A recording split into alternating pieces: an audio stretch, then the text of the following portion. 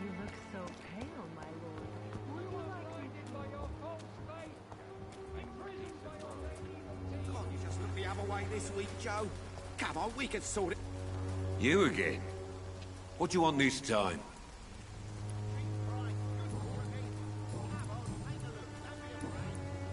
Have you recent news of Nurse Crane and her dispensary? I saw her wandering the streets. Yesterday, I think. She didn't recognize me. People say she's lost it. It's a sad story. Can I offer you my medical expertise, Mr. Peterson? Keep your medicines for others. There is a thin line between pride and stupidity, sir. Please take this medication. You'll feel better. All right. I'll take it then. It's not like I don't appreciate the gesture. Goodbye, Mr. Peterson. Cheap price, good quality. Fancy buying something, sir? You never lose your focus, do you?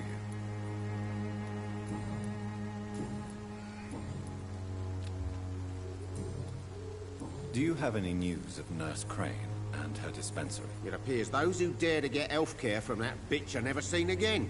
Something fishy going on there, for sure.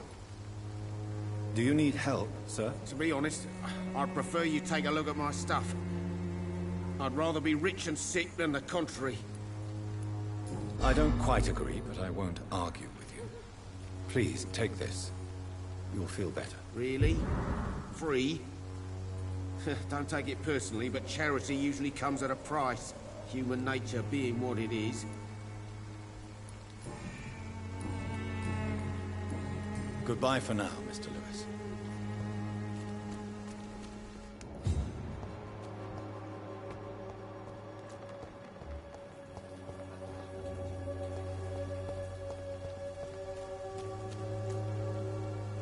Good evening, sir. Do you remember me? If you're here for a reward, you'll be sorely disappointed. But I'll gladly shake the hand of a fellow countryman. I'm not here for a bounty. I'm a doctor. Dr. Reed from the Pembroke. A doctor? In Whitechapel? What an opportunity. My name's Bates. Cadogan Bates. Do you require assistance, Mr. Bates? Not me, but your skills could help a lot of people round here. That would help my business, because I say, a live tenant's a paying tenant.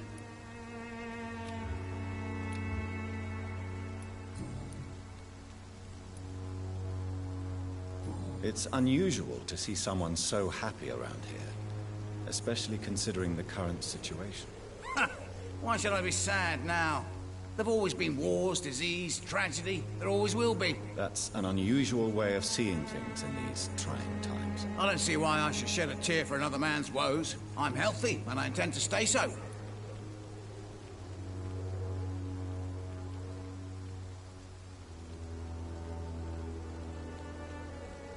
Sorry.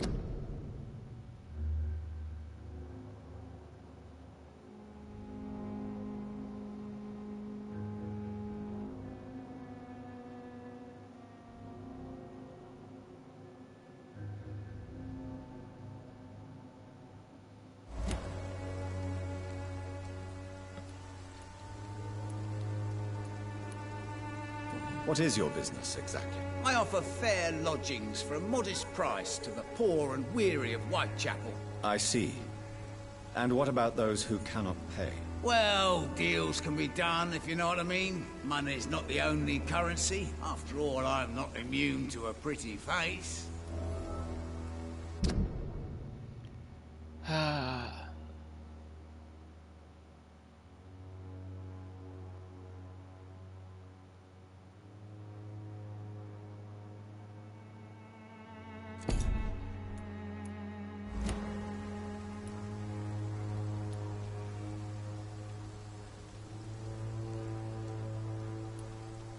I don't approve of your actions, but I know very little about this borough, other than its reputation. There are always necessary evils. A necessary evil. That's one way to think about it. Knew you had more smarts than all these immigrants. Okay. Careful. What help could I possibly be to your business? That's simple. I already get good money from all those fleeing the war. Can you imagine what they'd be willing to pay if I could offer medical assistance too? Mr. Bates, do not make me regret saving your life in this quarantine zone. I understand, Dr. Reed, you're from a good family. Don't want to get your hands dirty. That's fine. I'll be happy to act as your middleman.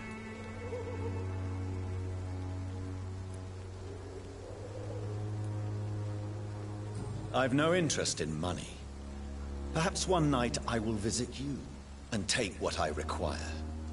If that should happen, there will be no need for a middleman. So it's a no, then. That's too bad. The Reed tonic could have really helped people, you know, save lives. Isn't that what you do? I mean, people buy that Swamber's shit. That's not real. Tell me, what's your honest opinion of the increasing violence in London? People are just beginning to discover what we've always known. This city's rotten to the core. They just took their bloody time to wake up and notice it. What do you mean? People are acting like the violence is news. But it's always been savage down here. It just bubbles to the surface every now and again.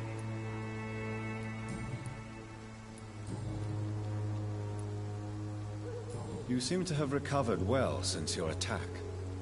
Do you ever think about what happened to you? Not much. It was a fucking nightmare. Savages. Absolute bloody savages. Their appearance.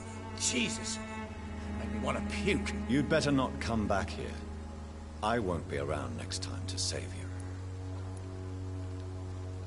I want to know everything about the recent violence, Cadogan. And I want the truth. Well, rent may be a bit high, and yeah, I've had to evict a few people. But that's business, isn't it?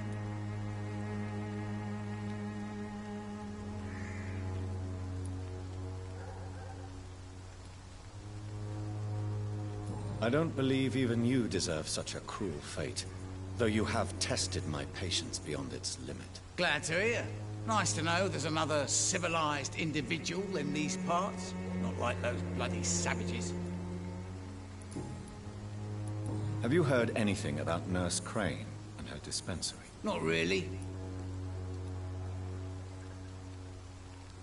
Why am I not convinced? Maybe it's because you lack faith. Being a skeptic must be useful for a man of science. A man such as yourself, knee-deep in the muck of Whitechapel, must know more. Speak now. Heard it closed after the owners died. Refugees don't want to come to Whitechapel no more. Scared, I hear. You sound disappointed. As long as she was there at the dispensary, it attracted more immigrants and kept my place full. Such a shame.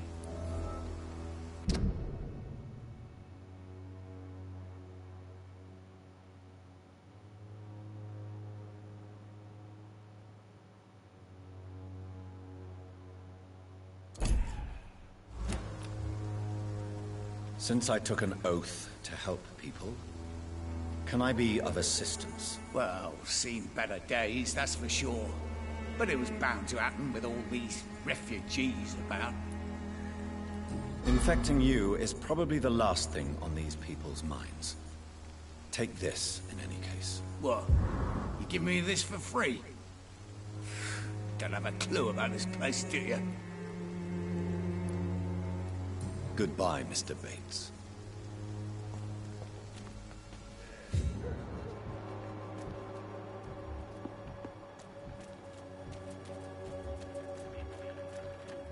Its effectiveness has been proven by many. Even the flu is not.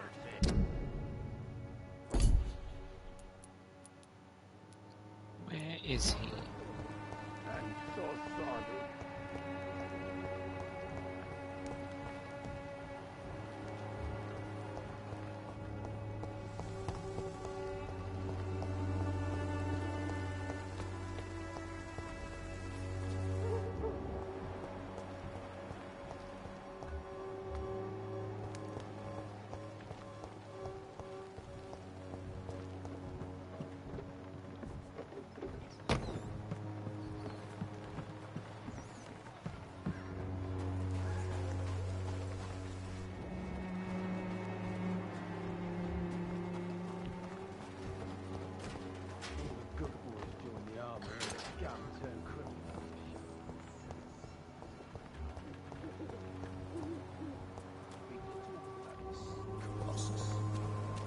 Perhaps I should look into it.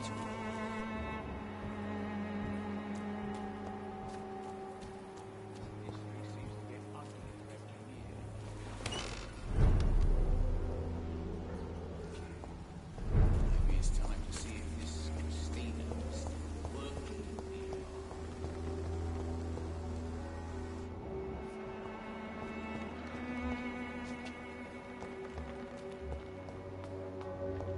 Can't you just look the other way this week, Joe?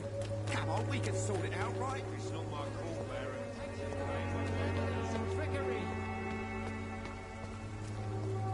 You are blinded by your false faith, imprisoned by your daily routine.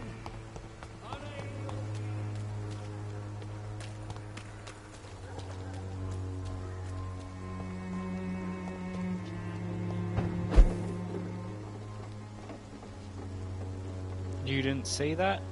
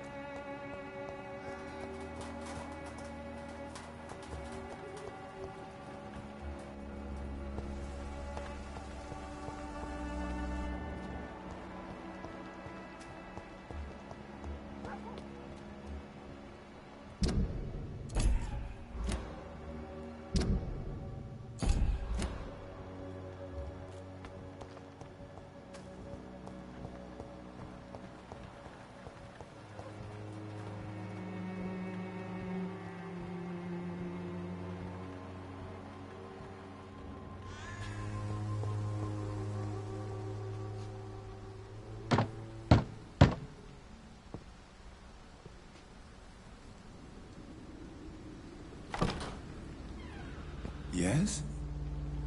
What is it that you want? I'm sorry to disturb you at such a late hour. No worries, my son. I'm still quite awake, having just returned from a funeral. Yes, I know. I've forgotten what I wanted. I don't know.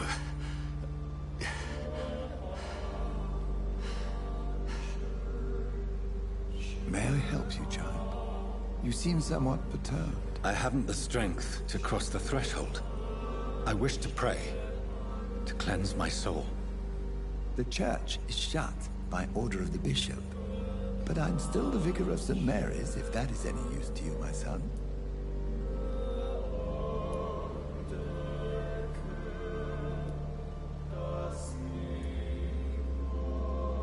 You seem to me a good soul, Vicar. But this is a personal matter. There are no secrets from God, my son.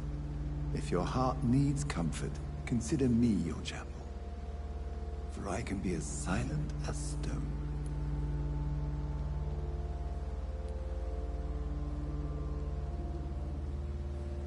I've words for one departed. They're not for living ears to hear. Your eyes burn with rage, yet I see the pain that lies beyond. I am here to lighten the burden of all God's creatures. Whatever you tell me is between us and the Lord. Very well, priest. As you seem quite adamant. Open your heart, my son. Tell me what burdens you. With whom do you wish to speak?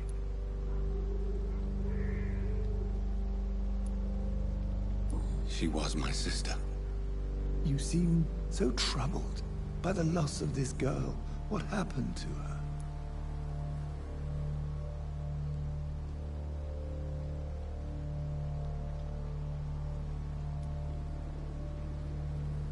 She was murdered. I see. And how are you feeling, my son?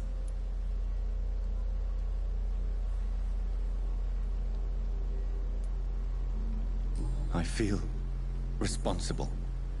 The pain is consuming me. I have a final question for you, my son. This is of the utmost importance. Ask your question, Vicar. What words would you like to say to your poor sister?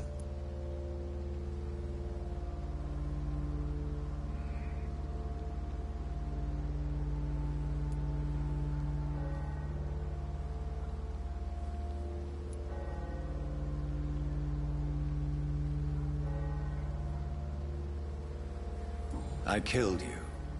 There's no excuse. My dear Mary, forgive me. You have been heard, my son, and your burden will lighten if your words are sincere. Go in peace now, and live your life in the way she would have wanted.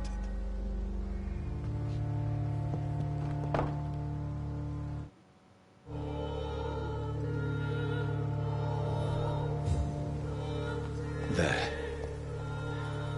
I confessed to that vicar. Do I feel better? Only time will tell.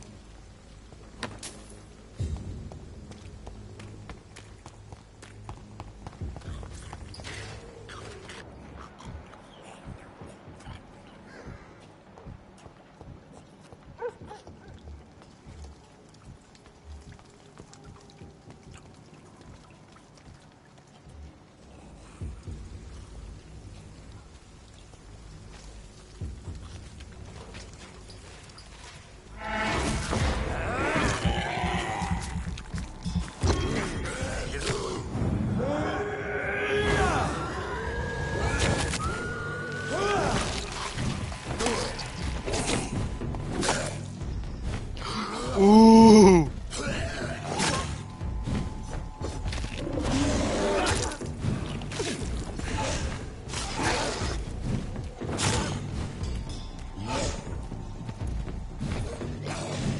Shit, got no bullets.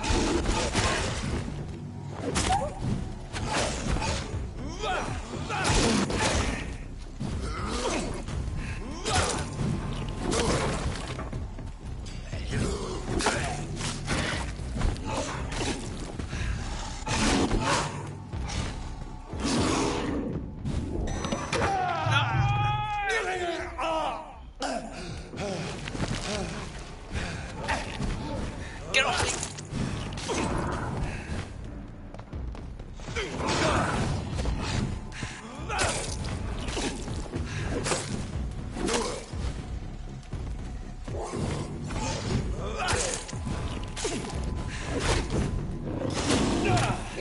Get off me!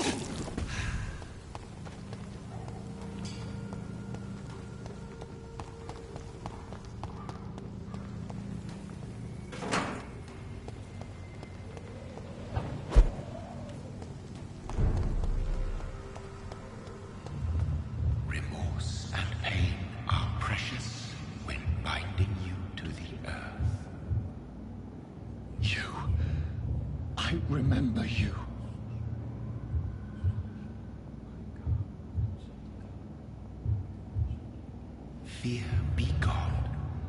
I would harm no child of my making. This is your doing. You made me. Made me this creature. What are you? I am the land. You are our champion.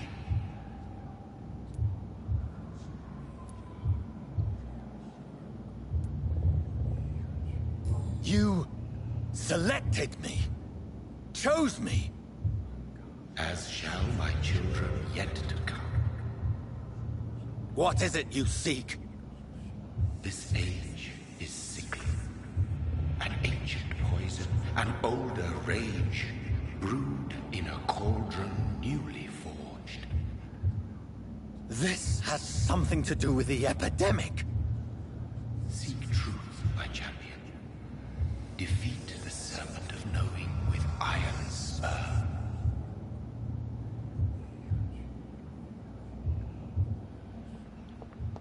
I've had enough of others making decisions for me, pretending to know how I should feel or behave. So the vampire who made me is some sort of disembodied entity?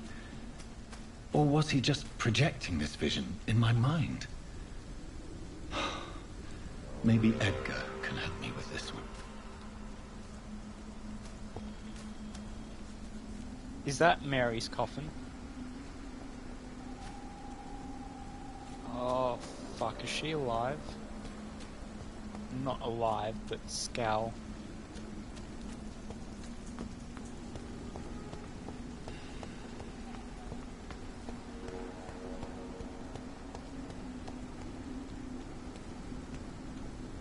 Are you all right, Miss Shun? My name is Xiao Shun. This is the proper way to address someone in my country. I do apologize, Xiao Shun. Are you all right? Yes, I am. This is the only place where I can find some kind of serenity. Some way to remember my dear Matthew.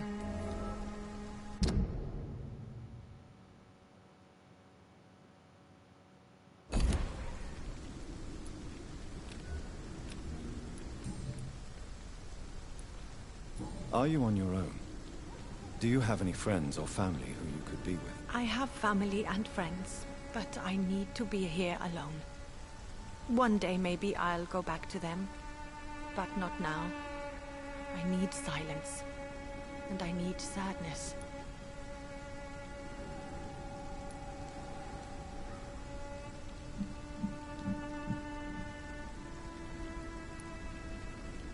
I've seen many deaths in my life, and we all grieve in our own way.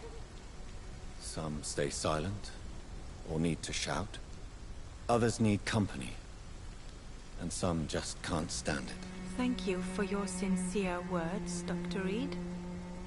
I sense you trying to help me, even if I don't quite understand why.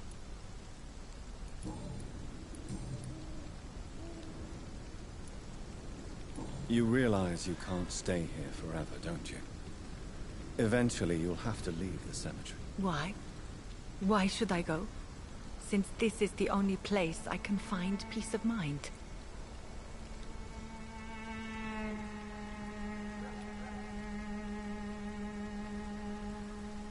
To be honest, I don't know. Please forgive me if I've upset you. We must all honor our departed loved ones in our own way. You sound like you're no stranger to the pain I feel. Let's just say, I too have a good reason to visit cemeteries at night. Please accept my condolences for your loss then, Dr. Reed. Have you recent news of Nurse Crane and her dispensary? I heard that she used to help the refugees, but unfortunately you don't see her around anymore. Tell me how your husband died, Xiao Shun. Matthew died of the Spanish flu, like so many others. It's a mundane cause of death these days, but for me it meant the end of the world. At this time, there is so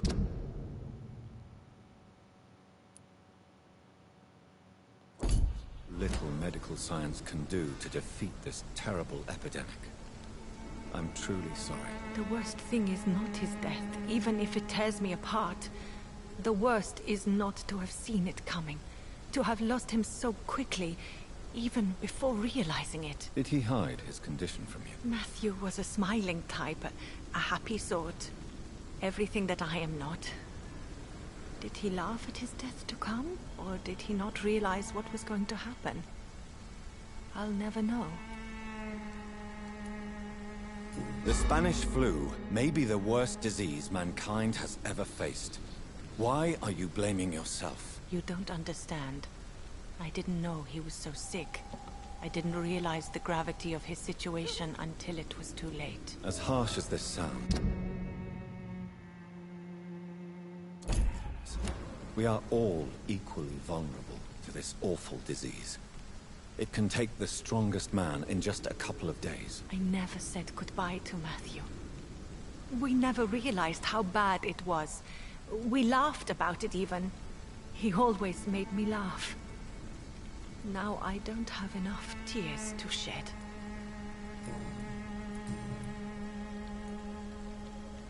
Are you a doctor yourself?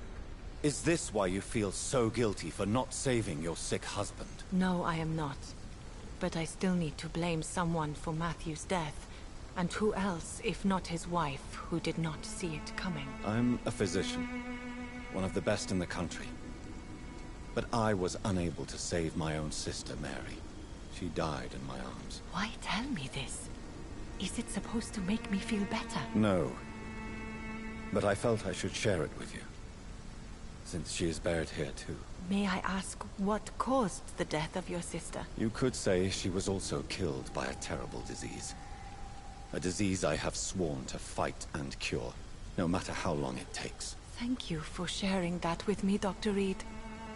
Maybe it's time we start to rebuild our lives, you and I.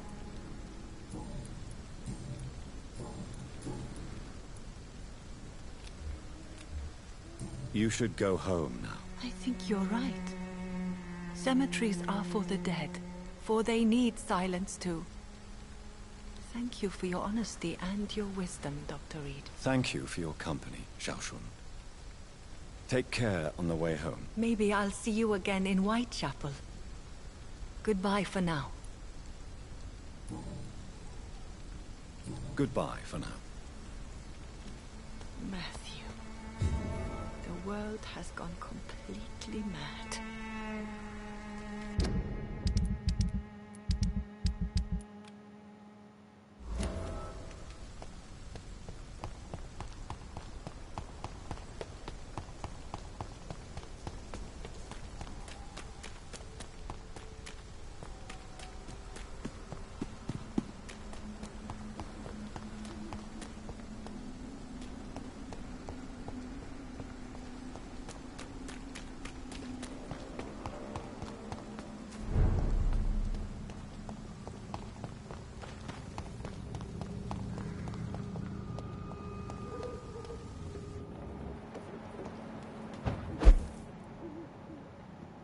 Oh, hello.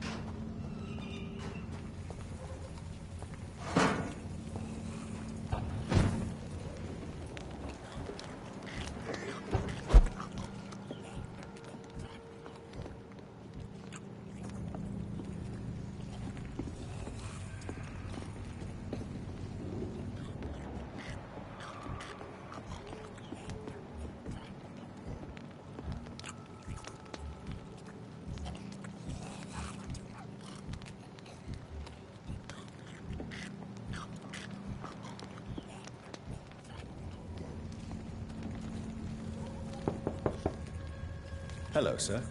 Sorry to disturb you at this hour. I'm a doctor inquiring about the epidemic. May I come in? A doctor, you say? No, thank you. All right. I shan't insist. Goodbye for now, sir.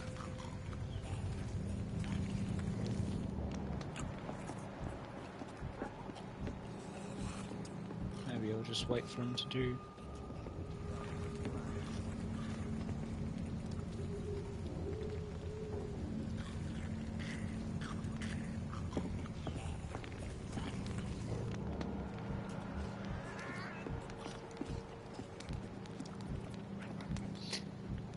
Hey, his name is Mason. That's me. And he's the father of this girl, Loretta.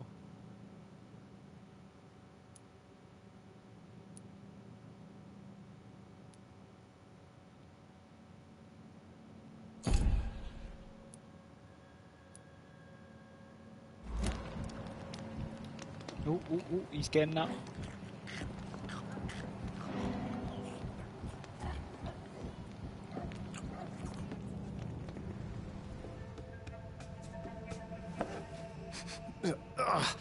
All right, time to make some more of that miracle stew.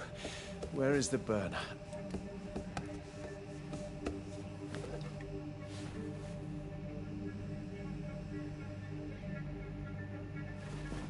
Ouch! Oh, shit!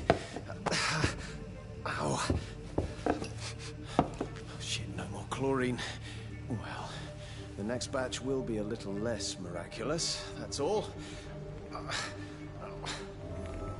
So you're her chemist. Keeps on practicing chemistry despite his blindness. He's gonna end up killing himself.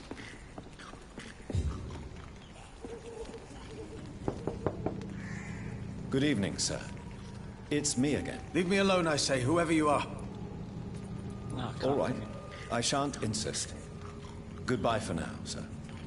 You have to go back to Loretta. Is there anything special that they're feeding on? No? Okay. Okay, so I've got you. Done all these quests.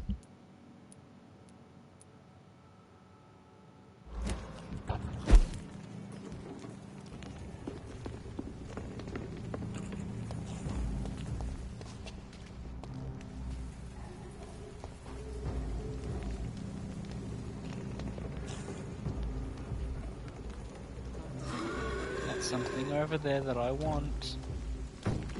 Fuck it.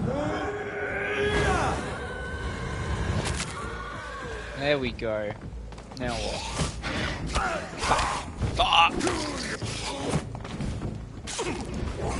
Why are there more? I just need to survive, that's fine.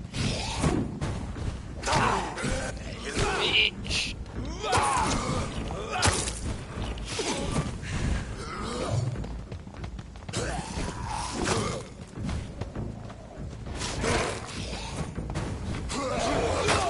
Shit.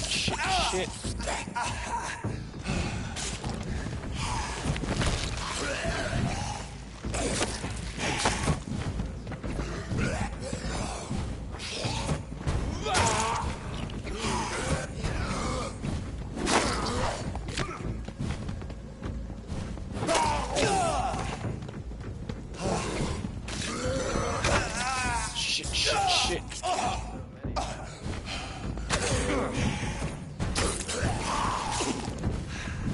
Just kill this one.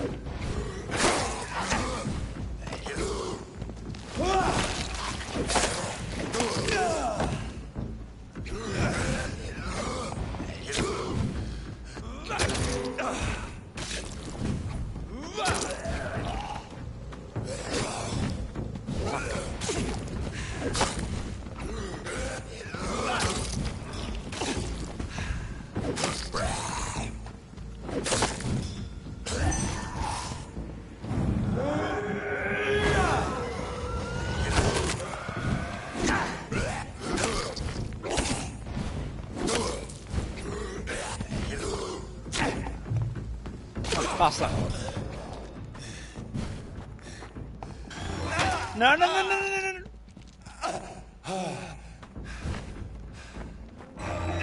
You're joking.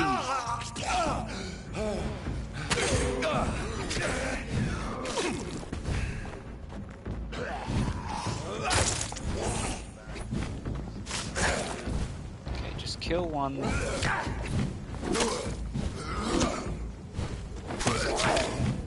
Fuck.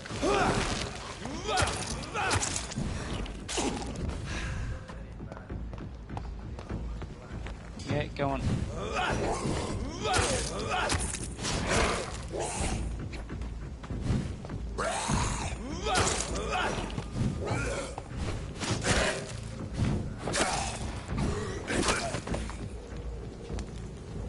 Oh, I did it.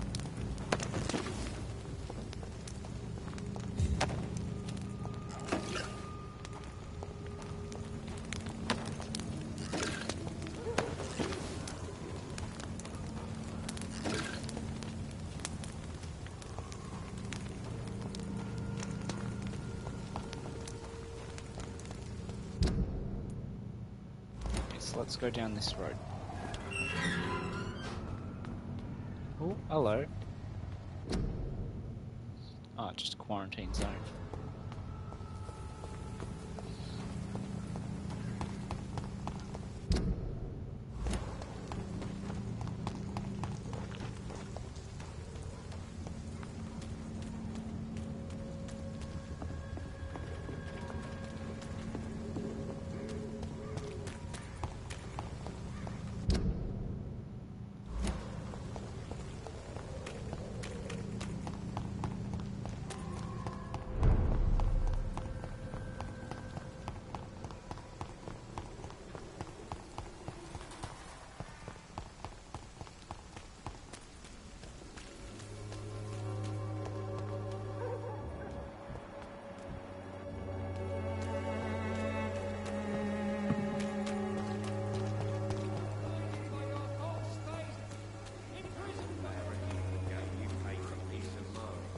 Can't you just look the other way this week, Joe?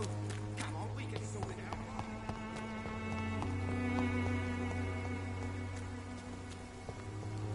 Who distribute flowers at this family?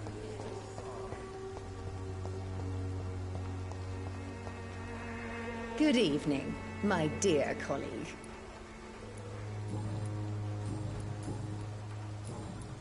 Have you any news on Nurse Crane and her dispensary? It seems her dispensary isn't so busy nowadays. Good thing for the Swanborough cordial. And you've got nothing. I don't have anything to say. Knowing Goodbye, Miss Swanborough. my father. Perhaps we'll talk again.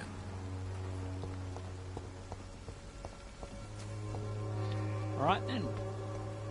Guess I'll just move on.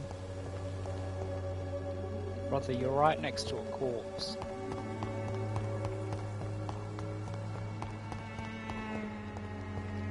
I have healed everyone? I'm going the wrong way. That's better.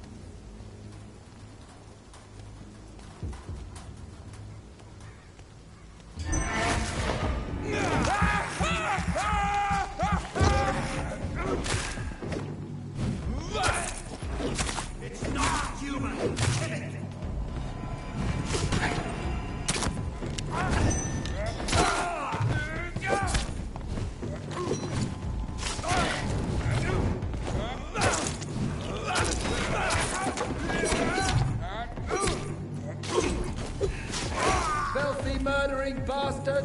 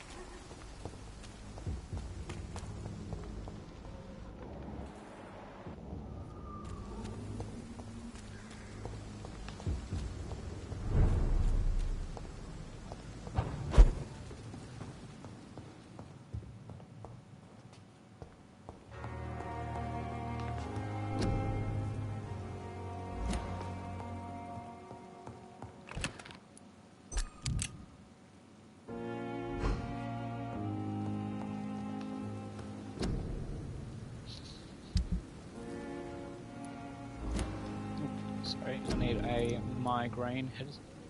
Yeah.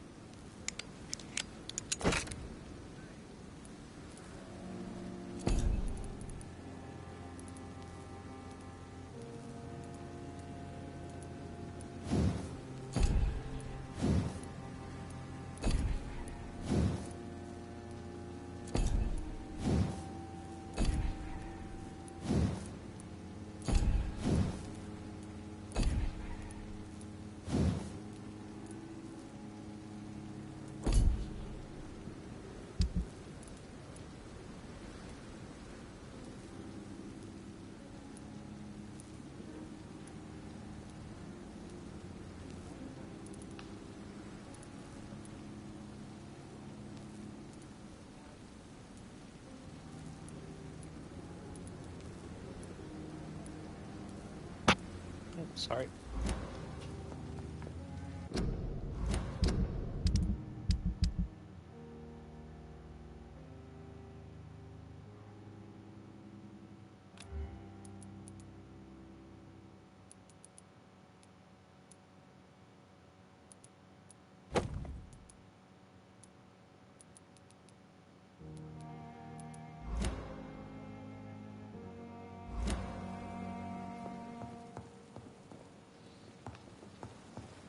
The flower's dying. It needs water.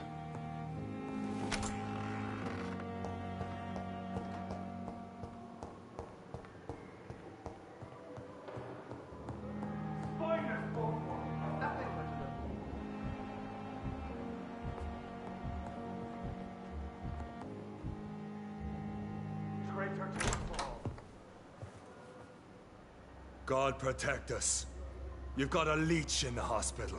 Yes, my hospital. My mission is to heal while you go about warring. You've set the table for a snake. I wonder why there's venom in your food. I'm growing tired of your song. You're a woodsman, McCallum, not a doctor. Return to your hunt. Remember, I've a good nose for machinations. I can flare the scent at a mile. You can't hide from the god. Leave him, Jonathan. This is sacred ground. Neutral territory. And I just had the carpet cleaned.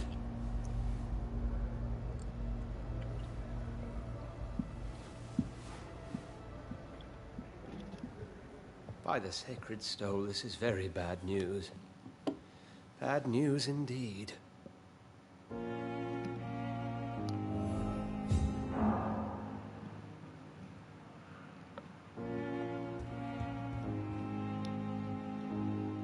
What happened? The hospital has been attacked. We have injured patients, at least one dead and several missing. This has spiraled out of control. Even the most infirm are asking to be allowed to return home.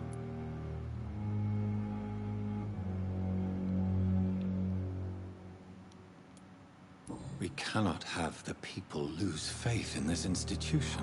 This hospital is their only hope. Of course, you're right. But we cannot afford a public scandal. It would ruin us. We must restore order, and quickly. You mentioned a dead patient. Who is he? She, Jonathan. She was Miss Harriet Jones. I found her room like a slaughterhouse. Blood everywhere. The duty nurse is taking care of the mess.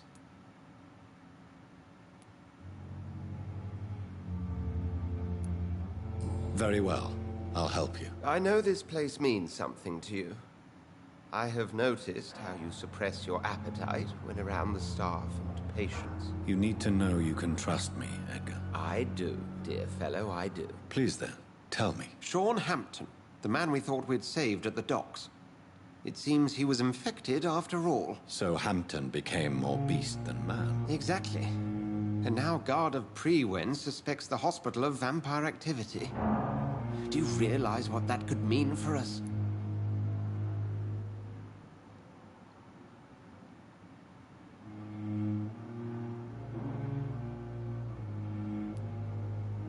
Rest assured, I will protect you and your staff. McCullum is a fanatic. The Guard will stop at nothing. You don't know what they're capable of, Jonathan. Very well. Since I brought Mr. Hampton here, I will put an end to this.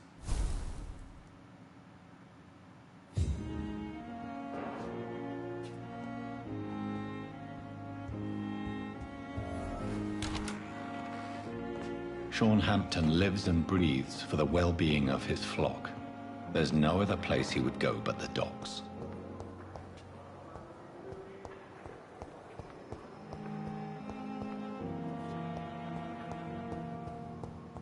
What on earth happened here?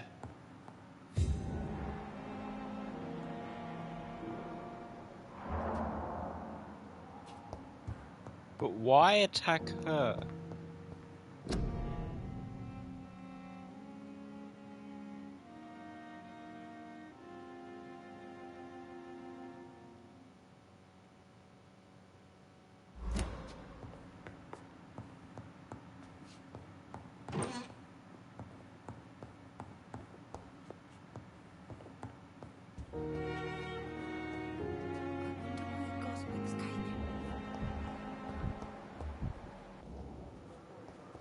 To me, even the darkest thoughts in your heart. My blood and soul, they belong to you now. The life running in your veins.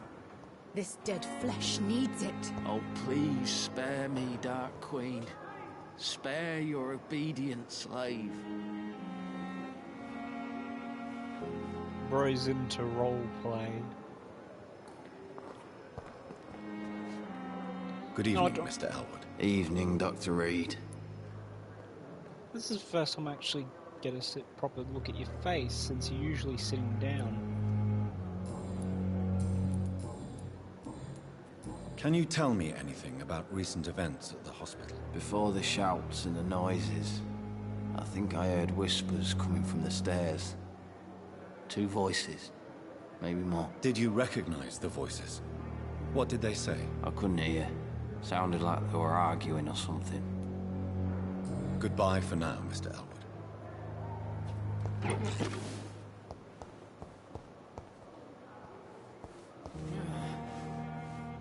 Good evening, Nurse Brannigan. Good evening, Doctor.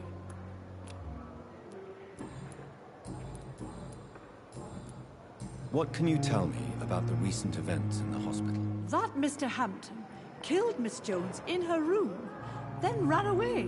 And did you see all this? No. I was working by the tents when it all happened. I only entered the room when they asked me to clean up the blood.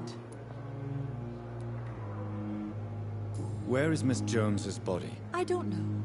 I'd imagine the morgue. It all happened so quickly. Did you see Sean Hampton leave the hospital? I think I saw a silhouette exiting the hospital gates after the shouting started. At first I thought it was someone who was just scared, but... well, maybe it was him? Goodbye, nurse. Call me if you need assistance.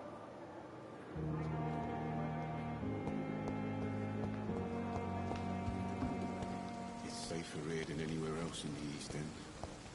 Is it? Good evening, Milton. Good evening, Doctor. Still trying to save lives? What can you tell me about the recent commotion in the hospital? Someone killed Miss Jones in her room, and Mr. Hampton's gone missing. Doesn't take a genius to piece it together. You don't seem shocked by any of this. Why should I be? Whoever did this must be long gone by now. And besides, he got rid of the old bag. Goodbye, Milton.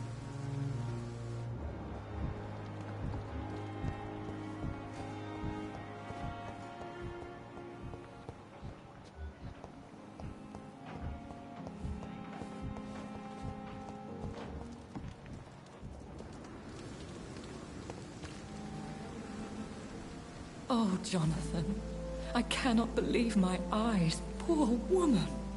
Butchered by some savage scowl.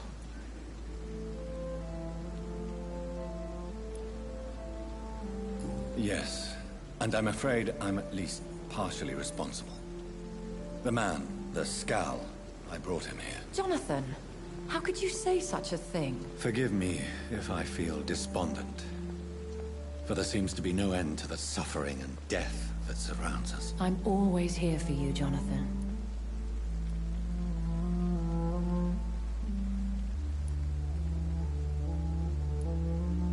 Have you embraced this woman, like the other patient, this Mr. Renfield? Her name was Amelia. And no, I did not kill her. I vowed a very long time ago that I would never take another life, unless they ask. Is there sufficient vitality in the blood of the sick and dying patients? Yes, Jonathan. The hunger gnaws at me every waking hour. Frankly, I'm starving. Temptation surrounds us. Rich, vital. How can you resist? Over the years, any pleasure I once gleaned from feeding is long gone. I drink for sustenance. And though I still thirst for more, I restrain myself. What do you know of Ascalon? I was threatened by a creature, a vampire in Whitechapel, stating I had to obey the law of conduct. What more can you tell me about him? He was bigger than a man. Huge, in fact. He seemed to radiate violence. I thought he was going to tear me apart. Then he vanished. Fergal, the executioner of Ascalon. You were fortunate he was not after you, but rather out doing his master's bidding. What is Ascalon? The Ascalon Club are the most powerful vampires in Britain, and exert tremendous influence. Take my advice and stay well away. I have experienced a certain difficulty when faced with holy symbols, or trying to enter religious buildings. Have you? Now that's quite a question. I don't know why, but yes, it has happened to me. Is this a sign? The hand of God in action? Are we repellent unto heaven? I don't have the answers, Jonathan. But I believe superstition and magic is just fact awaiting the lens of science. All right. Aren't you frightened? Very little scares me, my dear. To be compelled to avoid symbols of faith does not concern me. Thank you, my lady. I hope to see you again soon.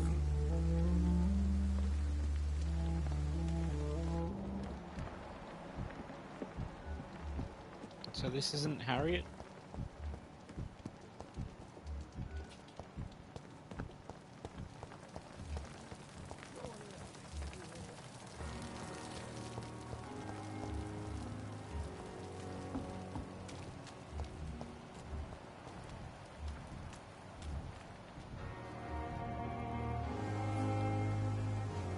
Fucking Good evening, Nurse smoking on the job. Good evening, Dr. Reed. What can you tell me about the recent commotion in the hospital? Everybody's afraid. Death has always been a frequent visitor. But murder? How can we cope with that? As a nurse at this hospital, it is your duty to deal with these things as best you can. Yeah. Until it's my turn to have blood spread all over the walls. I entered the room first, Dr. Reed. I've seen what that monster did to the woman. Goodbye, Nurse Hawkins.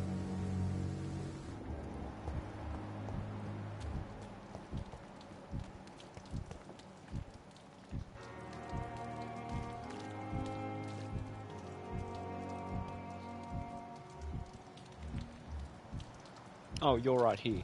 Hi, Newton.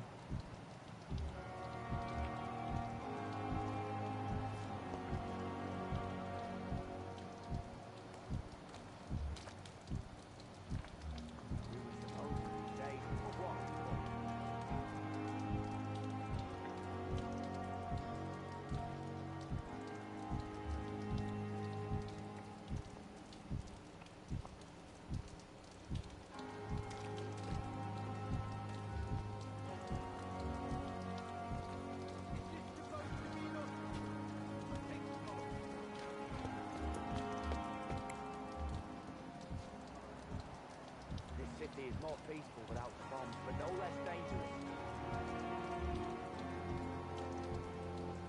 Miss, please, I feel sick. Get over here now. Get over here now.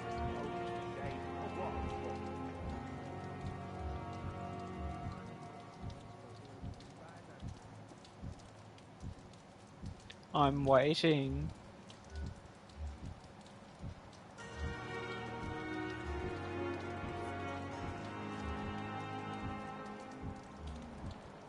Oh, fuck.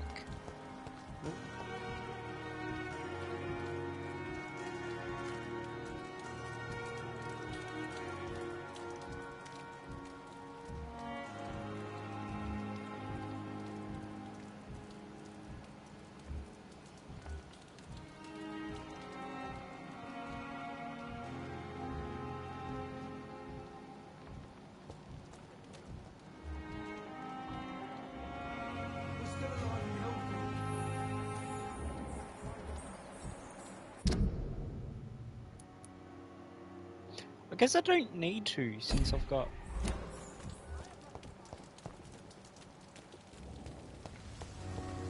Since I've maxed out the hints.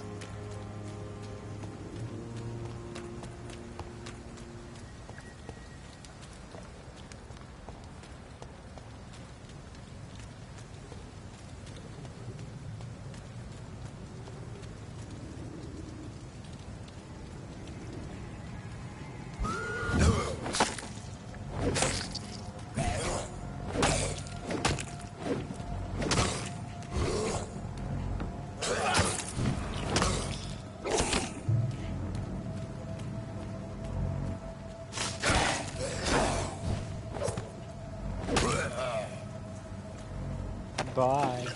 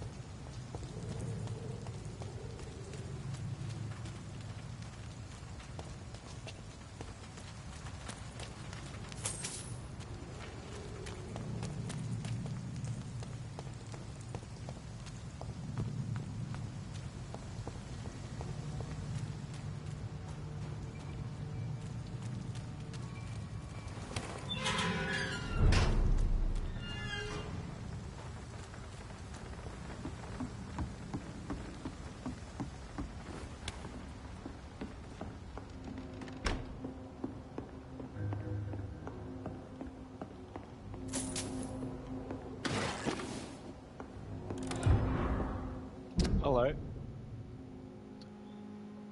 Hello, Frank. How are you, my old friend? It was good to see you last week. Next time, let me get the rounds in. is okay in your side of town. You're in your old neighborhood. The situation is getting worse. Clay is getting more violent every day and is only thinking about expansion. Even when it seems there are some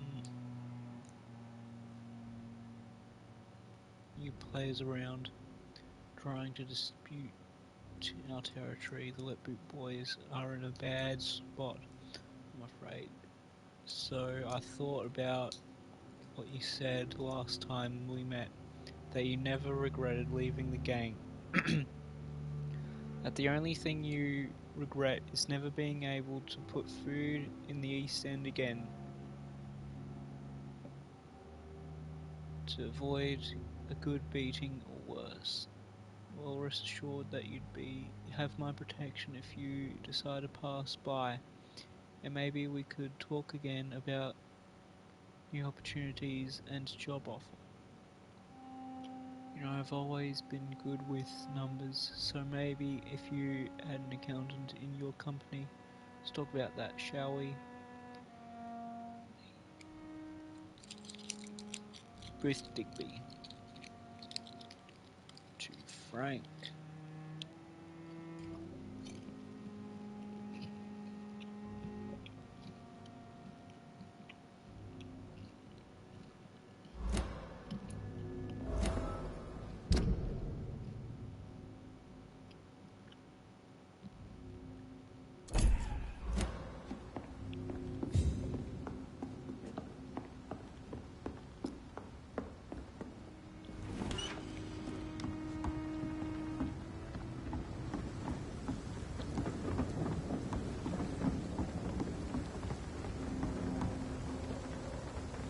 Good evening, sir. Who the fuck are you? Don't you see I'm busy here? Dr. Jonathan Reed, that's who I am. And who are you? Ah, some fancy gentleman we've got here. Clear off. We don't want strangers on our streets. So you won't tell me your name, then? The name is Booth Digby. Maybe I'll ask my boys to break one or two of your bones, just so you remember it.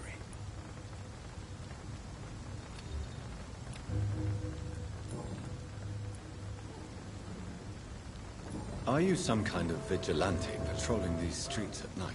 Something like that, but the police aren't in charge here. We are, see? So you're a concerned criminal, is that it? Using funny jokes about me and my boys, are you? Fuck. You must have some balls. I saw many men like you during the war, Mr. Digby. Greedy little cockroaches who feed on despair. I could kill you for saying that. But, nah. You've been a soldier. I can respect that. So, tell me about your gang, then. What? Have you got a death wish? You really want me to answer that? Well, yes. You seem so proud of your status. Why not tell me who you're working for? Oi! I'm the boss, all right? The Wet Boot boys work for me. All of them. Situation round here is better than other districts because of us. Because of me.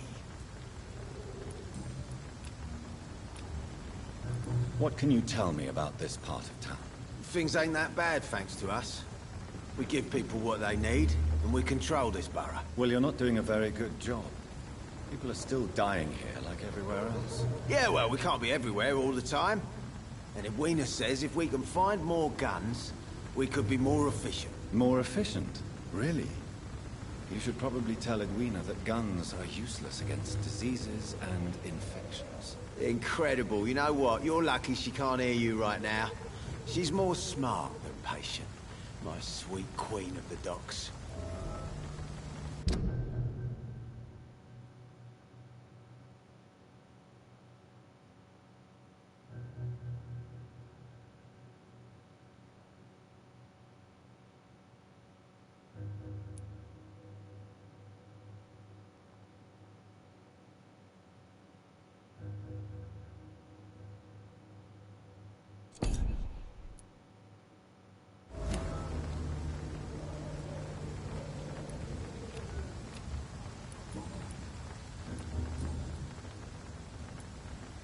I know you're looking for an honest job, Booth.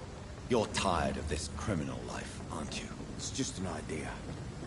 Edwina loves to run things so much. You can never really leave the gang. Wet boys for life, you know.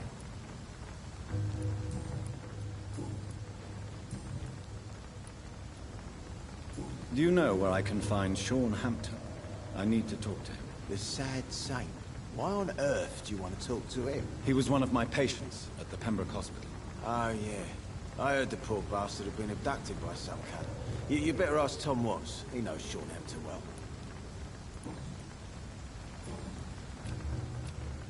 Goodbye, Mr. Digby.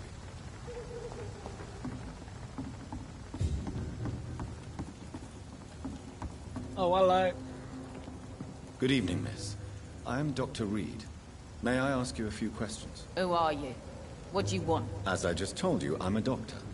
From the Pembroke Hospital, actually. The Pembroke Hospital, you say?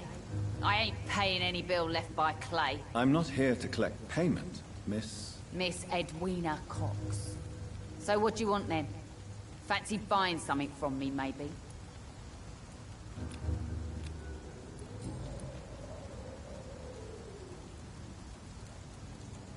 What can you tell me about your work? I'm a businesswoman. I buy and sell things, and I send my wet boot boys after anyone who don't play nice with me. Gang member and shopkeeper. Can't be easy running double shifts. If you're interested, I may find use of a doctor who can freely walk across the city, you know.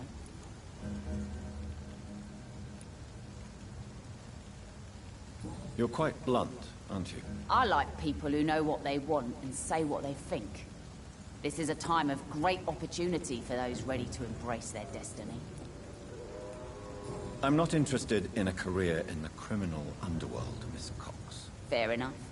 Stay away from us then, if you don't want to get hurt, or worse. Since my return from the war, I don't feel that concerned by threats, knives, or even bullets, if you must know. That's exactly what that stupid trade unionist claimed after he attacked one of us. Booth and I reminded him a bullet beats words every time.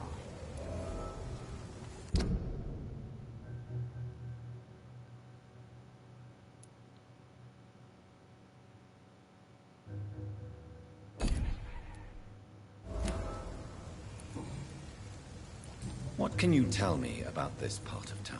You can't trust anyone around here. As soon as you lower your guard, you can be sure some arsehole will take advantage of you. You sound like you're thinking of somebody in particular. Take the gravediggers of Southwark.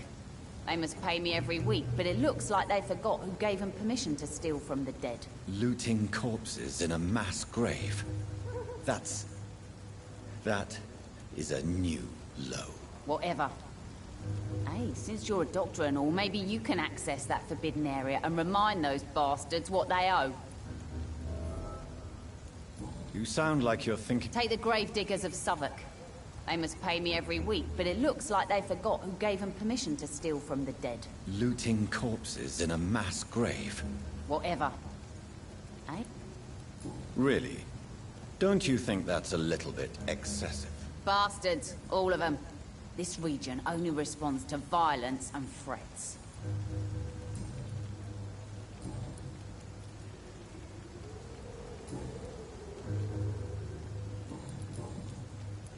You still use your husband's name, Edwina.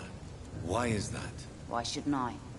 He may be a bloody bastard, but I'm still his wife, and his name means something round here.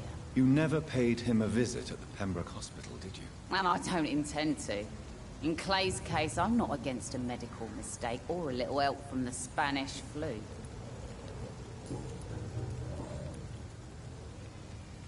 Booth Digby looks at you with love-struck eyes. Tell me, Edwina, is the feeling mutual? You have no idea how refreshing it can be for a woman to receive all the pleasure she needs. For once. I'll take your word for it. What is it, Doctor? A woman's not supposed to talk about these things.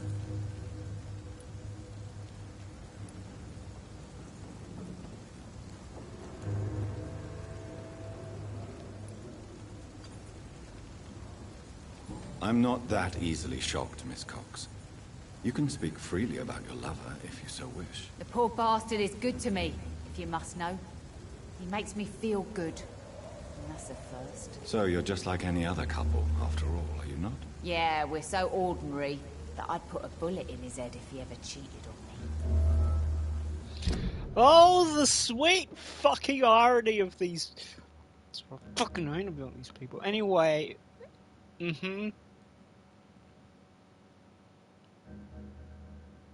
Which one?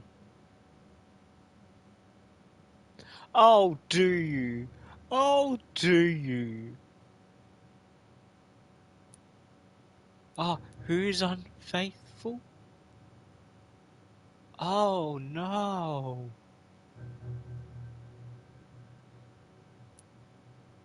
Who's unfaithful? Can't be you. Anyway.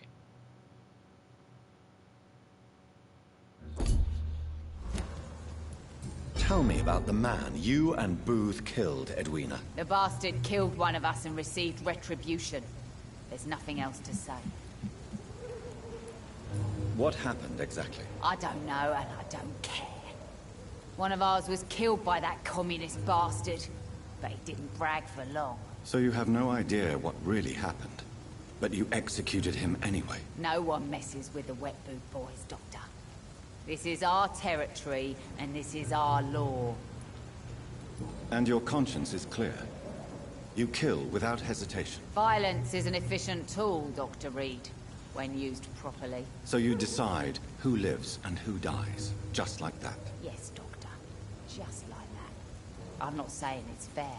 I'm saying it's my way of dealing with troublemakers.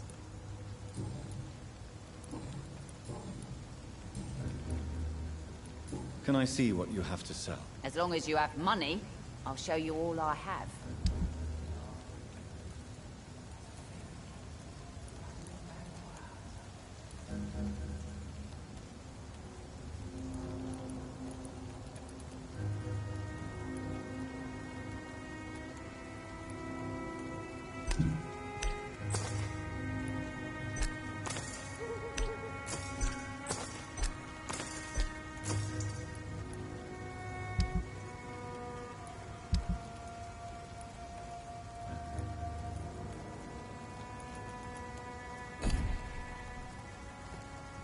Good evening, Miss Cox. Hello again,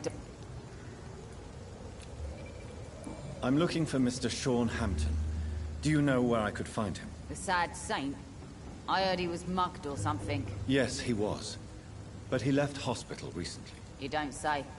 Well, I suppose it's good news for the homeless and the useless. Ask them, they must know something. Goodbye, Miss Cox.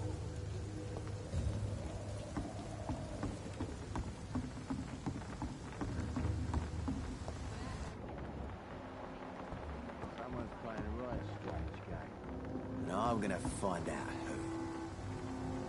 You again. What do you want?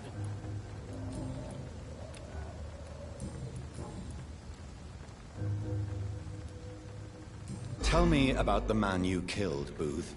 What happened? One of us had been killed, so we had to retaliate. That's the whole story. There has to be more to it than that. No, really. One of us got killed, so the killer had to die. That's how things have always been done round here. No one gives a shit.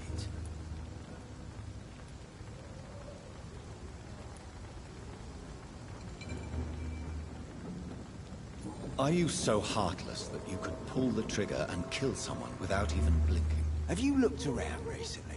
Do you really think one more body will make a difference?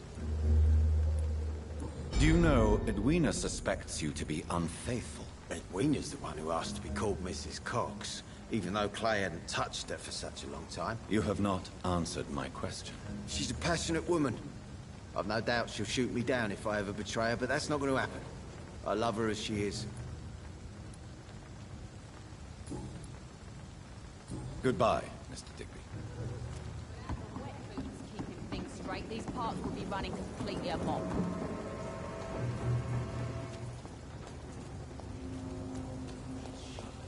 Mark my words, miss. These murders are the work of a vampire. A vampire? Whatever do you mean? I'm a tracker of these creatures. A vampire hunter. You best be off to your hunting then. For if the sewer dog is back, and hunting all these poor folk, he needs a catching. A sewer dog? What's it look like? It's an old story. A monster with daggers for teeth and icy claws. He comes of a sudden, nighttime, claiming innocence, then vanishes. Teeth, claws, murders by night?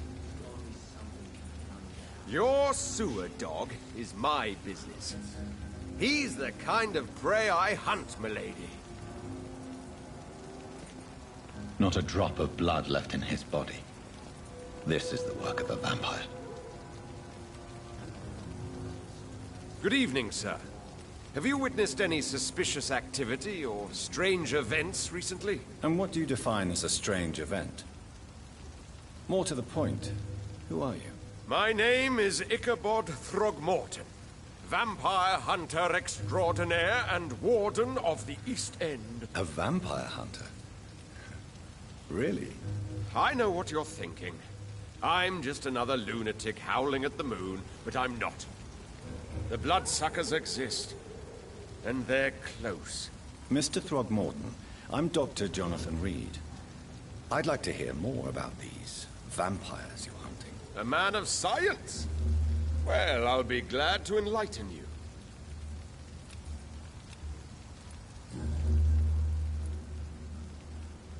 What can you tell me about this neighborhood? Did you hear about what happened to Jack Gillingham? Oh boy. It's a shame I wasn't around to protect him. It's impossible to protect everyone. The violence seems endemic in this part of town. But it's my duty. I am convinced Jack Gillingham was killed by a vampire. These evil rodents are spreading like a plague. The irony is that they're closely related. Ooh. Jack Gillingham. And I don't know who Jack Gillingham is. Ichabod Throgmorton. So, how exactly are you protecting these people? I'm curious. I patrol late at night, investigating anything unusual. I try and encourage people to stay indoors, but people are careless. Can I help in any way? Actually, yes. I plan to put up posters to alert the population to the vampire threat. Are you asking me to paste posters about vampires around the docks? If you wouldn't mind. If you did that, then I can focus on my patrols. How do you identify a vampire? It's simple, really. They can't stand daylight. They're afraid of garlic and holy symbols. They also cannot enter a house without being invited. Have you ever killed one of these creatures? Yourself, I mean. Of course I have.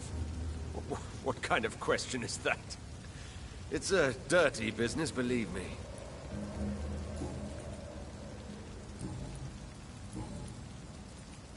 Have you heard of the Guard of Priwen? Of course. They're dedicated hunters. A little militant for my taste, but they do let anyone join.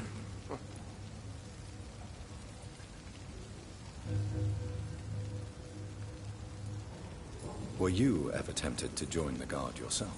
I did think about it, but I'm more of a silent hunter. They're more of a sanitary militia. So you hunt alone? That sounds risky. Vampires are just like every other predator. They hunt when they're hungry and follow certain patterns. It's just a matter of observation and patience.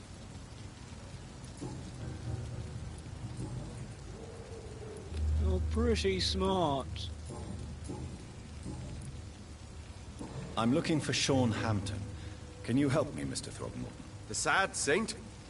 He should be at his night asylum at this hour. But I cannot tell you how to find it, sorry. Really? Why is that? It's nothing personal, Doctor.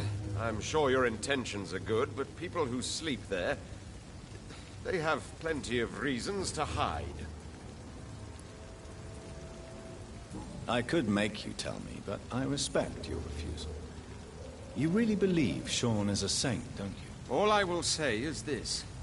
Gossip has it that when he was a child, he was molested. By a priest of all people. Funny thing is, though, it only strengthened his faith.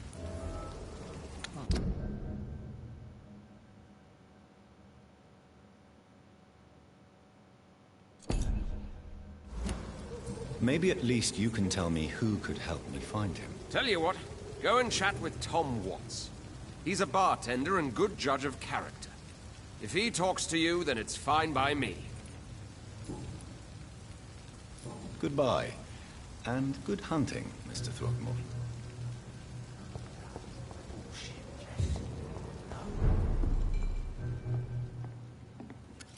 Good evening, sir. Whatever. Don't you recognize me? We met a few nights ago. Don't take it personally. I spent a lot of energy forgetting what I did the night before. Yes, you had definitely drunk too much then as well. I'm Dr. Jonathan Reed. I'm Dyson Delaney. I'll try to remember you. This time. Inebriation aside, do you need medical help? Yes. I feel sicker than usual these days. Take this, then. And perhaps you could try to slow down the alcohol intake, too. Hey, Doc, you don't really want me to stop the only remedy I can afford.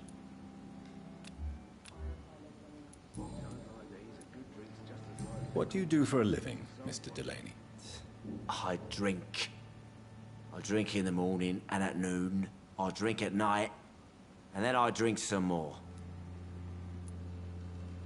Why do you drink so much? Maybe it's because I prefer dying slowly. Death can be so abrupt. Personally, I like to see mine coming at my own pace. You sound very sad, sir. That's because I am, Doc. Why do you... Maybe it's because I prefer dying slowly. Death can be so abrupt. Personally, I like to see mine coming at my own pace. You sound very sad, sir. That's because I am, Doc. Don't you work at all? I'd love to, but I don't have the time. Didn't I tell you? Drink in the morning and at noon. I drink at night. Is there anything in particular that you like about this part of town? Except for the cheap drinks, I mean. How dare you say such a thing? I love this neighborhood. So friendly. So joyful. Why are you so cynical?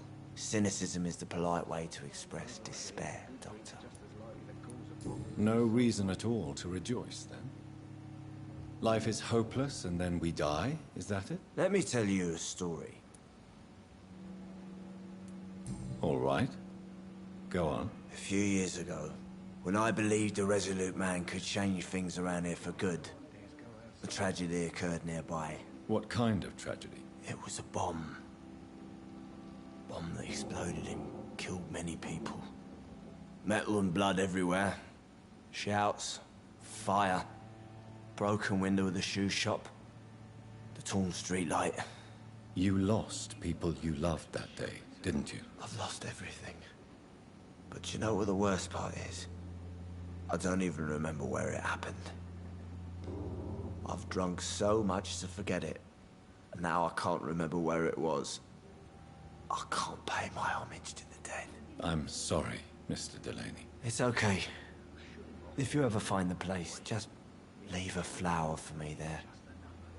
Even if you tell me where it is. I'm not sure I'd memorize it. Is there anything in particular that you like about this part of town? Except for the cheap drink. How dare...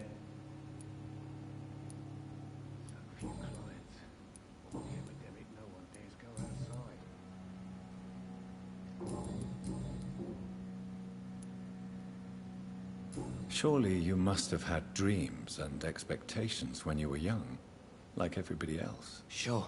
I wanted things to change. To really change, and to change for good. The bigger the dream, the harder the fall. Sounds like you were an idealist, which is honorable. No, sir. I was an anarchist and I believed that exclusive property is a robbery in nature. I wanted a new world to rise from the ashes, Dr. Reed.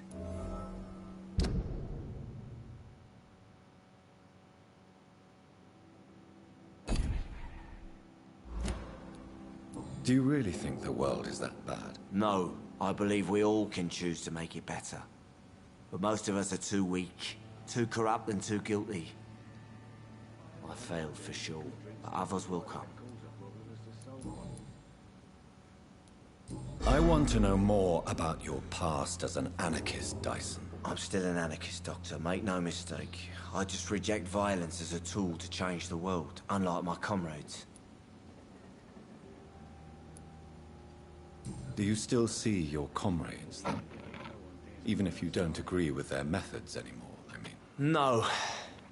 I hope they'll come to share my point of view one day. I'll raise my glass to that splendid idea. Do you believe in a bloodless revolution, then? I do not believe in much anymore, Doctor. But I'll admit I like your idea of peaceful change. I like it a lot.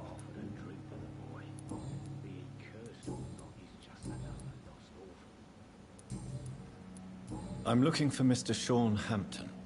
Do you know where I could find him? I really don't know. I heard he'd been abducted. I don't know if he's back. Who could tell me, then? About the sad saint. I'll try asking Tom Watts about him. Goodbye, Mr. Delaney. Shut the turquoise for a time. Are they stupid or something? I've never even been to India.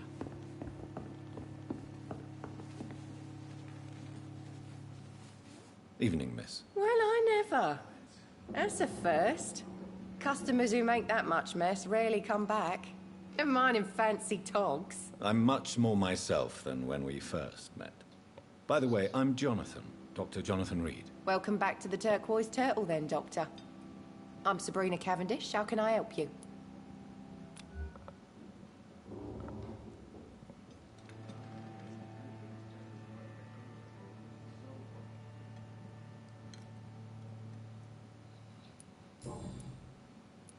What can you tell me about this area? People don't appreciate that line of questioning round here.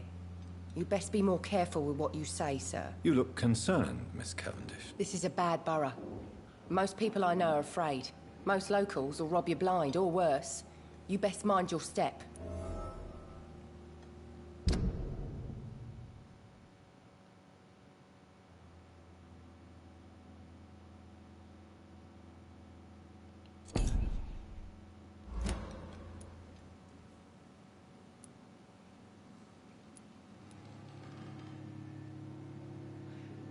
If you're uncertain about your safety here, the docks might not be the right place for you. I got responsibilities.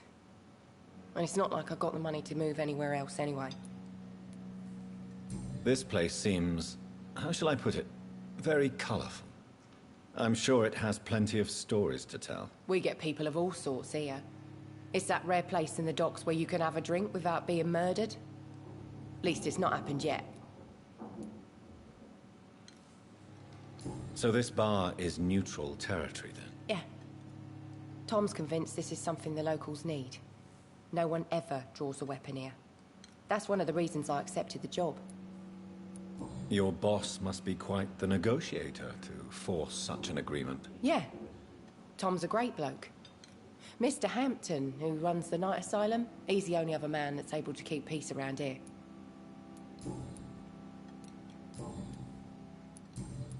What can you People don't appreciate that. You look concerned, Miss. This is a bad borough. Most people I know are afraid. Most locals will rob you blind, or worse. You best mind your step. If you're uncertain about your... I got responsibilities.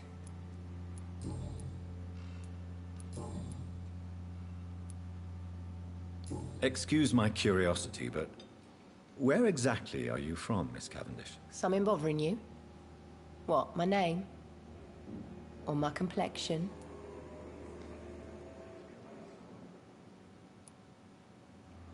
Believe me, I never judge someone on their place of birth or the color of their skin. If that's true, you'd be one of the few not to make fun of me. Just you, Tom, Dyson, Miss Fishburne, and of course Mr. Hampton.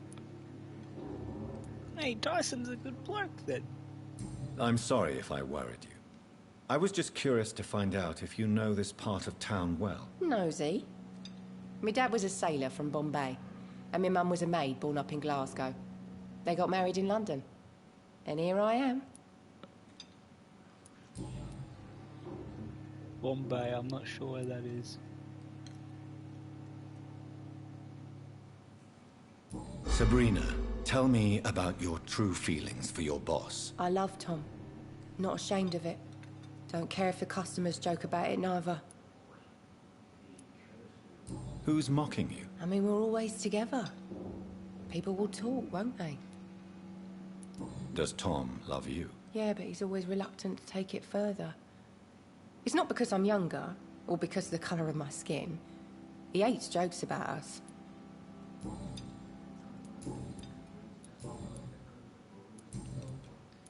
Miss Cavendish, would you be willing to help me locate Sean Hampton? You better ask Tom, sir. Why not answer me directly? We respect the privacy of our customers here, sir. Only Tom can decide who to speak to and what he'll say to them. Goodbye, Miss Cavendish.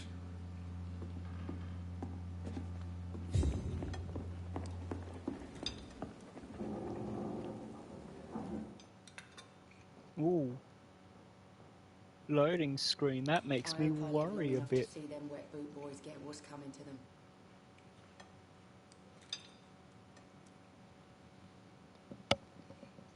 Sorry, just... Good evening, Tom. Good evening, sir. How are you tonight? Back to the docks, are we? You remember me, then? Of course I do. You're that man who seemed so lost when he entered my bar a few nights ago. Thank you for your hospitality. I'm Jonathan Reed, by the way. I'm still Tom Watts. Welcome back, Doctor.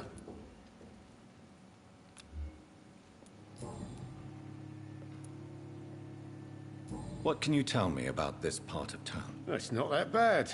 Thanks to people like the sad saint of the East End. Who? Sean Hampton, our own private holy figure.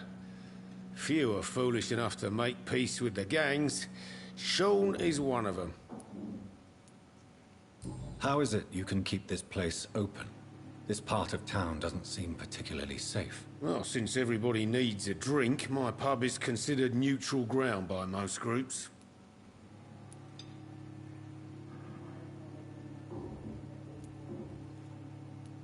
Since I'm here, is there anything I can do? Well, perhaps, Doctor. Peace partly depends on my stock of gin. With the epidemic, my supplies are running low. How could a physician help you in this matter? I have a small warehouse just past the quarantine line. Perhaps, with you being a doctor, you could go there and come back? Doctors aren't immune to disease, you know. Very well. Show me where it is. I'll see what I can do. Oh, thank you, sir. Here's the key to get in. You're about to save many dry throats.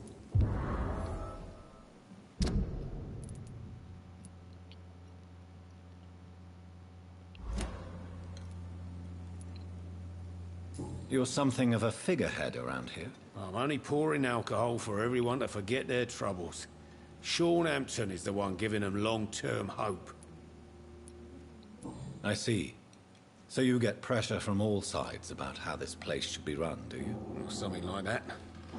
Nothing that a few wise words and a bottle of gin can't solve.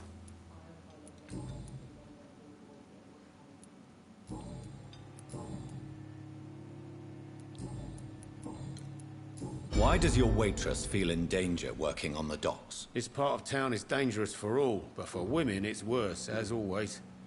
Sabrina is a brave girl, but she can't help feeling in danger. Do you think she has good reason to feel this way?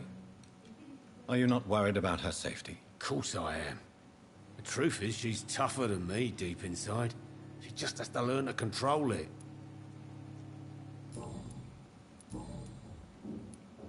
Sabrina seems very fond of you, Tom. I like her too. I really do. I know I'm her boss, and I'm much older and all. But I like her, for sure. What is bothering you, then? Sabrina is an angry one. She wears it like a coat. I'm not sure I can make her shed that anger. It hurts to see her like that.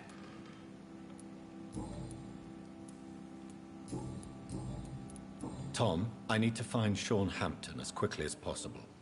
I've been told you could help me. I heard the sad saint was recovering at Pembroke Hospital. Did he leave or something? I believe he returned to his flock. Can you confirm that? Oh, I bet you're right. Sean can't help but worry about the poor and sick. Oh, I guess it has something to do with what happened to him as a baby. Please, tell me. Well, I don't like to gossip, but I heard that the sad saint was abandoned as a baby in front of a Catholic orphanage in Dublin. Would explain his faith and need to help everyone.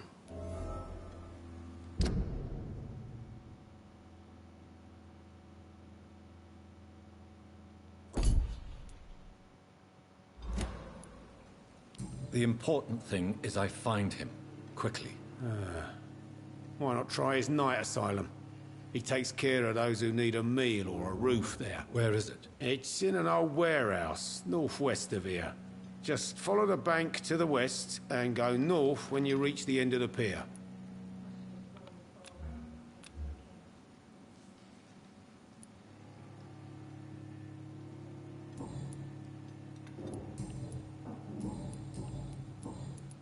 Goodbye, Mr. Watts.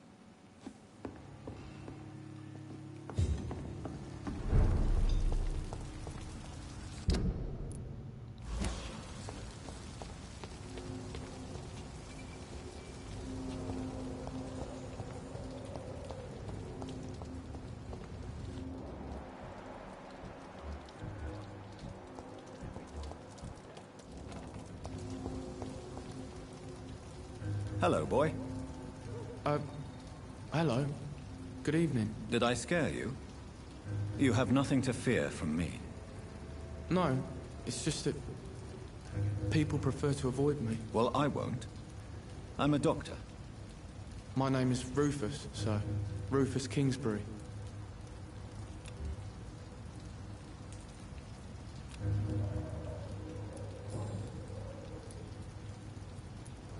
What can you tell me about this region? It's all about staying out of trouble. But since most people prefer to avoid me, it's pretty easy. Why do people avoid you? They call me Rufus the Curse. Around here, I'm a bit of a bad luck charm. Have you ever thought about leaving? Where else would I go? At least I know these streets and some people around here.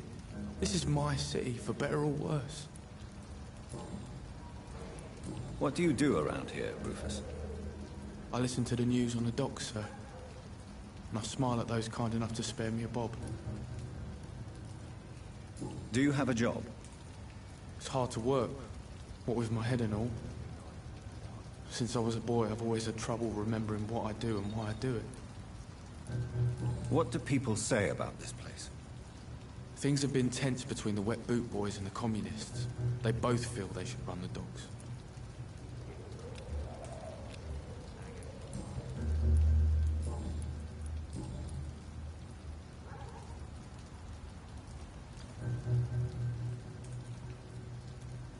Are you alone? Where is your family? I don't have any. My parents are dead. So you have no home? You're sleeping rough? No. I mean, yes. I live on the streets. I have no home.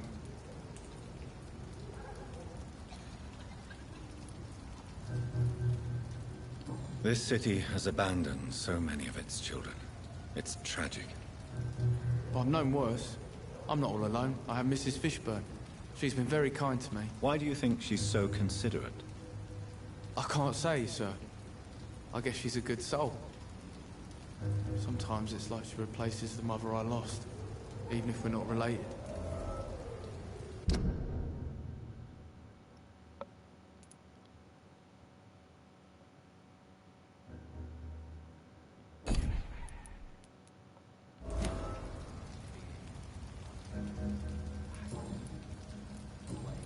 What can you tell me? It's all about... What do you do? I listen to... Do you have a job? It's hard. What do people... Things have been tense between the Wet Boot... Are you alone? Where is your family? I don't have any.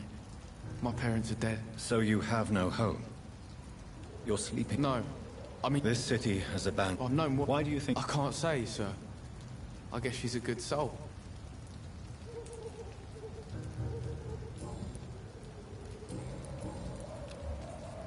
Do you know a man who lives in this part of town? A man named Sean Hampton.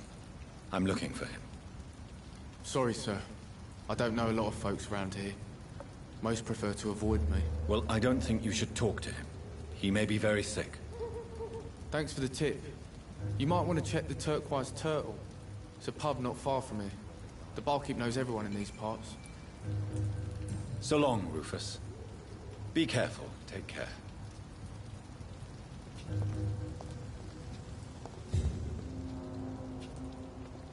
Good evening, sir. Good evening. Why must it always be a good evening? I was just being polite. I'm Dr. Reed. I'd like to ask you some questions, if I may. Don't like questions. Or doctors. And the name is Seymour Fishburne, if you must know. Do you require medical assistance? That's something I didn't expect to hear again. A doctor concerned with the health of his patients. Yeah. I could use some help. On several matters, in fact. I don't know which kind of doctor you're used to dealing with, but it's a doctor's purpose to heal people. And is it your purpose as well, Mr. Reed? I would say it's a convenient way for gaining people's trust. What can you tell me about this part of town? A shithole filled with maggots. Liars and thieves, all of them. Are you thinking about someone in particular? No. Hate them all. Especially these petty, whining little shitbag beggars. Is there no one who deserves your leniency, then? Well, Tom from our local is somewhat of a decent bloke. At least, unlike most maggots, he knows how to listen without opening his trap. What's your occupation? I take care of my mum. That's what I do. She's the only good thing in my life. Even though I don't treat her so good. You seem upset. Is something bothering you? I lost the necklace I bought her. I'm a fucking idiot. A worthless idiot. Sometimes it's hard to be a good son. I just want her to smile. No, I was thankful for her patience, appreciated like... God knows she deserves it.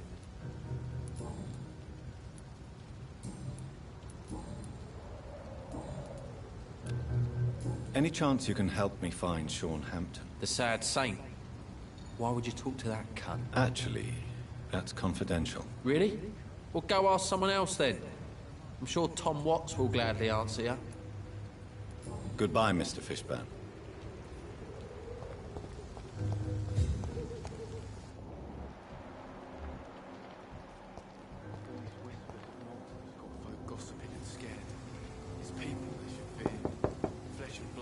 Good evening, madam. I'm Dr. Reed. Could I come in? Why? What do you want? I work at the Pembroke Hospital. I'm investigating the flu epidemic in this area. Oh, the Spanish flu. Well, that's quite liberal of you, Doctor. But this is no time to be knocking at people's doors. The disease takes away the good people too, madam. Why not let me in? It's Mrs. Fishburne. Stella Fishburne. And yes, indeed. Why not let a doctor in? Please don't stay too long, sir.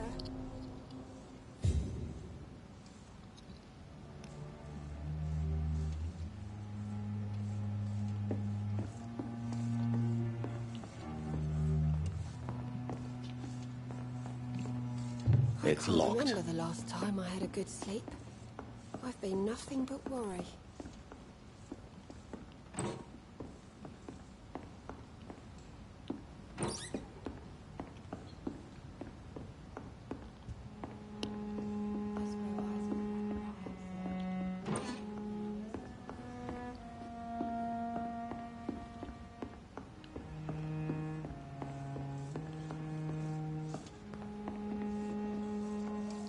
So you have questions about the flu, then? Yes, among other things. Forgive my rudeness at the door. It's just my son doesn't like strangers coming in the house.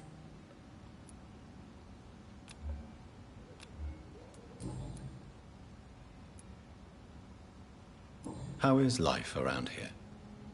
Life has always been hard in the East End. But it's everywhere nowadays, isn't it? Do you think the increase in violence has anything to do with the epidemic? Don't know. But it's most likely linked to the gangs, if you ask me. Recently, it's like everyone has had to pick a side. Violence has always fed on poverty, don't you think? It's a cruel law of the human condition. And selfishness is their rotten fruit. These days, you can just die in the gutter, and no one will bat an eye. May I ask what you do for a living, Mrs. Fishburne?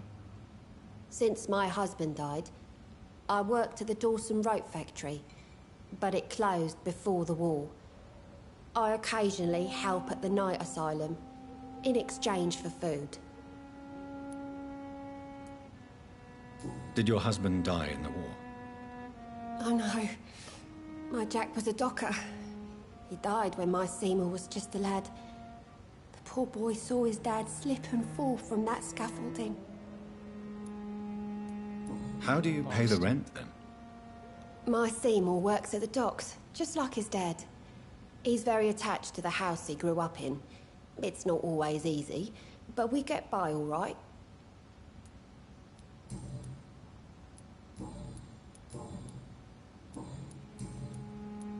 The orphan that regards you as a mother, please tell me about him, Stella.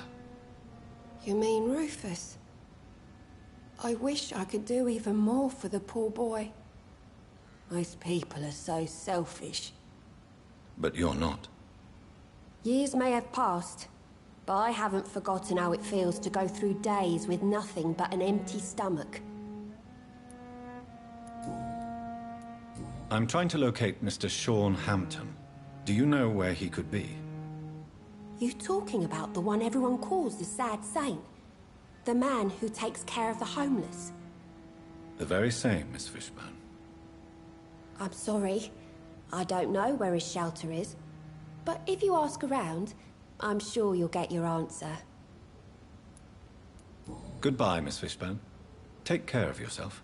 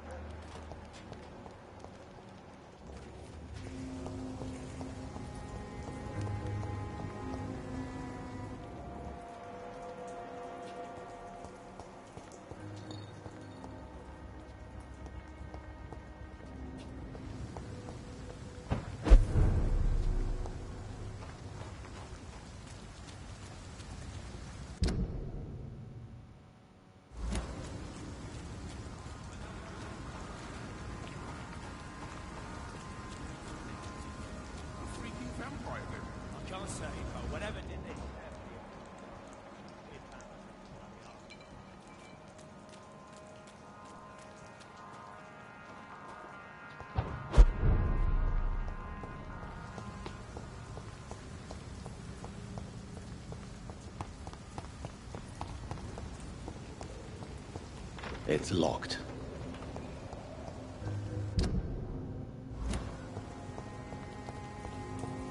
All these whispers of monsters.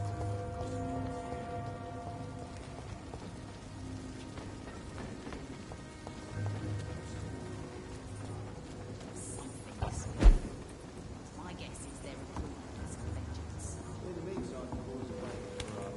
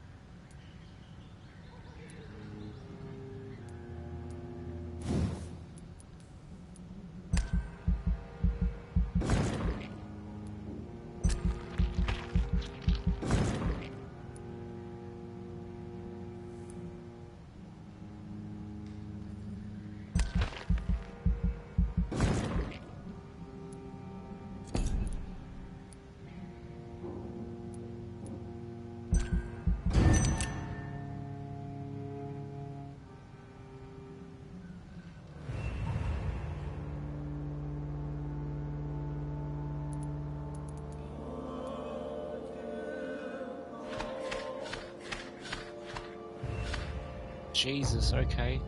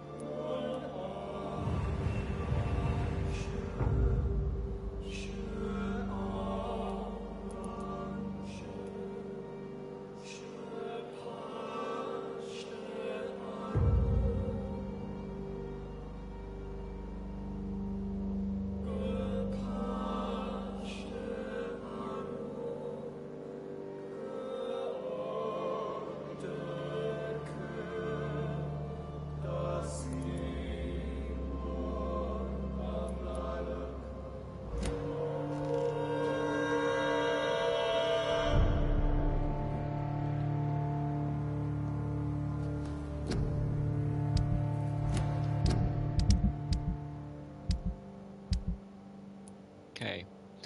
Anemia.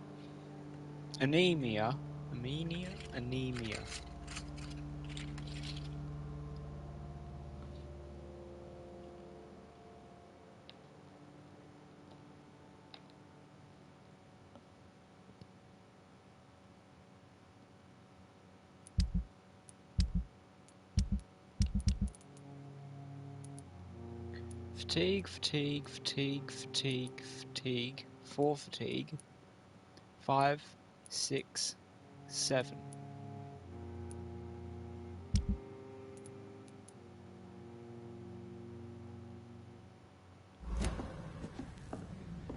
Seven fatigue, okay.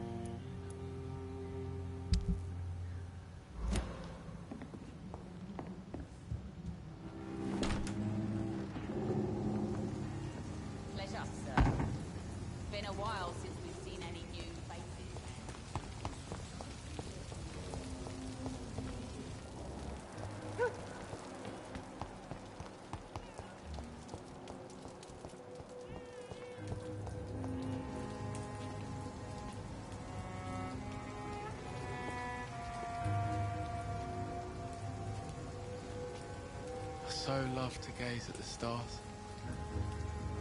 The fog's been hiding them of late. Evening, Rufus. Evening, Mr. Reed.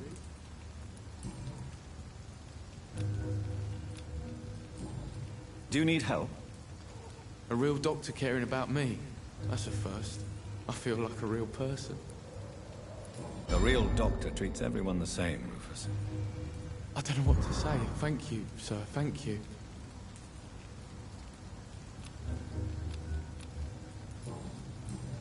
So long, Rufus.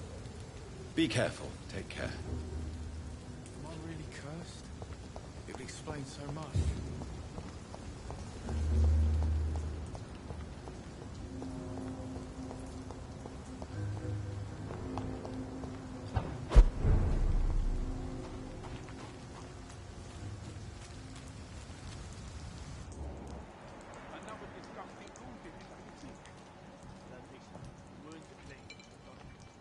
Vampire then? I can't say, but whatever did this carefully avoided the arteries. We've found ourselves a bloody artist.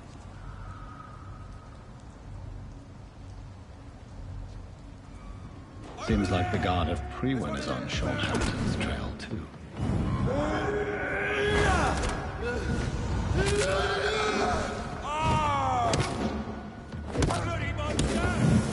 Ah!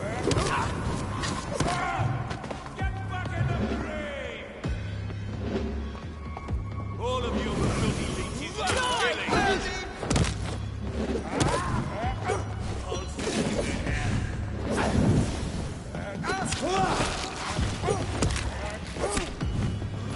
The leech, boys!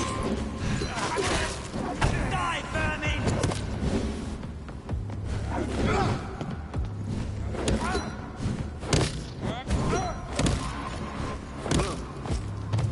to get multiple in one hit.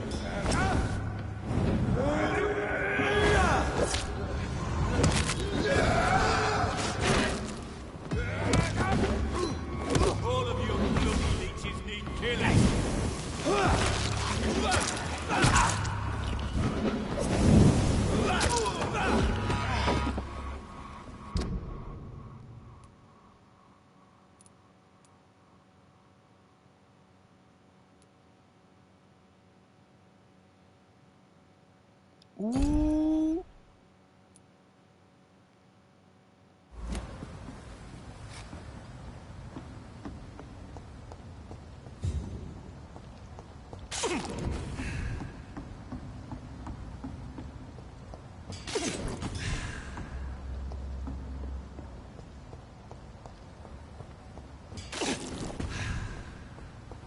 The wounds on this corpse are deep, the result of rabid rage. If this is Sean's doing, he's become a murderous beast.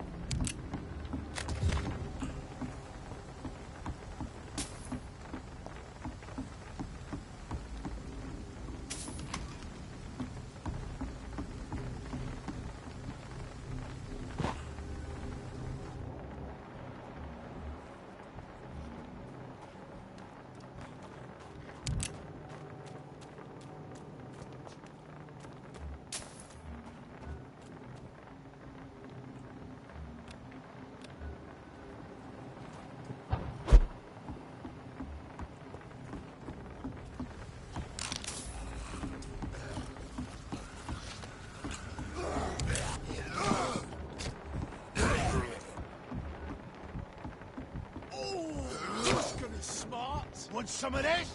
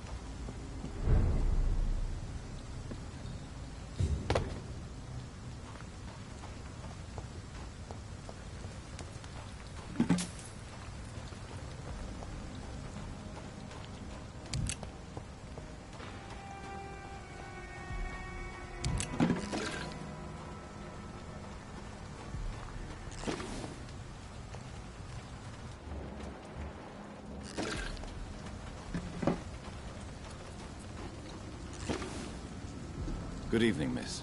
I'm Dr. Jonathan Reed. May I have your attention for a minute? Good evening, sir. My name is Giselle Paxton, but I don't have time for men like you. Have we met before?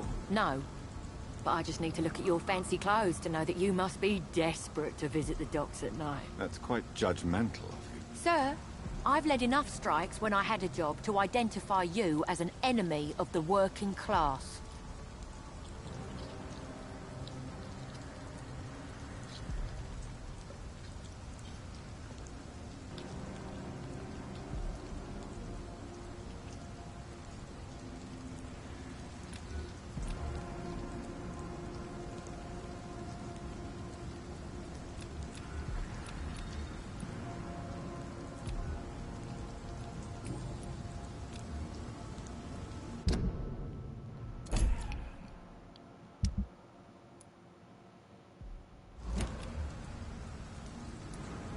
May I ask what you do for a living? I'm killing myself scraping for a living.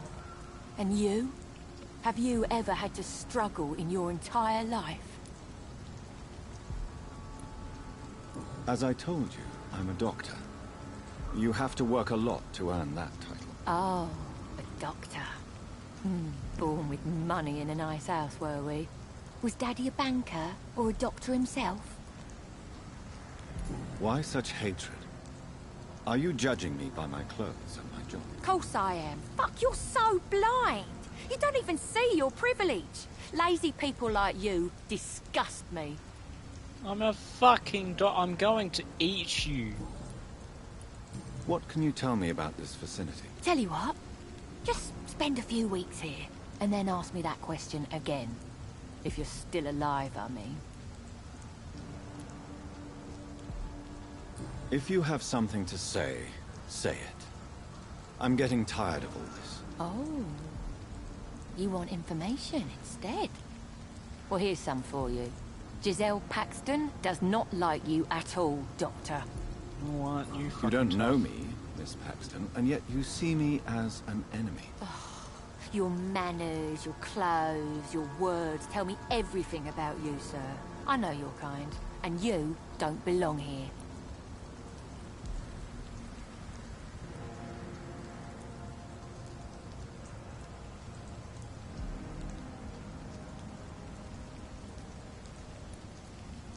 You're right, Miss Paxton. My clothes and my manners do speak for me. And I may not belong here, but that doesn't make me a bad person. You tell me, Dr. Reed. You tell me.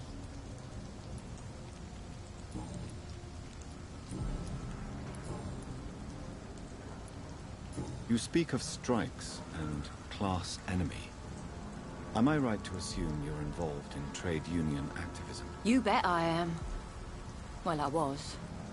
Nowadays, I'm just another worker blacklisted by the big companies.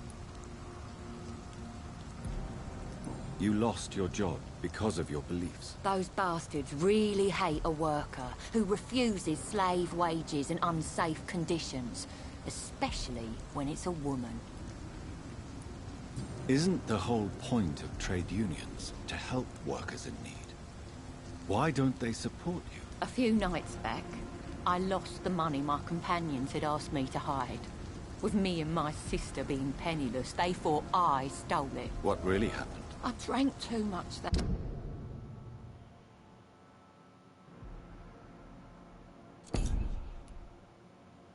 night. Strange men saw me count the money in that bar. Some sort of militia in uniform. I'm sure they robbed me.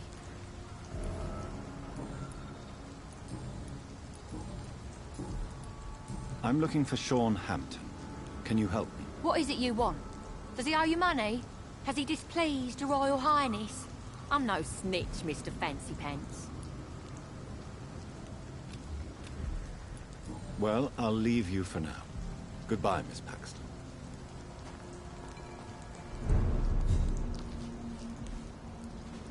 Good evening, miss. I'm Dr. Jonathan Reed. Can I help you? A fancy doctor lurking at night by the docks? Not fishy at all. And what about you? Working outside at night in this dangerous part of town. You want to know my secret? I'm trying to earn money. And I'm Lottie Paxton, by the way.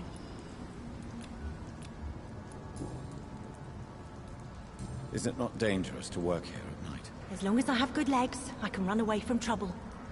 The sad saint now provides me and my sister a bed and a roof. I don't want to lose that. Are you homeless, Miss Paxton? Mr. Hampton's night asylum is our new home now. It's a safe place for me and my sister. What can you tell me about the Sad Saint? It's just the nickname of Sean Hampton, the sad saint of the East End. He gave me shelter, and he's not always sad. What can you tell me about this place? How are things here? It may be okay for a strong girl like me, but a dandy doctor from the city like yourself, you better watch your back, Mr. Reed. You really think I should go back to a safer place, miss? No. I think you had better stay and help as many people as you can. Just avoid the wet boot boys. Those bastards are worse than the epidemic.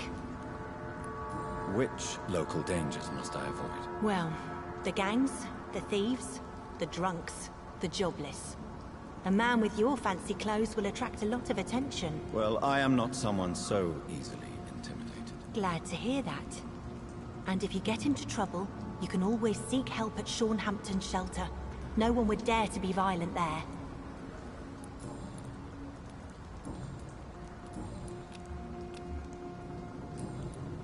I'm looking for Sean Hampton. Can you help me? Mr. Hampton must be in his office at the night asylum he manages, I suppose. Why do you want to see him? He was a patient of mine at the Pembroke Hospital, but he left abruptly. I see. Well, Mr. Hampton is a discreet and dedicated man. I'm sure you'll find him soon enough.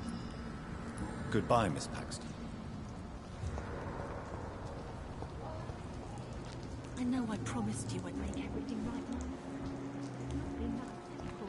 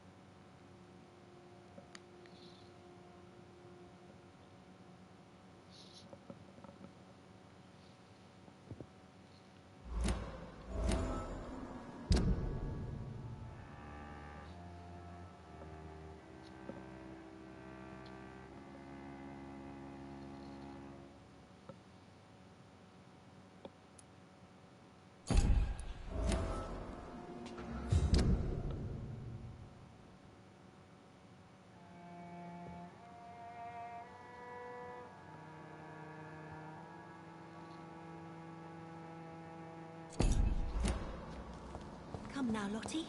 There is still much work to do. Glad to see you again, Mr. Reed.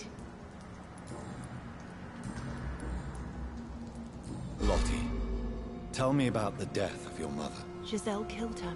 Plain and simple. She killed her with her daily whims, her laziness, and her complaints. That's quite a statement. You can't kill someone because you're fickle. Mother was very ill, but I forgave Giselle. What I couldn't stand was how she cried at her funeral like she was the one left alone. Perhaps your sister is not as tough as you are. I know that, and I don't blame her. It just makes me sad that my own sister is the person I understand the least. Giselle is the only family you have left. Don't you think it's time you forgave her? Sometimes words are harder to forgive than acts, Dr. Reed.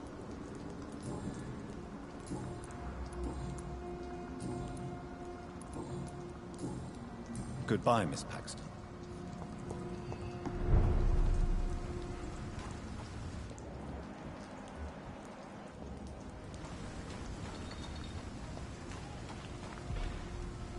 You again? What do you want? Giselle, I know you sleep at Sean Hampton's shelter.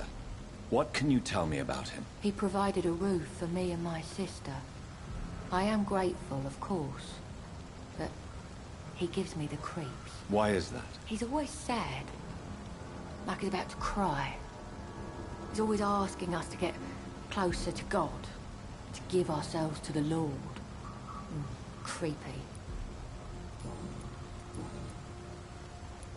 Giselle, tell me about the death of your mother. After our father died, Mother worked so hard she made herself sick. We spent all the money we had on useless drugs and doctors. It was hell. Hell? What do you mean? The three of us were exhausted and desperate. And when I'm desperate, I tend to get angry. And I'm hard to live with. Lottie said I killed Mother.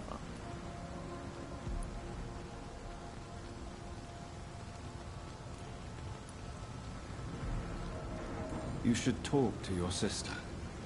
Whatever happened when your mother died, the truth lies somewhere between your two versions. I don't want to talk about that. It was years ago. We Paxton sisters are tough. We don't apologize. Well, I'll leave you for now. Goodbye, Miss Paxton. It's locked, all right.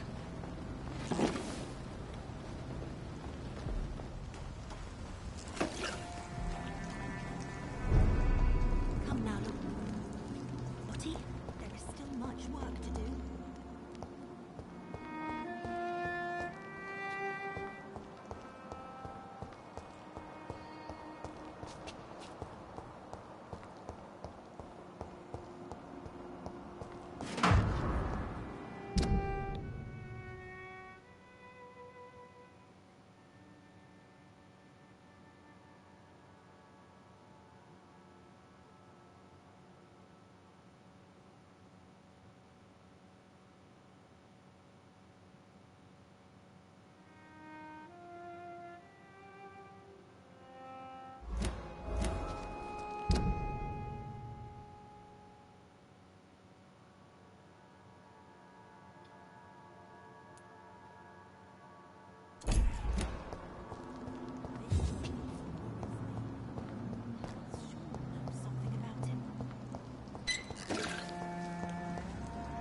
Glad to see you again, Miss...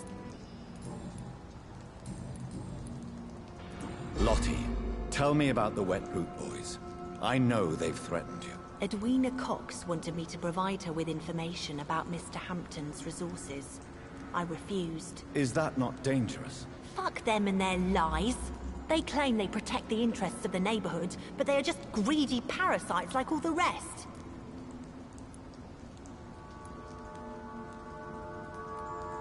I respect your courage, Miss Paxton, and I hope life will never wear you down. Dr. Reed, you know how to make a girl blush. I am glad you came to the docks, whatever your real reasons are.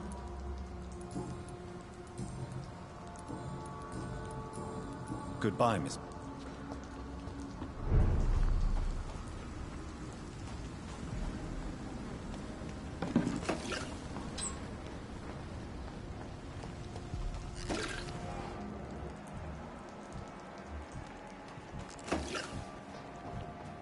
Ichabod, what the fuck are you doing here? Good evening, Mr. Throgmorton. Dr. Reed, can I be of any assistance? Have you noticed anything suspicious lately? Goodbye, and good hunting, Mr. Throgmorton. What have we here?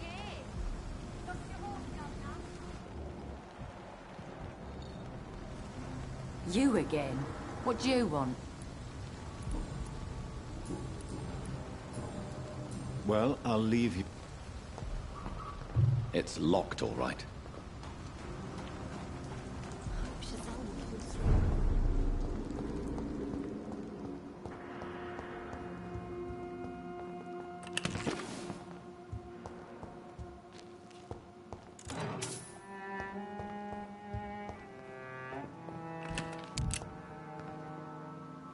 why the long face, Doctor?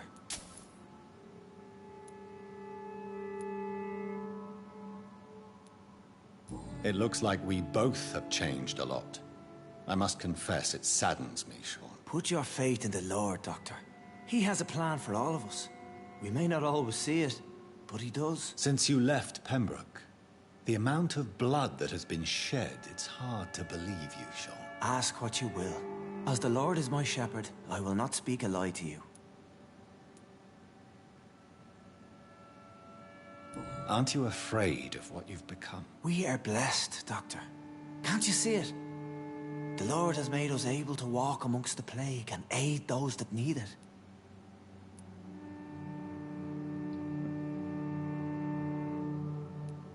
Do you think this is a blessing when God's own house and holy symbols repel you? If that is your burden, Doctor, so be it. But I do not fear the cross, nor am I forced to take the life of another. My kind doesn't share your imperfections. Do you think this is a... If that is your burden, Doctor, so be it. But I do not fear the cross, nor am I forced to take the life of another. My kind doesn't share your imperfections. But you must drink blood now to survive. No, not your scripture. Whoso eateth my flesh and drinketh my blood hath eternal life, and I will raise him up at the last day. So saith the Lord. I only need to eat flesh, no blood.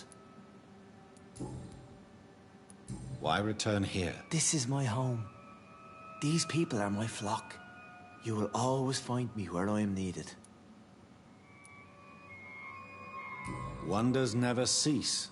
Scal managing an asylum. And what of you? A vampire doctor? Meals laid out before you. Yet you restrain. And what about William Bishop? He tried to take care of you.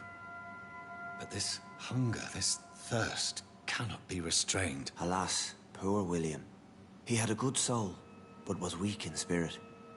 He could not shake the thirst for booze, never mind blood. But have faith. My will is far stronger than his. Why did you kill Miss Jones at the Pembroke Hospital? Killed old Harriet? You must be mad, Doctor. Why would I do such a thing? So you claim Miss Jones' death was not by your hand, nor the other incidents at Pembroke? Though Harriet was an angry, spiteful woman, she was one of God's creatures. I have nothing but love for all he has made. But you were close to her. Of course. But she was lost, separated from the fold. She did not see the hand of the divine in my blessed condition. People have been murdered. I've seen the blood. I don't believe you can be trusted. Have a little faith, Doctor. If you will follow, I will guide you to the light. How do you plan to do that? Take this key of the old sewers. The entrance is by the riverbank, south from here. There you'll find all the proof you need.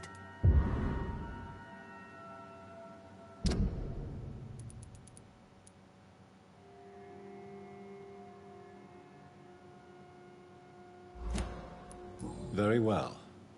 You have definitely intrigued me. I hope you're right, Sean. I'll be here when you return. If you still think I'm a threat then, well, I'll surrender myself to your judgment.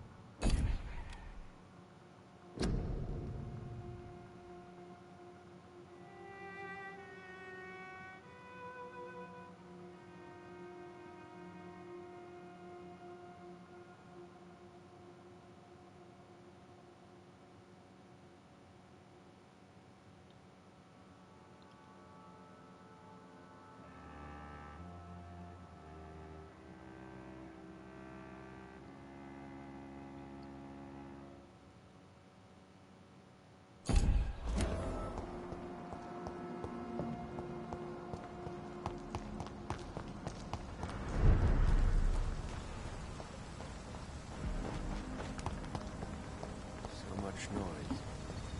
A vampire killed is in utter silence.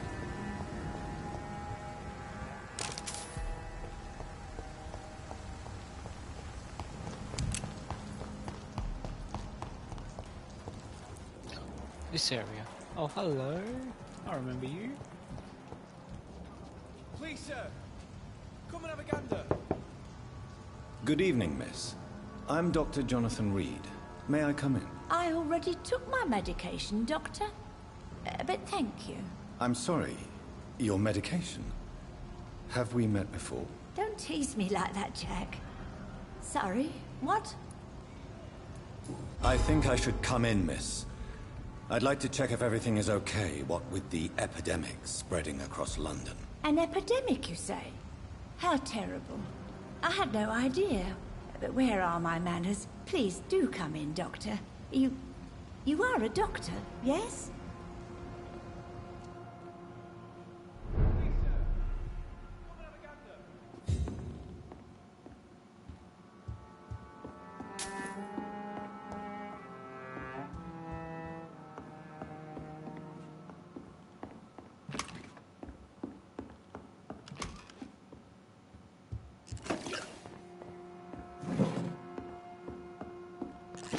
It's locked.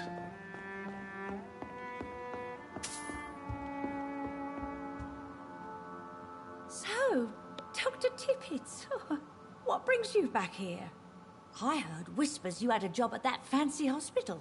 I told you my name is Jonathan Reed. Don't you remember? Of course I do. I remember my name too. Gillingham. But you may call me Enid, Doctor. I'm very happy to see you again.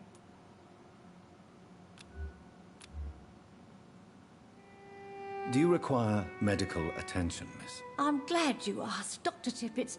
I must confess I haven't felt that well of late. I'll try my best. Here, take this. And please, try to get some rest. Thank you, Doctor. Thank you very much.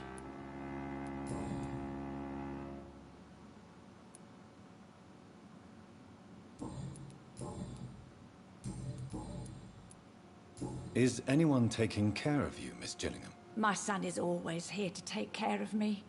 He's a good boy like that, but I do worry that he needs to start living his own life.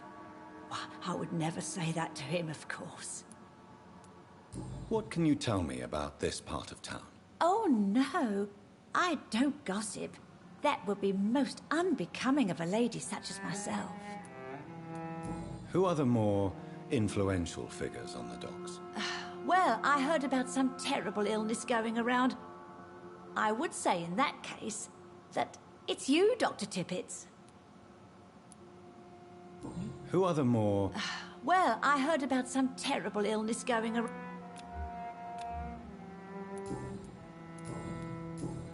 Goodbye, Miss Gillingham.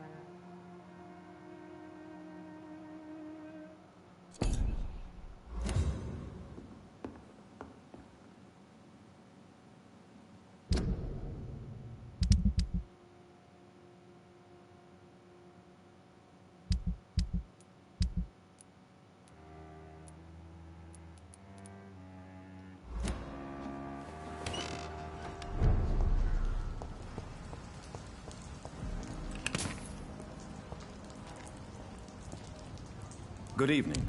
I'm Dr. Reed. Do you need any help? Rest assured, I will help you, sir. Martin Nightingale, at your service. Please, take a look at my wares. Your merchandise. I don't really see anything worth having. No offense. None taken, sir. But please, I need to eat. Perhaps if you keep looking, you'd see something that takes your fancy.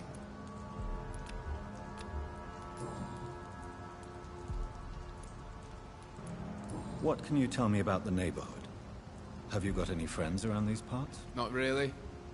Miss Gillingham smiles and says kind words, but I know she's lost her marbles, especially since her son died. How interesting. I don't suppose you know what happened to her son. Jack! Rumour has it he tried to tackle some gang lads. I didn't know him well, but I heard he was a nice enough chap. His old ma still thinks he's around. Tell me about this crazy woman. Madness is often mistaken for other conditions. The poor woman's mad, all right. Kind and all, but she has so much trouble remembering things. She's taken me for a son more than once.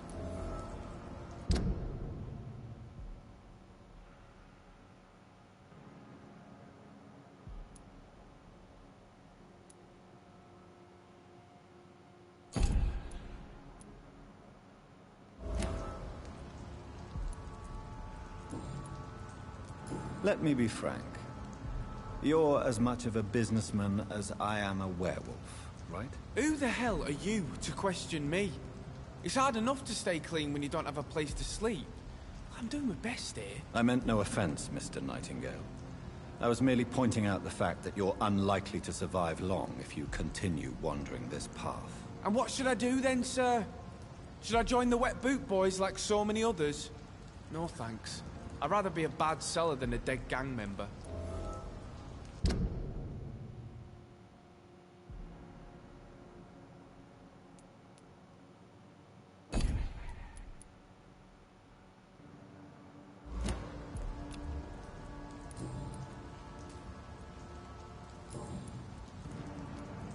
Why not try seeking help instead of peddling your wares?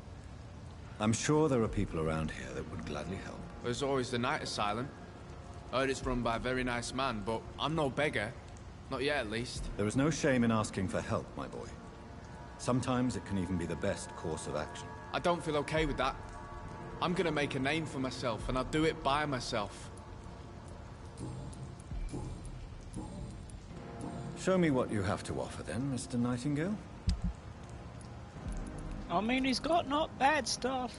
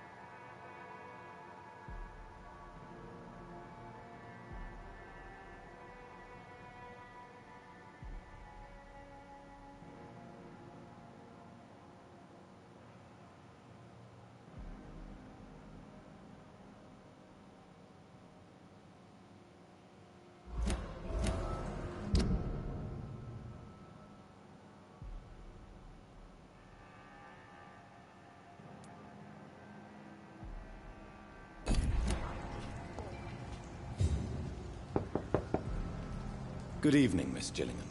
May I come in? Of course, of course.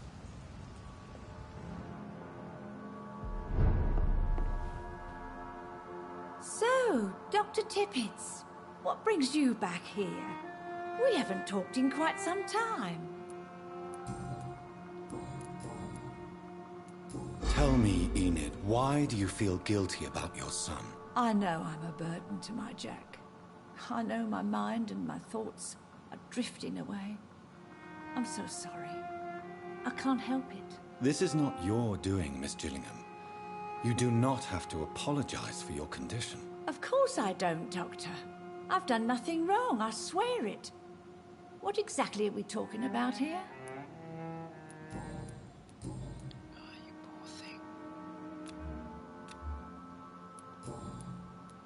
Goodbye, Miss Gillingham.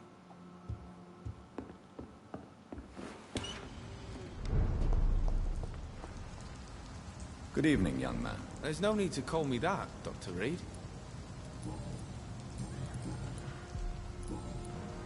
Goodbye.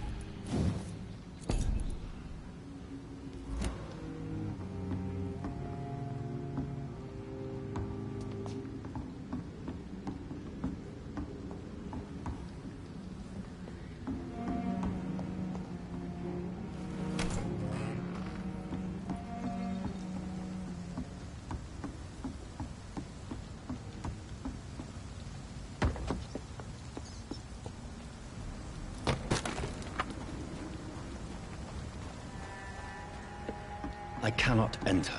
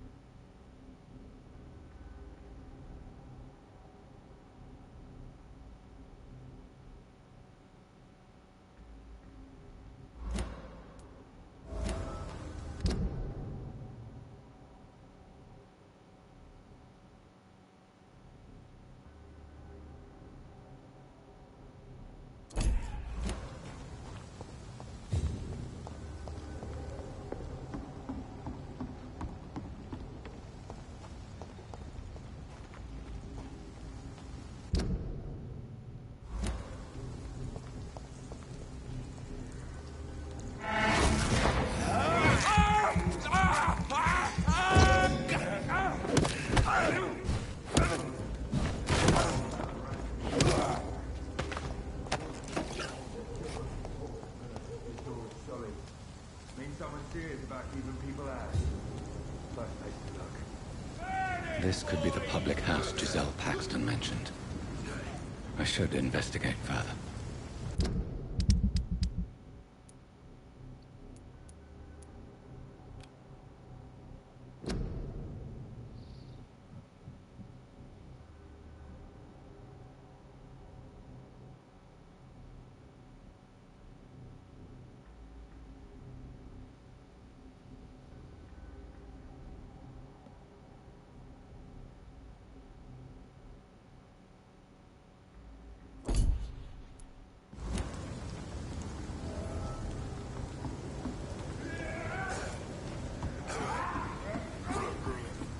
Turn around, sir. Giselle's stolen money.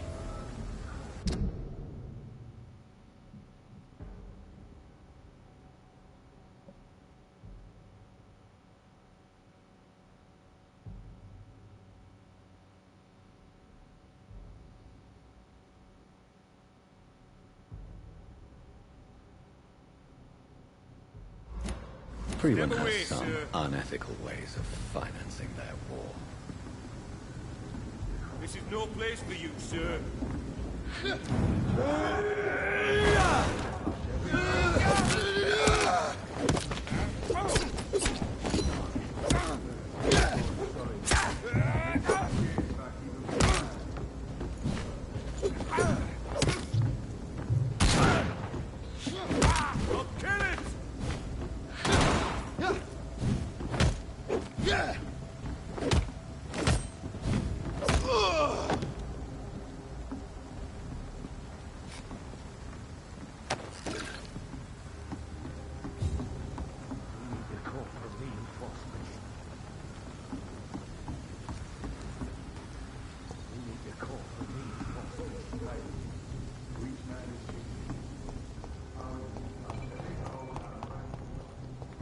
Over there!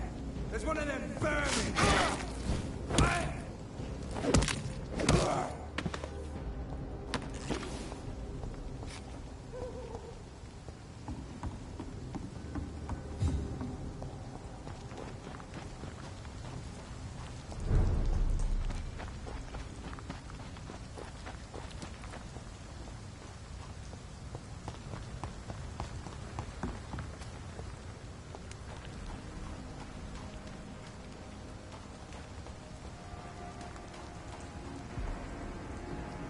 Giselle will pull through.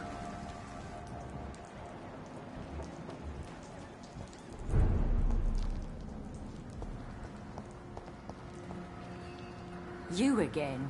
What do you want?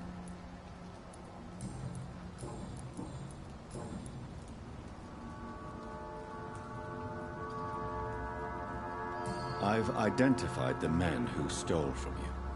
You were right. They were members of some self-proclaimed militia. I knew it! Did you find the money, too?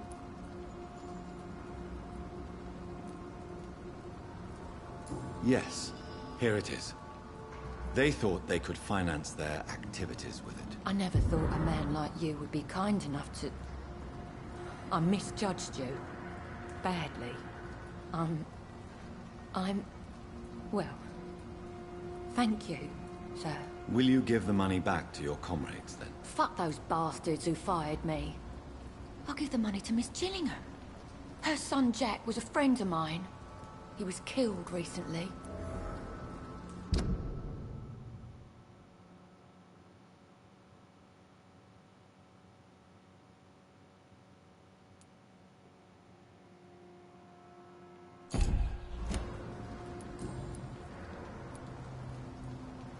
I know you were friends with Miss Gillingham's son, Jack. Tell me about his death. Jack's murder has been a shock to the neighborhood. A sign that the situation is now out of control. Why is that? There has always been tension between the Wet Boot Boys and members of the trade union. But a murder? That's a first. Who killed him? No one will ever know. One thing is certain. While Jack was alive, I had one less reason to drink. Why does that upset you so much? I wish I had found the time and words to tell him how important he was to me before it was too late. Another failure for Giselle Paxton.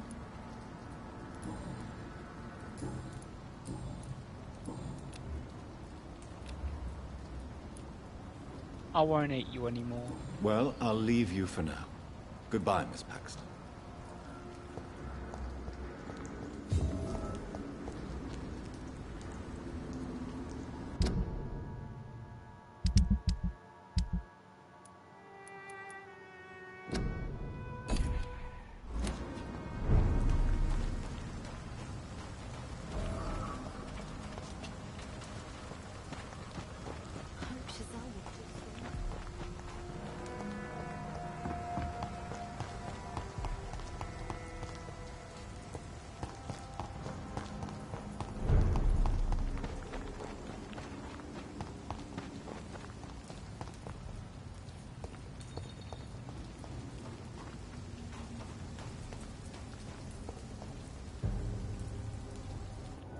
Ain't safe here for a gentleman.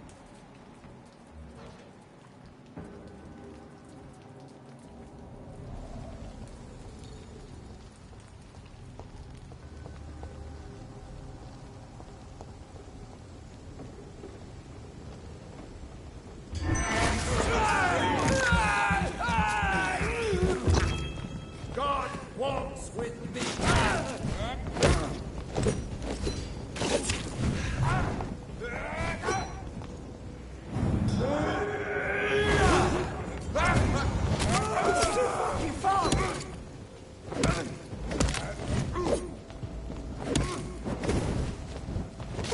Lord, give us strength.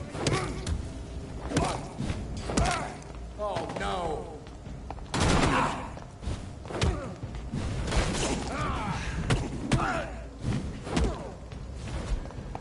Crawl back to the hell that spawned you!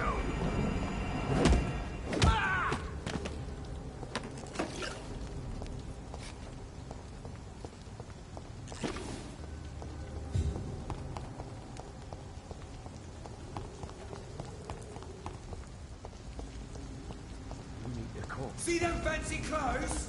This one's a top! Away with you! Up these brothers!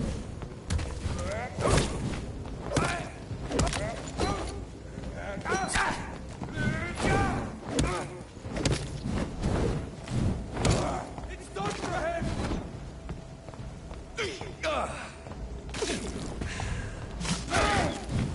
Yes, for the wicked!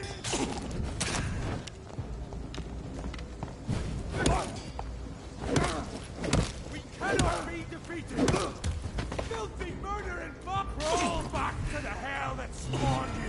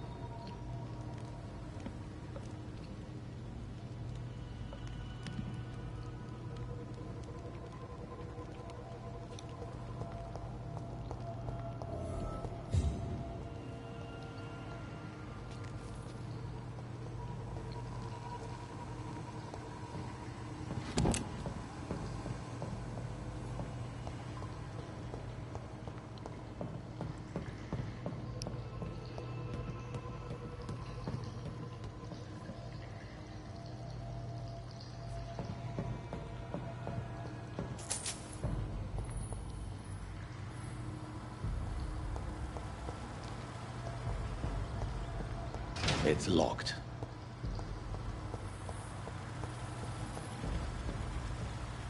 That doesn't work.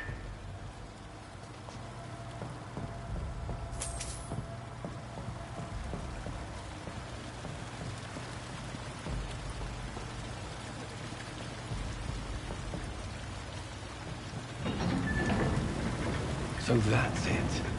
These wheels control the water level.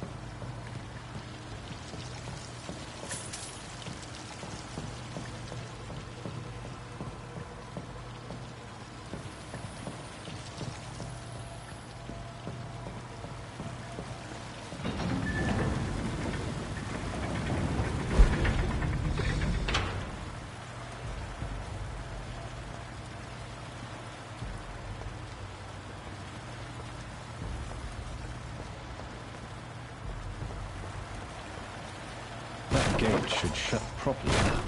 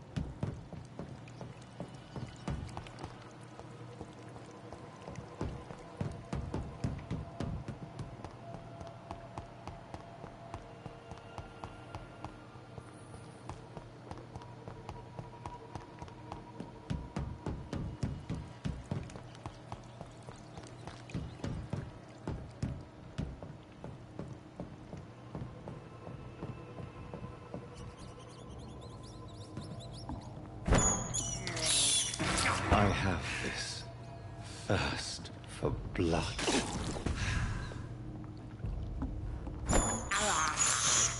This is despicable. If there's rats here, that means there's going to be a boss soon. I can't believe I'm doing this. I have this thirst for blood.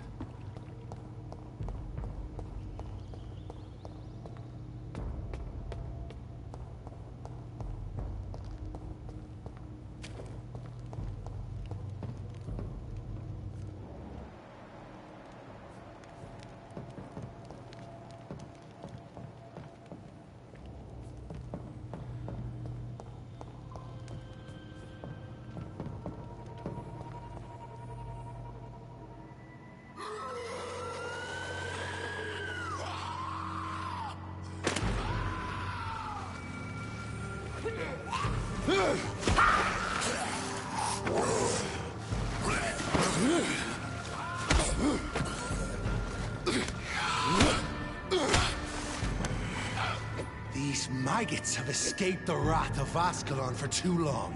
It is time to purge the sewers of their filth. You again! The one they call the sewer dog. Hold your tongue, newborn, or I'll crush you like a maggot.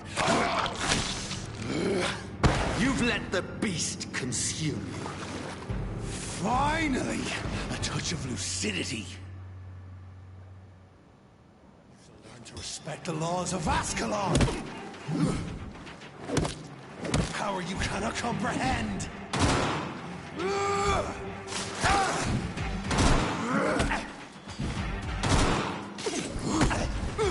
Jesus.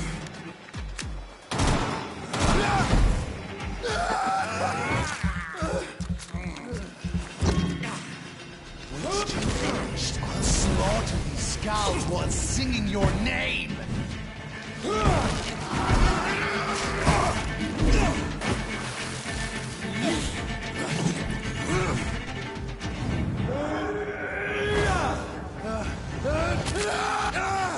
Still a lot of damage, so that's good.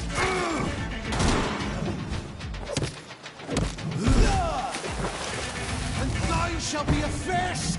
Neck shall snap like a hair's brittle. I shall tear them apart and spill my blood to the pissing well! Down, stay down.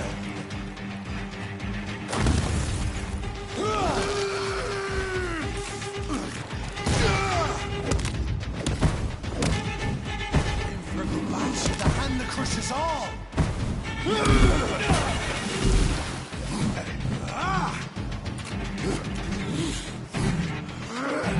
I've played Souls games since I first played this.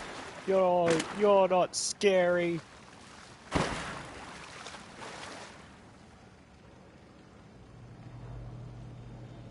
I highly doubt that you're like dead, but sure.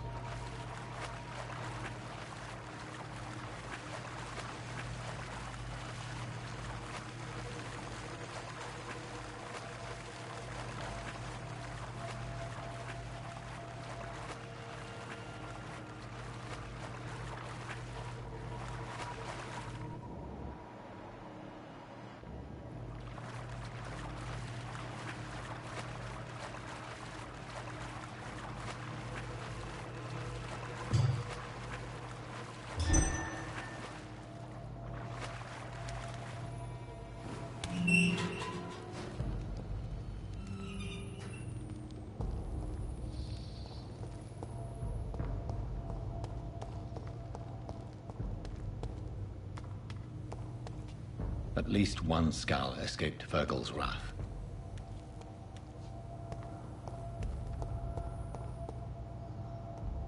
Is that a good thing?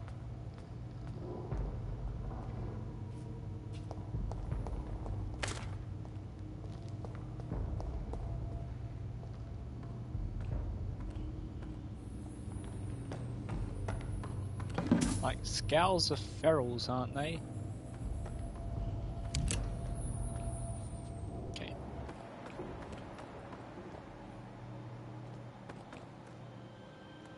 Blood trail leads up here. Supposedly.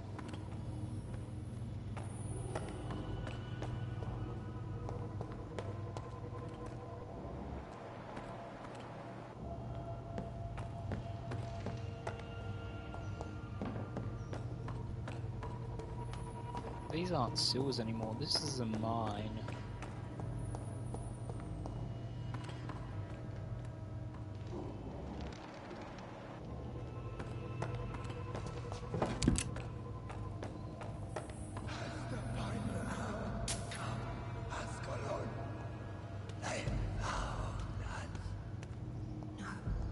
Safe we are, still.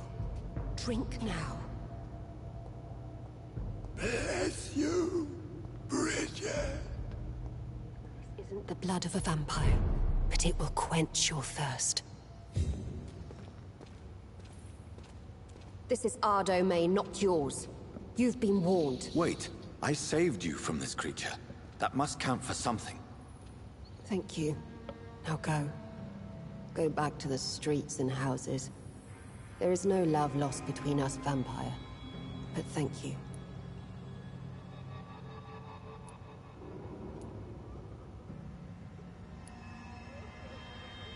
Sean Hampton sent me here. I believe he wanted me to find you. Who are you? If you must know, they call me Old Bridget. And this shelter is where we live. I'm Jonathan Reed. I'm a newborn Ekon. I'm afraid I'm not sure what's going on. I shall not bend a knee, young Ekon. But I sense your pain. Ask, and I will afford you my attention. Why was that creature after you? Fergal is the blunt instrument of the Ascalon Club. His masters would see us dead or turned into slaves, if they had their way. What the hell was that thing? He wasn't an Ekon or a Scow. They are known as Volkod, an ancient offshoot of Immortals. Blood drives them, enrages them. What of this Ascalon Club? Vampire Society's elite in the Empire. They make the rules and enforce their judgment upon us whom they see as lessers. What of this? Vampire Society's elite in the Empire. They make the rules and enforce their judgment upon us.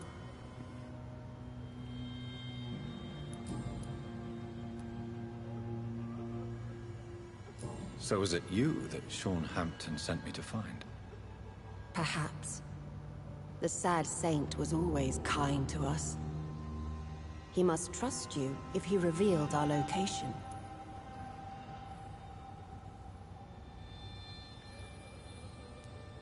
Sean is a Skal. All those I've encountered have been violent, crazed creatures. How can he be any different? Maybe because he is the sad saint. Or perhaps because I am Old Bridget of the Sewer Skulls. Sean killed a patient of mine. And that's just one of the murders he's being hunted for. If you refer to Harriet, she is now among us and under our protection. Harriet Jones is alive. That's it. That's the proof Sean wanted me to find. I must talk to her. No. Harriet is not alive. But you can speak to her. I must warn you. She is fragile and may not receive you warmly. I don't understand.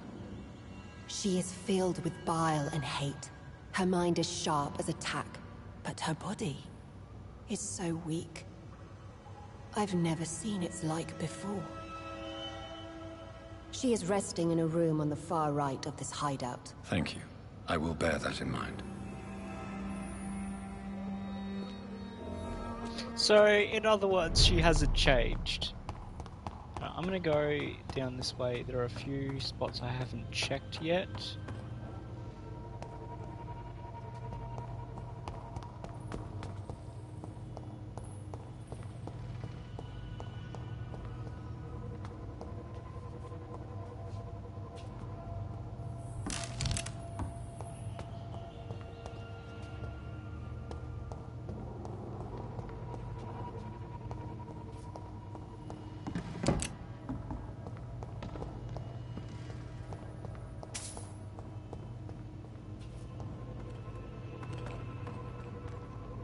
Oh, and that's it. Just a roundabout way of getting up here.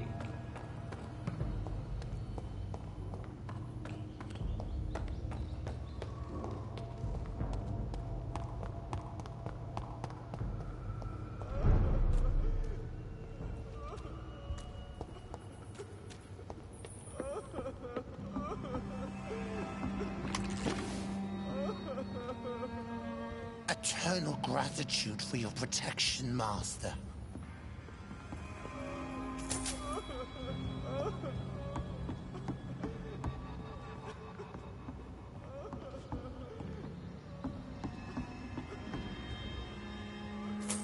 Old Bridget says you are one to trust.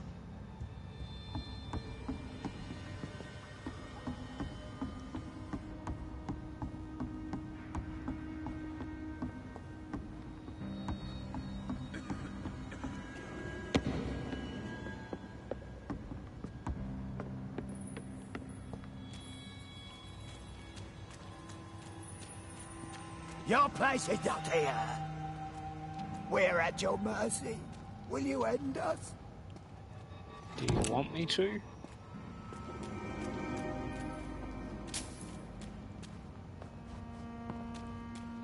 So now the question is, what makes a scout feral? What turns a scout feral?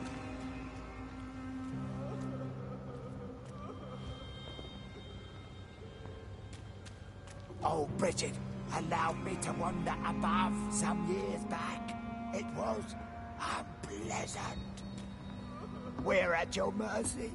Will you end us? Keep your distance, Echo.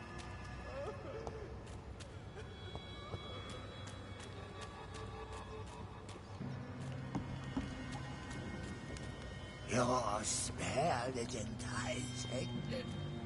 So sweet of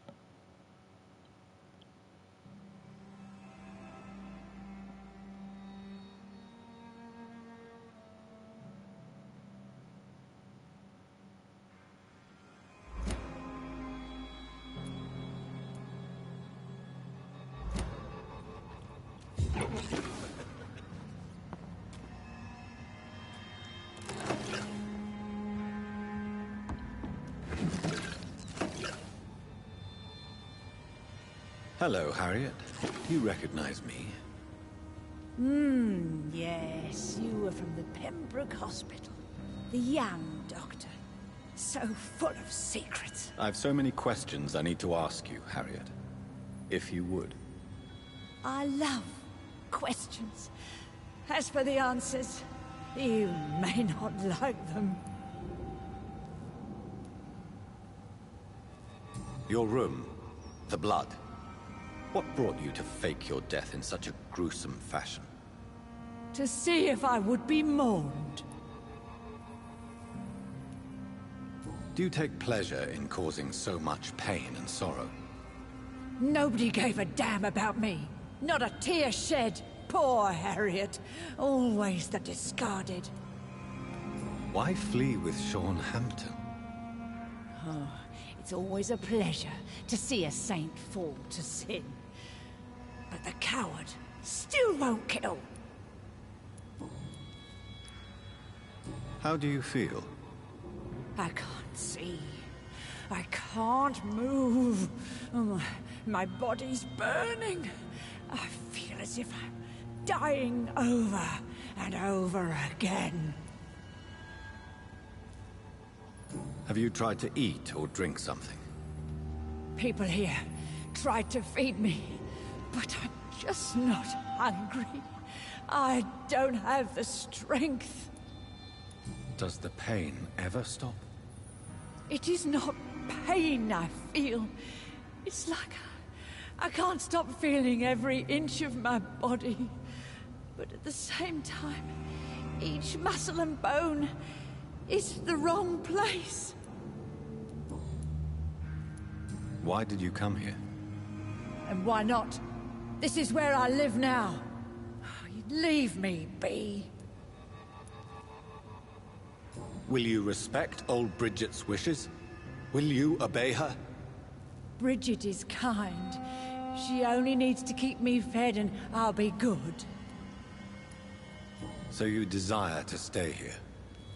Yes, I'm with my own kind. Birds of a feather, so to speak. Poor Harriet. Always alone. I have a question of the utmost importance to ask. Will you answer? Questions, questions, questions. The good doctor, always searching for answers. Do you remember what you did after leaving the hospital? Did you kill anyone? First, a question from me. You answer first. Very well then. What do you want to know? Are you like me? Are you also dead?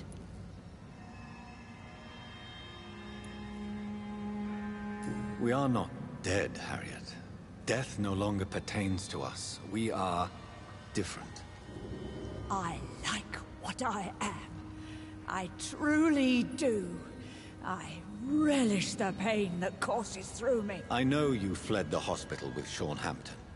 Did you or Sean kill anyone in your flight? Anyone? Try and remember. I will not lie.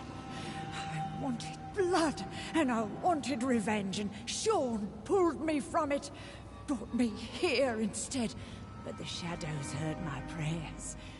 The shadows killed that bastard.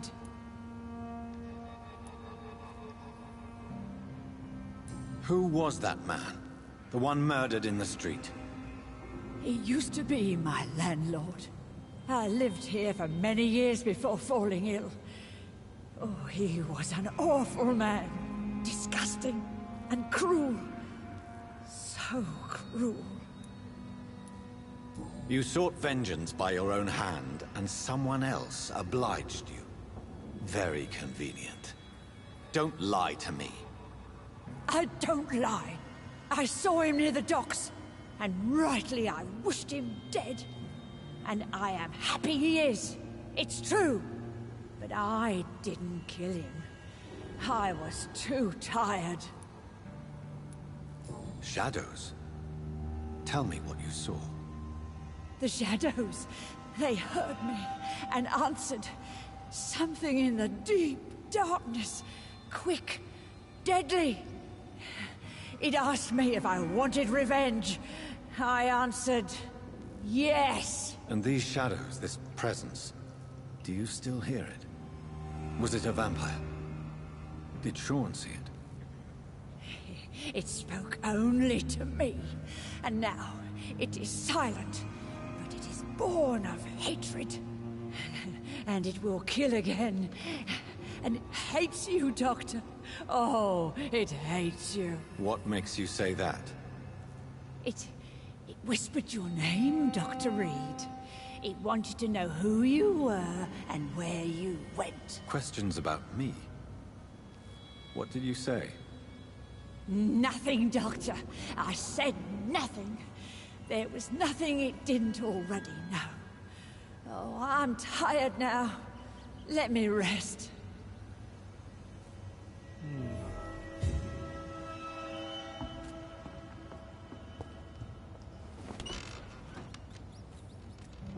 Have you found the answers you were looking for, young Ekon? There is too much left unanswered. So many questions. Get to know us. Spend time with us. And I may be willing to answer more questions. Why do you live here? Amongst the filth and vermin? Live. Here we hide. What are you hiding from? From the guilt, the shame, from the hunters and the light. And of course, our past. Why don't you leave the city? Hide somewhere far from the Guard of Priwen, the Ascalon Club. We are the Sewer Skulls. This is our domain. We have run as far as we can, and now we hide. Your diction, your words. You do not carry yourself like most Skulls I've encountered. True. I'm not like most skulls. You were once someone else. What happened to you? It is as sad as it is long, young Ekon, but it will remain mine. Can I be of service to you? We ask but one thing. Reveal to no one our secrets. Do not betray us. For how long have you been in hiding here? Skulls have been hiding under London since vampires first entered the city. Where did you hide before the sewers? We claimed ancient tunnels, forgotten caverns, catacombs. We are skulls, groveling beneath the feet of our makers. What manner of creature is Harriet? She is different from everyone else. I really don't know.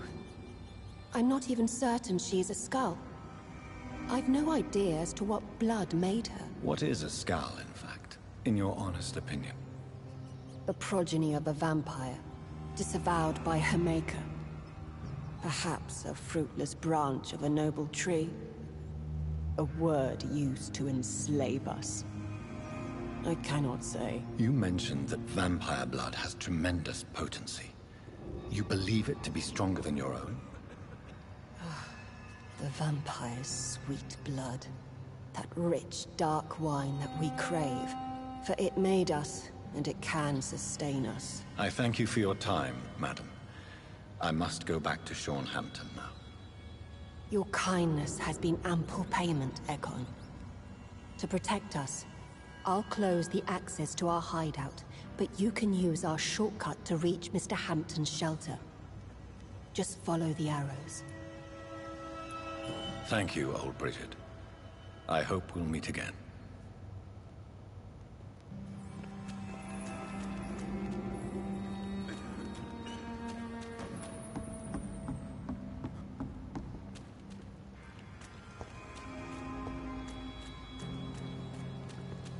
Eternal gratitude for your protection, Master.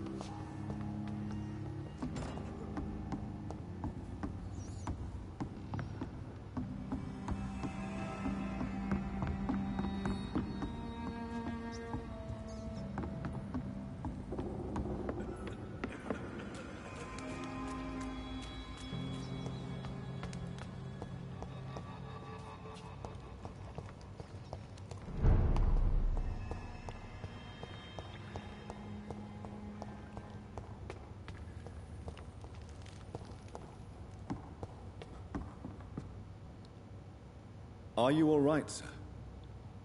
What are you doing here? I could ask you the same question. Don't you know this is a quarantine zone? I'm Dr. Jonathan Reed. I'm investigating the epidemic. You had better get to a safe place while you still can. Oh, really? Well, go investigate somewhere else, and leave me be. I beg your pardon? I said go. Leave me alone, sir.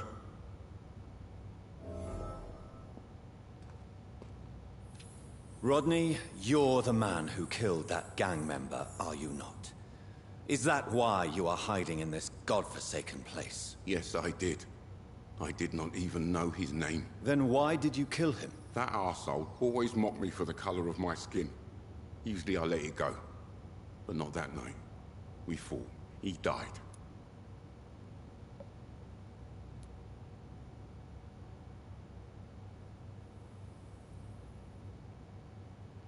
Unfortunately, I have met several murderers during my lifetime. You don't look like them.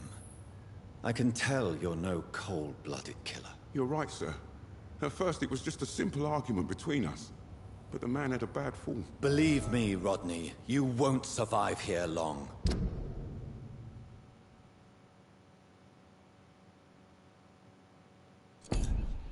No matter what you did, you must go back to where you used to live. I'll go back to the docks then. But if I die, remember that the blood of Rodney Grader will be on your hands.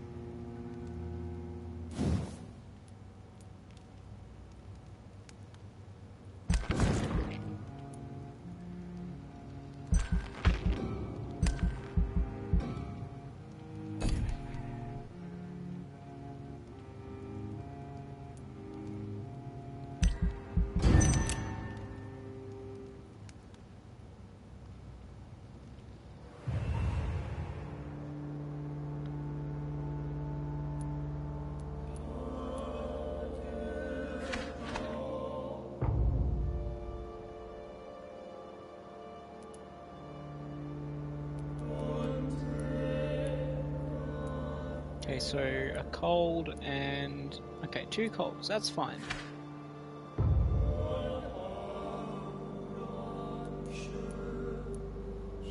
Three colds.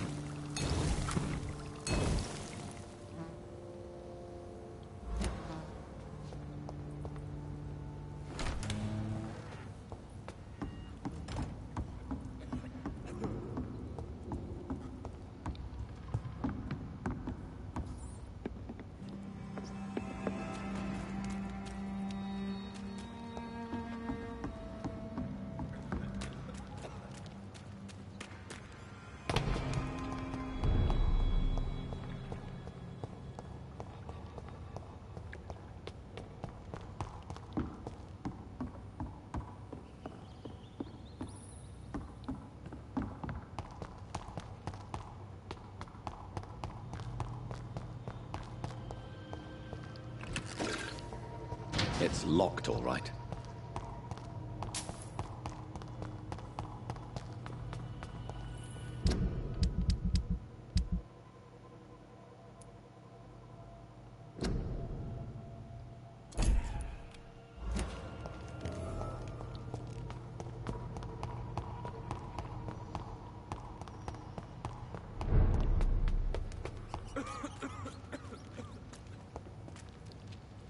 How is London? I've not seen beyond the wall in such a long time.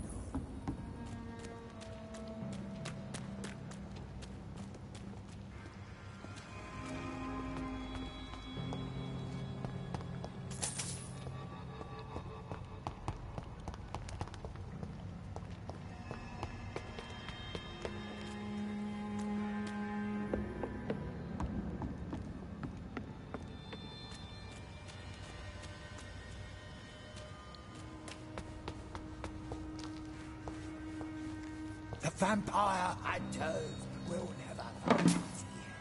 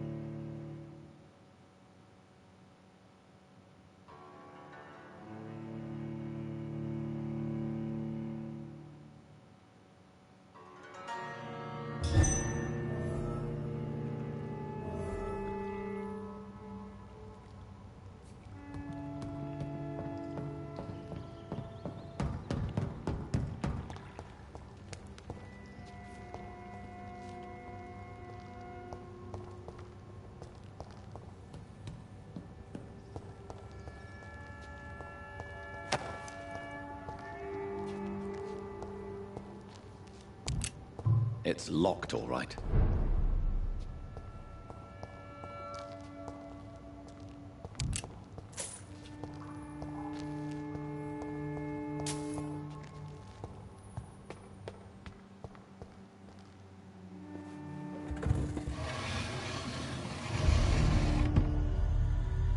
Welcome back, Dr. Reed. Would you like to take communion with me now? Sean, are you eating raw flesh? It is the sacred flesh of the mortal lamb. Our Lord's bountiful transmutation for the sustenance of his believers.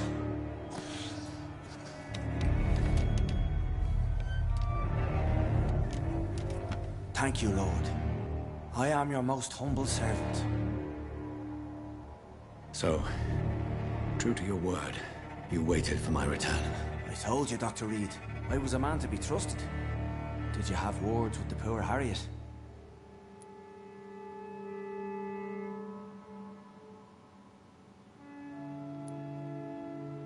You make no distinction between the living and the Skulls, do you? We are God's children, Dr. Reed. One and all. And he's determined to save us. What will be the result if you continue to assist both Skulls and the living? For the last decade, that's what's been happening. And they found a better life. What's to change? You're forgetting the epidemic. Things can go south very quickly. I've seen it. Oh, these are terrible times. Only those pure of heart shall prevail. You've turned Skal now. Don't you see the danger to anyone giving you their trust? We are all sinners, awaiting salvation. This is a simple truth, ordained by the Lord Almighty. I am a seeker of his glorious light. Does this place belong to you? How can you be so certain you can keep it open? This warehouse was once property of the Dawson family, but has been bequeathed me through donation. The Dawsons? The wealthiest family in London? Have they a clue as to what goes on here? Not at all. The donation was made before the war. The building was run down. I never met Aloysius Dawson myself. So you have the run of the place and no one's taken notice? As long as we keep to ourselves, we interest no one. This is a haven, and I pray it remains so for eons to come. Harriet, Miss Jones has been behaving in a most violent manner. She's going to need special attention. That's precisely the reason I brought her here. To meet old Bridget. She's the guide Harriet requires. Who is this old Bridget? I don't know, Doctor. She rarely speaks of her past, but I know she has a long one. She's likely the oldest soul in the city. Harriet is possessed by her hatred. You cannot let her roam free. She's dangerous. She has joined her own kind, Doctor. Old Bridget is a saint to the younger Skulls, guiding them to salvation and peaceful existence. I believe I've learned all I need to know. I'm certain you've killed no one, but one day I believe you'll cross the line. Logic is a false prophet. Faith is the only path to salvation. What do you mean? We have been blessed with God's eternity. We are the instruments of his divine will. We shall feed the hungry forever and ever. Amen.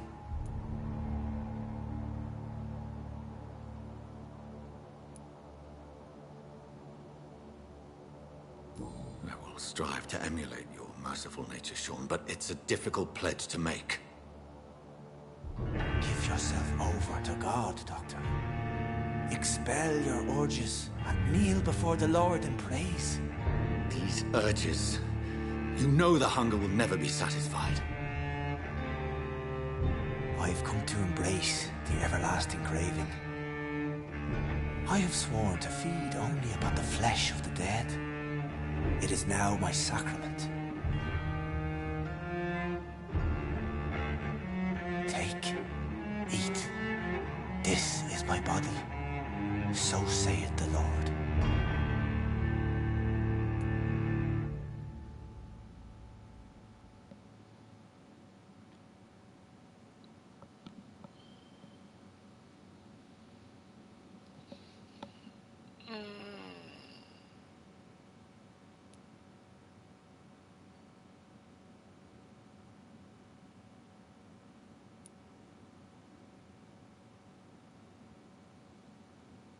Turn him into what? He can't return to human. Am I going to make him an Ekon? I really hope it's not going to be a proper Skal. Fuck it. My discoveries. Vampire blood would enhance your metabolism, perhaps even heal you. If what old Bridget says is true, I'll give you some of mine. I'd rather not. It would be extremely awkward. You have no choice, Sean. It's the only way to protect your cheptel. Those still amongst the living. No, Dr. Reed. God made me this way. Who am I to disobey his will? You believe that God's plan was for you to be abandoned at birth? The Lord works in mysterious ways. I can't imagine God intended for you to be molested by a priest in an orphanage. Drink, friend. No. I said kneel and drink. Now.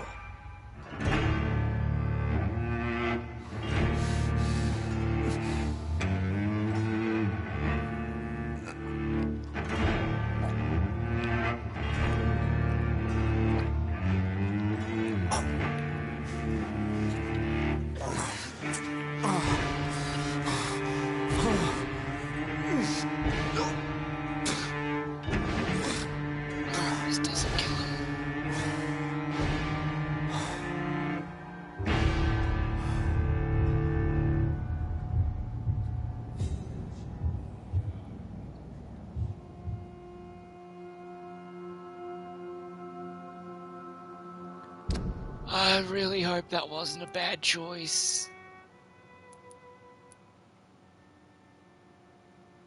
Damn!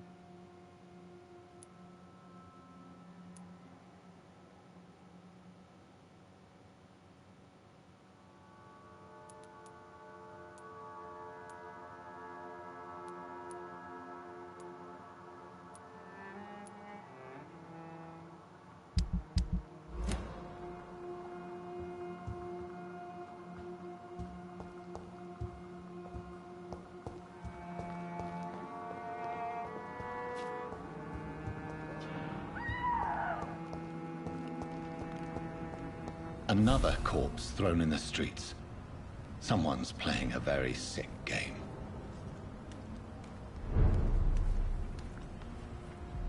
Good evening, Mr. Throgmorton. Dr. Reed, can I be of any assistance?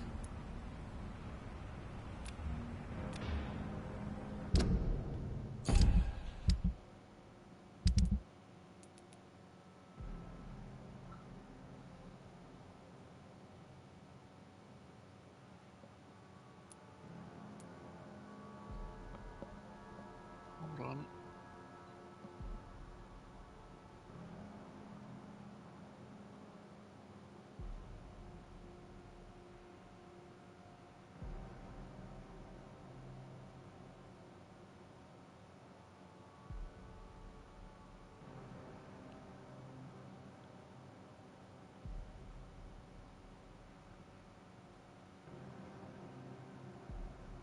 What's happening here?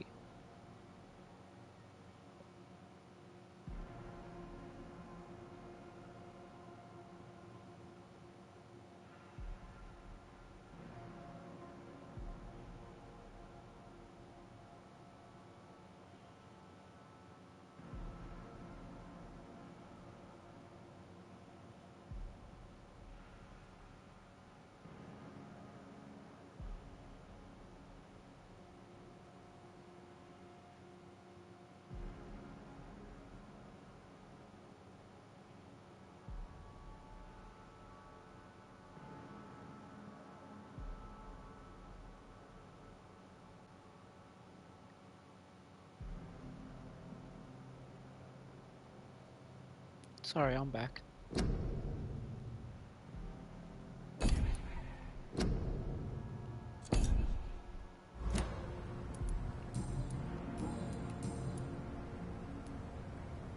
You've never faced, let alone killed a vampire, Ichabod. You're a fraud. No, I'm not. I may embellish the truth concerning my achievements, but I'm totally dedicated to my quest. You have courage, Mr. Throgmorton. Perhaps that is all one requires to face the demons. Thank you, Dr. Reed. You'll see. One day I'll find and kill one of these monstrosities with my own 2 hands. Oh, fuck!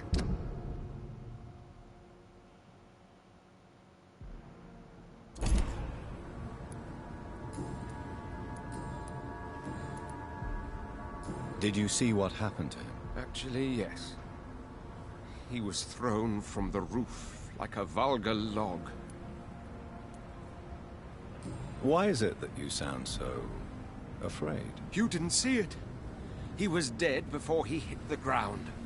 The strength required to do such a thing, well, it beggars belief. Who could have done that? Who?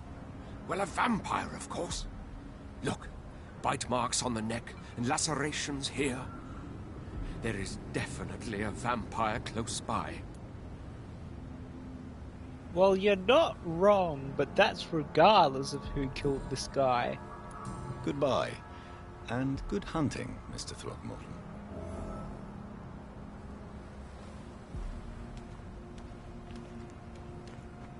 Glad to see you again, Mr. Reed.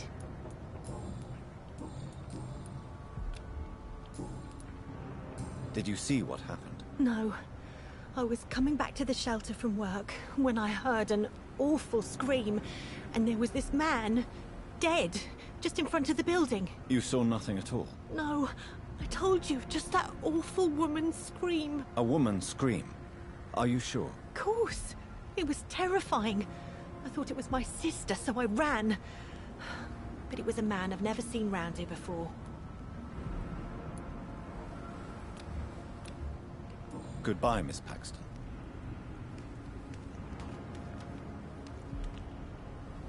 You again? What do you want?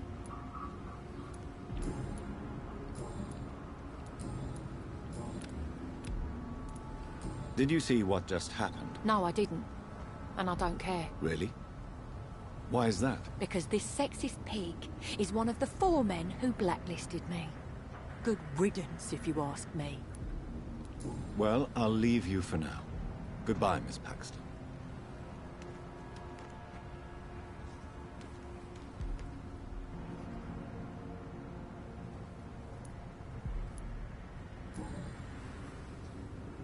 I know this brooch.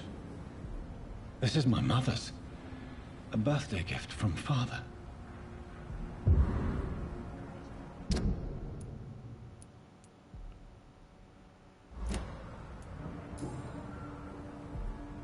"29 Pretty Orchard Street."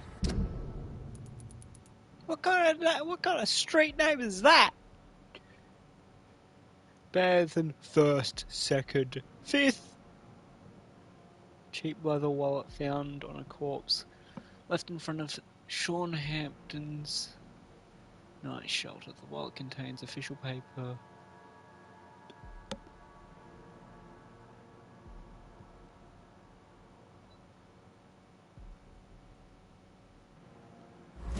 That's near Poplar's district.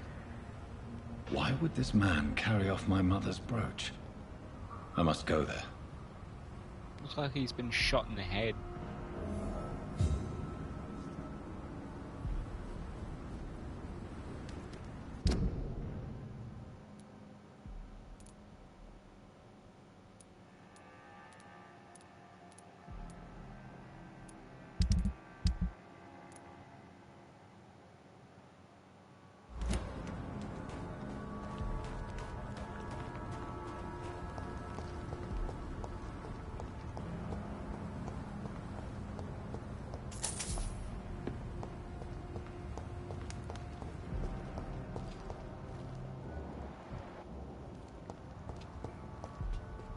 Good evening, sir. I'm glad to see you safe. I am not safe. I should never have come back here. My life is in danger. I know it. You're much safer here than in that contaminated area. Bullets kill people quicker than diseases and epidemics, Dr. Reed. Yeah, but less painfully. What can you tell me about this district? The East End docks only knows one rule. Dog eat dog, and blood calls for blood. The gang will have their revenge on me one way or another.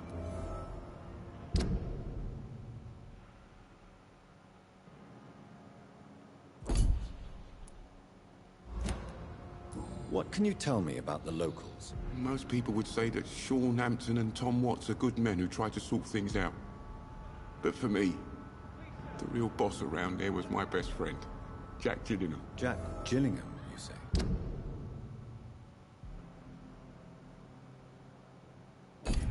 Everyone round there knew Jack.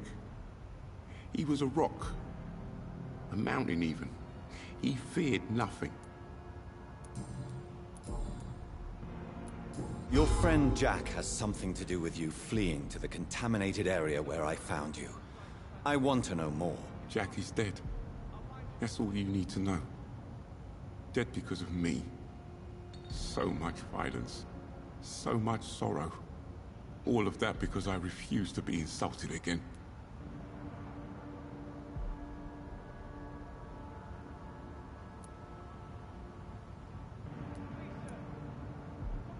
No man can predict the exact outcome of his actions. It's the curse we have to live with. We can only gamble and do what we think is best. Perhaps you're right. The district was doomed before I was born.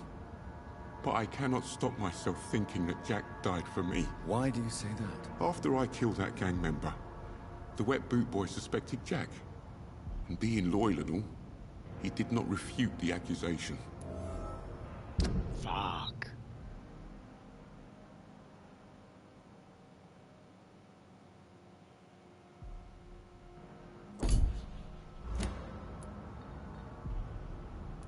The death of your friend has affected you deeply, hasn't it? Jack Gillingham was the real deal. He believed we could change the world if we were united and focused enough. And he brought out the best in each of us. You're right. He died to save you. That alone gives me an idea of the kind of man he was. He was the bravest. And no one dares to say openly that he got killed by those bastards. Your friend's plan was audacious, if not reckless. No one stands up by themselves to a gang like the Wet Boot Boys. How dare you say that? You never met him.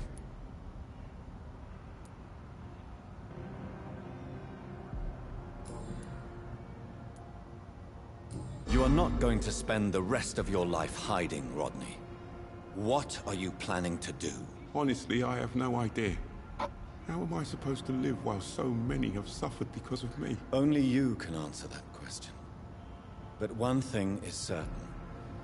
Since you owe Jack your life, I think it's fair to live it in a way that would make him proud. That's the kind of thing Jack could have said, Dr. Reed. Thank you for that. I believe you're a good guy too.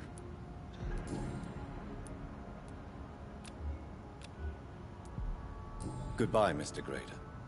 Take care. Something that'll strike your fancy. If not, I'll find you something.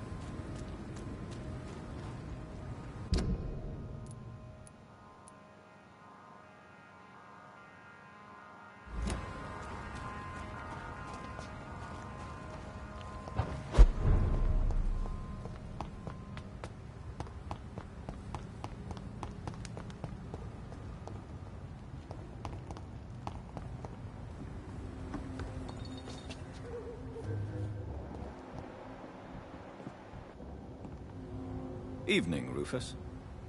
Evening, Mr. Reed. So long, Rufus.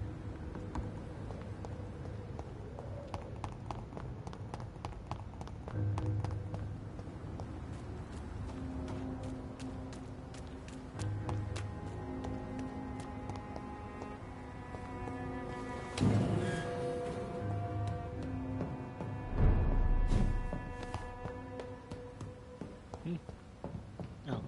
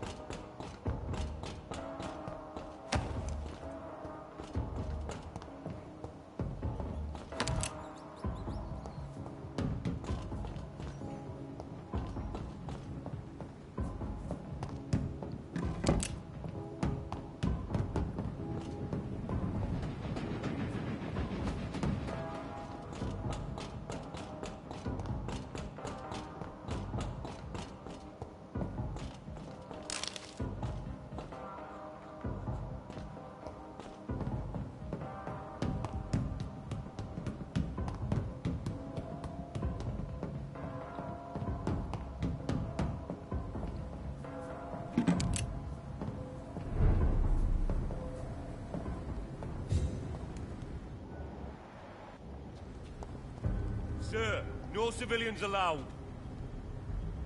See them fancy clothes? This one's...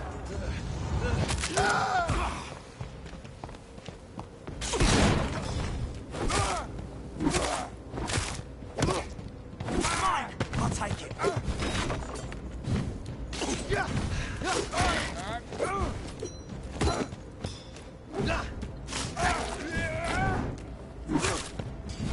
I'll put an end to you!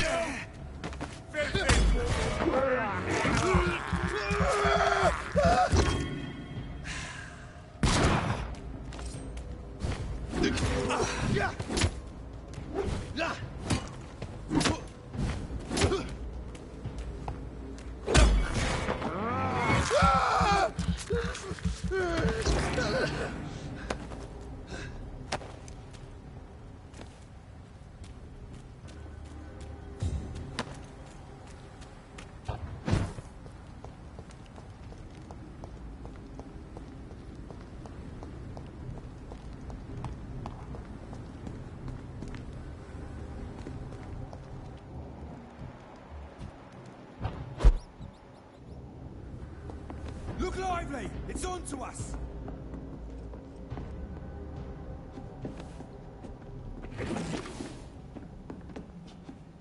It's locked.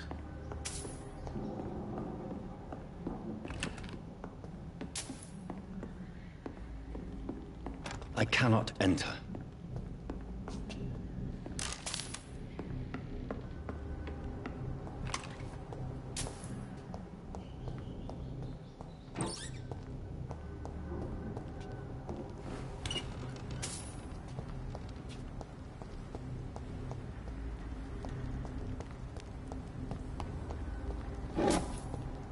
He's mine! I'll take it! Steady, boys! We've got one of them here!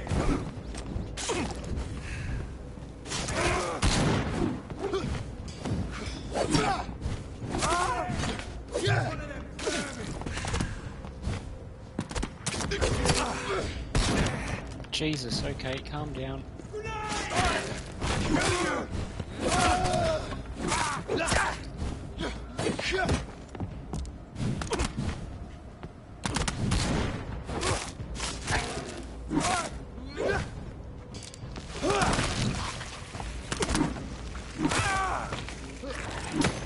Die, leech!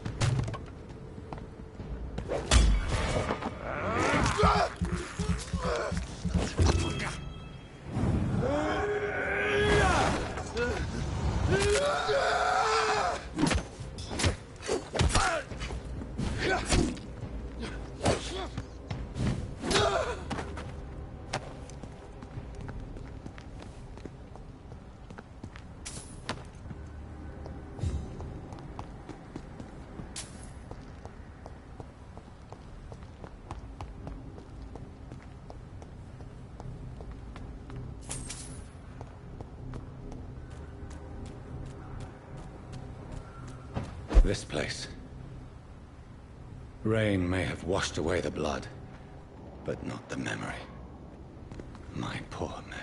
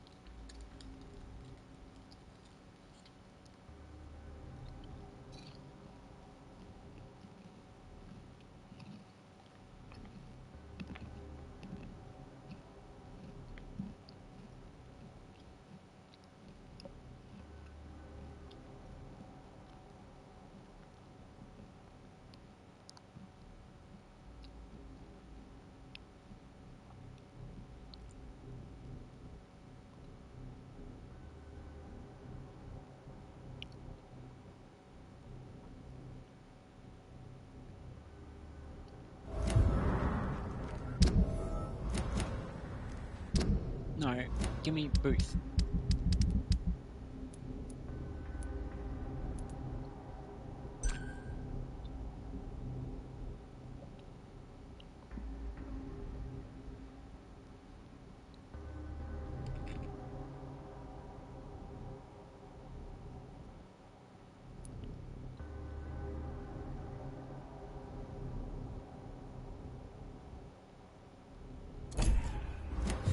This is my watch. Damn grave robbers.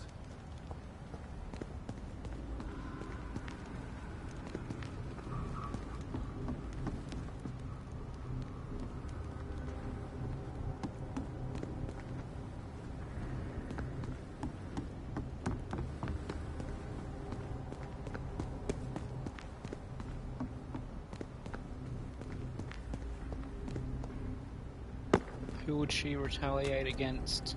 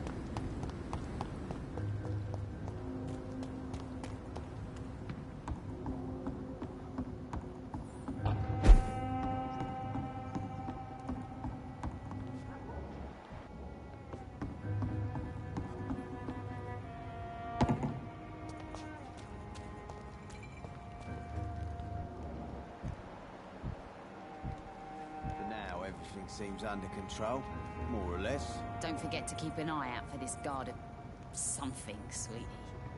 My guess is they're recruiting for some vengeance. In the meantime, the boys are waiting for our... well, for your orders, my sweet queen. I hope the rumours about Clay are true. Otherwise... Good evening, Miss Cox. Hello again, Dr. Reed. What do you want?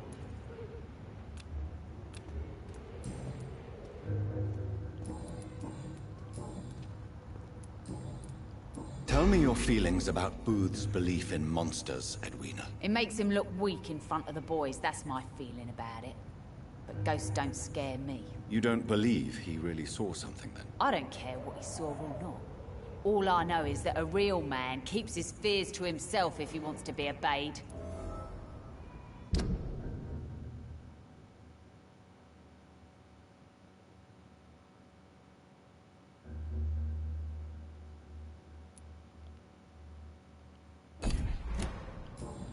Goodbye, Miss Cox.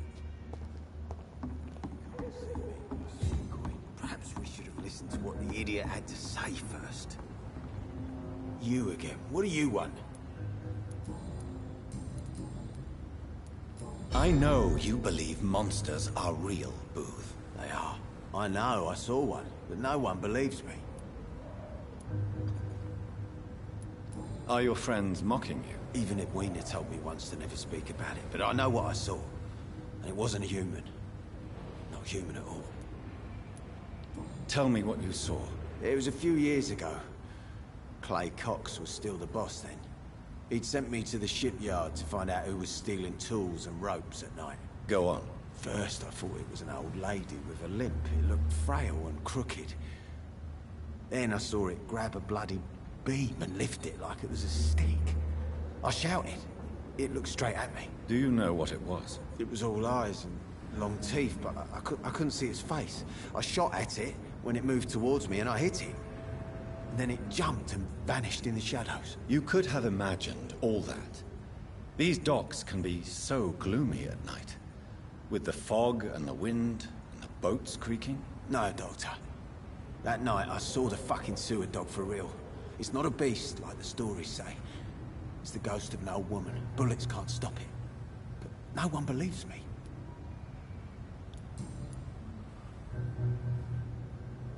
Old Harriet? No, not Harriet, but like... Fuck, I can't... Old Bridget? I can't remember her name. Goodbye, Mr. Digby.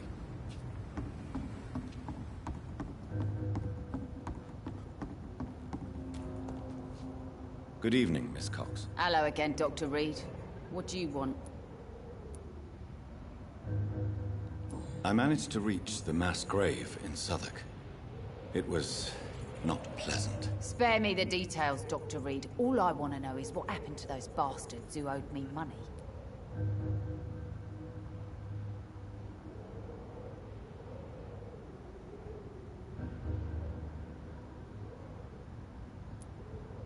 I'm afraid those bastards, as you call them, are in the mass grave. Dead? Shit. That money would have been useful. Well, I'll tell my boys to avoid the place if it's that dangerous. Yes. Everybody should avoid that place until further notice. Okay then, Doctor. It looks like you deserve your reward after all.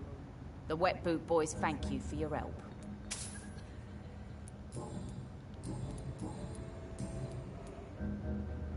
Can I see what you have to sell? As long as you have money, I'll show you all I have.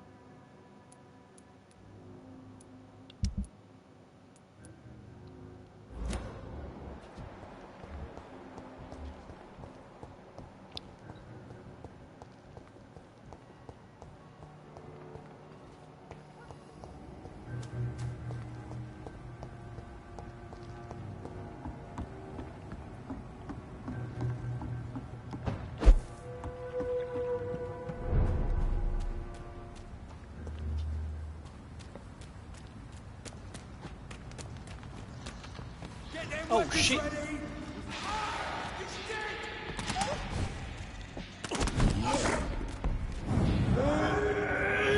Don't waste your bullets on me. This one's a lot stronger.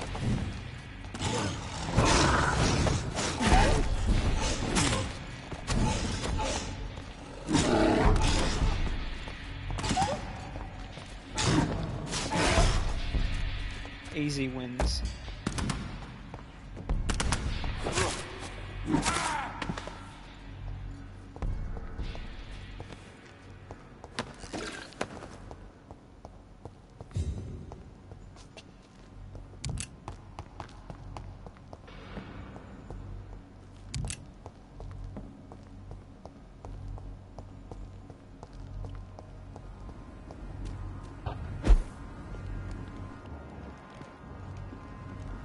It ain't human! Kill it!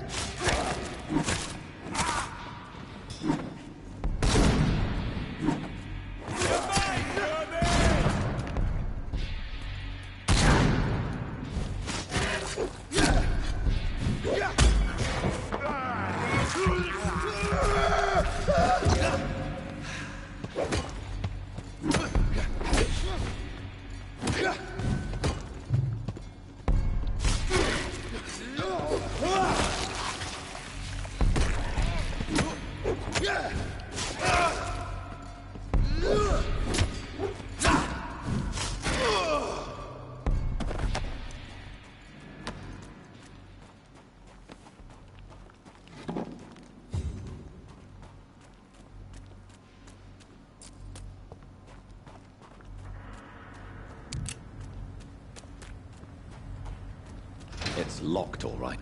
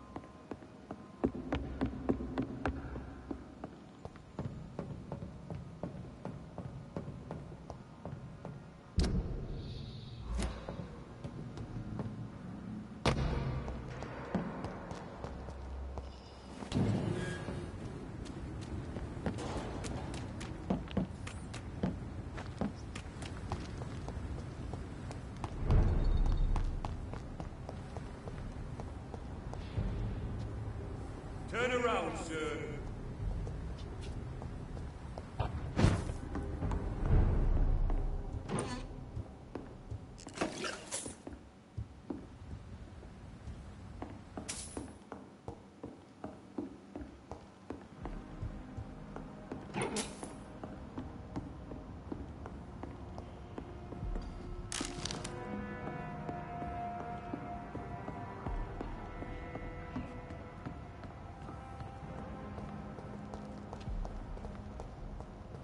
Please, sir.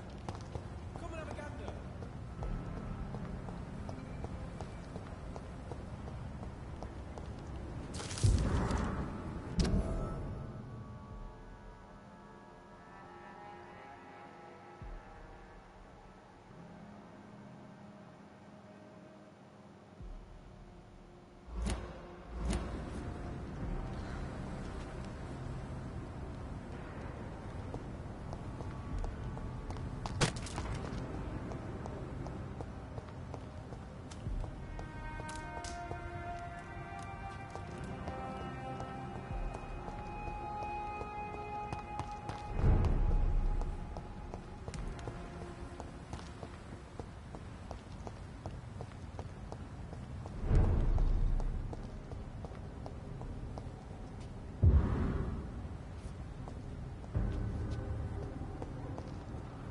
Step away, sir. Stop now!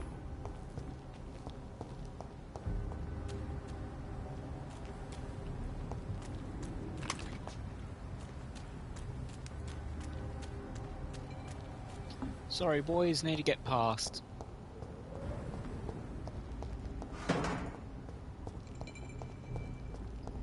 Informing London's inhabitants of the presence of vampires. What does that make me? A double or a triple agent? No rest for the wicked.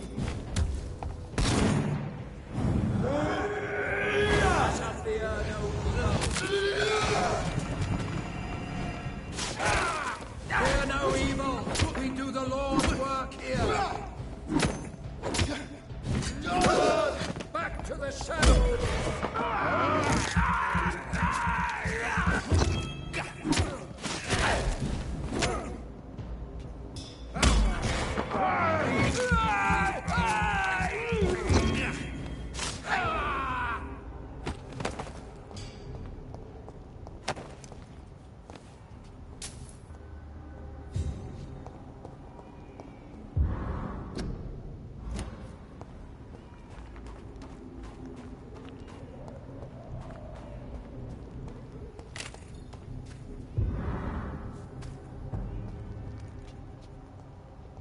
This is not a place for you, sir.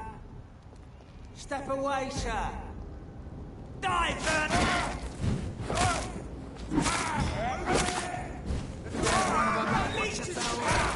Away with you!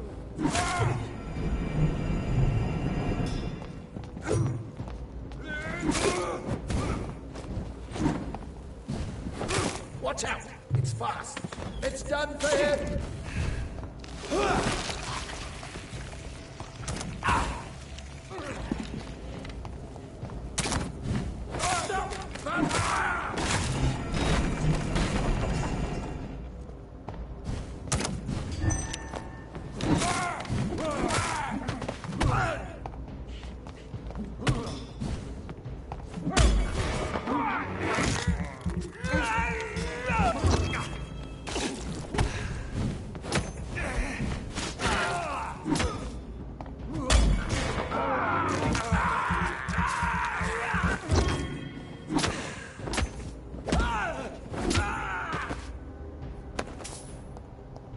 Done. Mr. Throgmorton should be happy.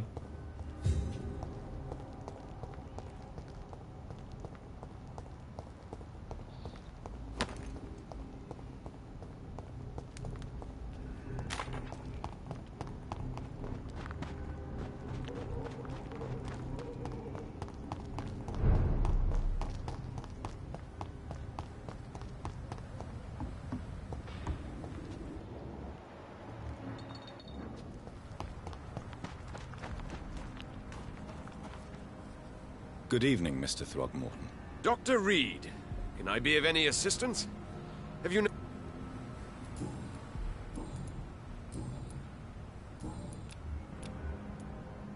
I put up your public service announcement.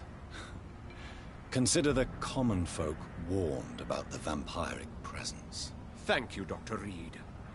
You may not realize it, but you saved a great many lives today. Do you really think they could be useful? See the sad saint of the East End? How a single man can help so many people? I consider myself the discreet protector of these men and women.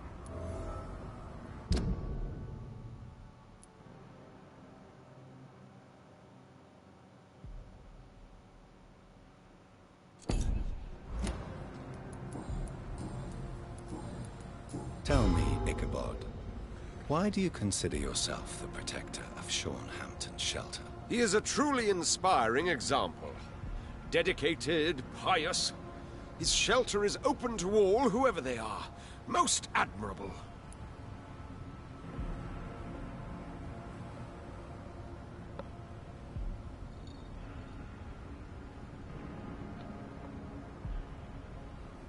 Sorry, getting comfortable.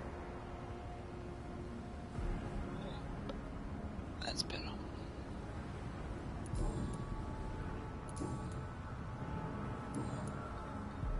Goodbye, and good hunting, Mr. Throckmorton.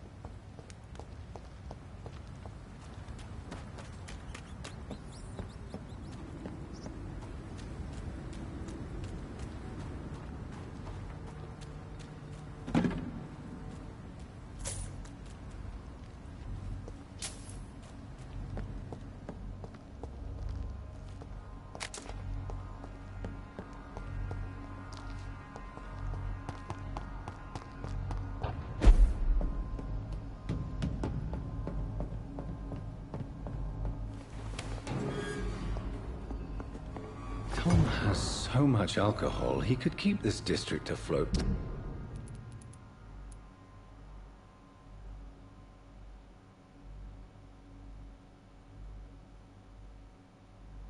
For quite some time.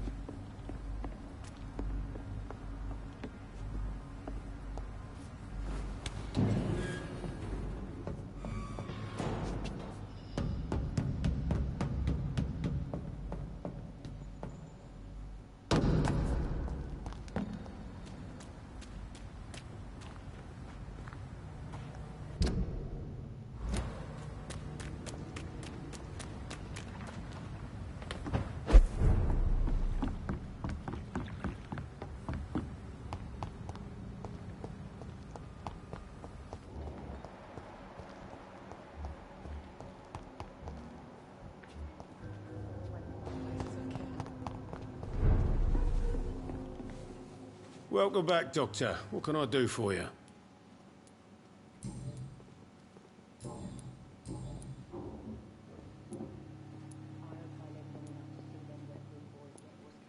Tell me about your arrest for attempted murder, Tom. I tried to kill someone. I got arrested. I paid my debt and I have nothing to hide. So you mean your customers know about your sordid past? Yeah, why do you think this is the last pub open? I have nothing to hide and I don't judge. That's a relief for many round here. Do you think prison changed you? Made you a better man? Oh, I don't know about that. All I brought back is bad memories, scars, and an ugly tattoo of a blue turtle. But do you feel cleansed of your sins? All I know is that I'm at peace. I did what I did, but I wouldn't do it again. Does that make me a better man?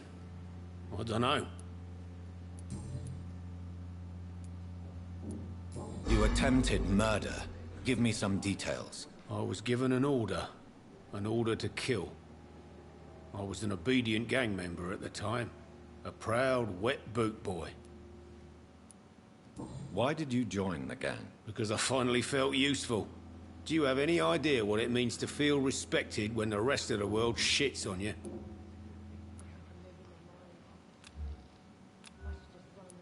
So you were ordered to kill someone. What happened then? I don't know if you can possibly understand, but I couldn't kill him. I just stood there pointing my gun.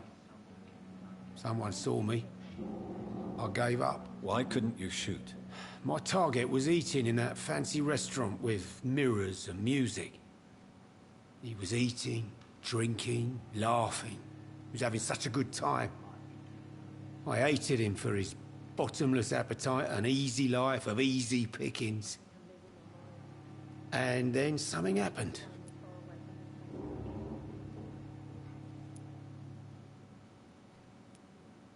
You refused to kill him because you wanted to feel some of that happiness yourself. You empathized with him. Exactly. The man was a bloody landlord who rented overpriced flats. A selfish bastard.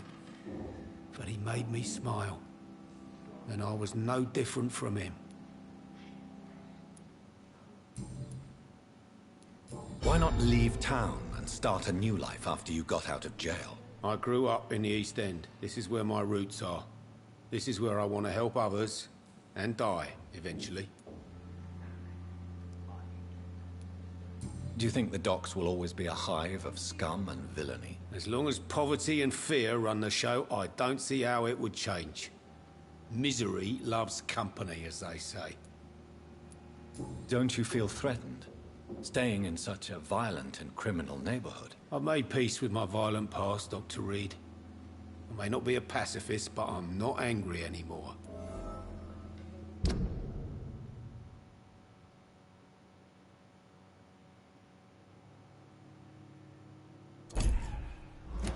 Don't you feel threatened? I've made peace with my violent past, Dr. Reed. I may not be a pacifist, but I'm not angry. Do you think... As long as poverty and fear run the show, I don't see how it would change. Misery loves...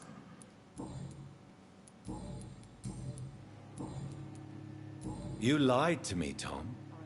Your warehouse wasn't empty. It was inhabited with armed vigilantes. I'm sorry, Dr. Reed, but I thought those Prewen guards would be willing to let someone like you pass without trouble. That was devious of you, Tom. Next time you can bloody well go yourself. I apologize, Doctor, but it's just that I prefer to avoid the law, its enforcers, and all manner of thugs in uniform.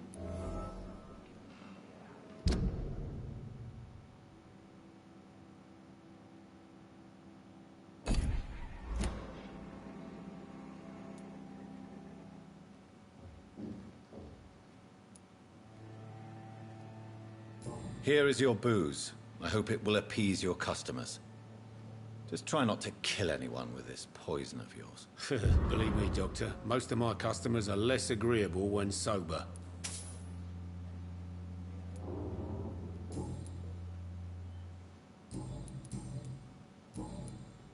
Goodbye, Mr. Watts. Perhaps I should shut the turquoise for a time.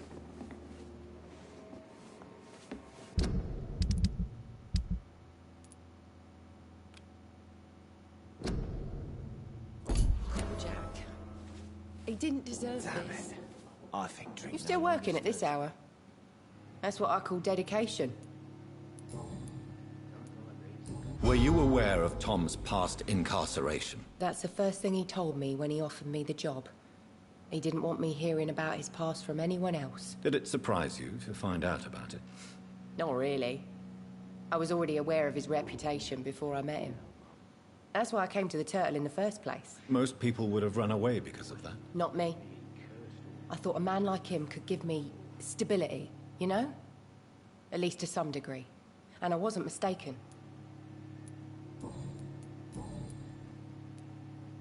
Tell me, Sabrina, do you really believe Tom has renounced his life of crime? He proves it to me every day he tells the truth. Tom Watts is a good man. One of the best. And you don't think he might fall back into his sordid ways? We can all do terrible things, Dr. Reed. And we never know what we're really capable of until it's too late.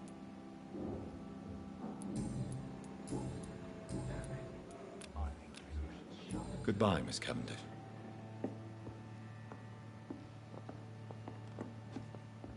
Good evening, Mr. Delaney. What? Oh, you're that doctor. Is there any... How dare you?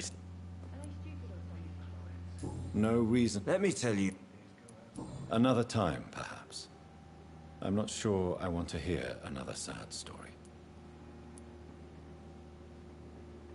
Is it true Sean Hampton saved your life? Yep. The sad saint grabbed my soggy ass and brought me back to the pier after I fell into the canal. I was a wreck back then.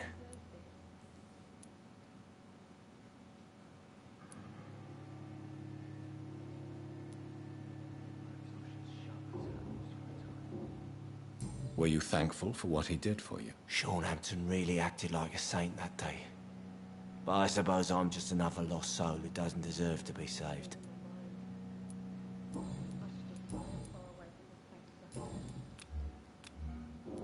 Goodbye, Mr. Delaney. I should have offered a drink to the boy. Be he cursed or not, he's just another lost orphan.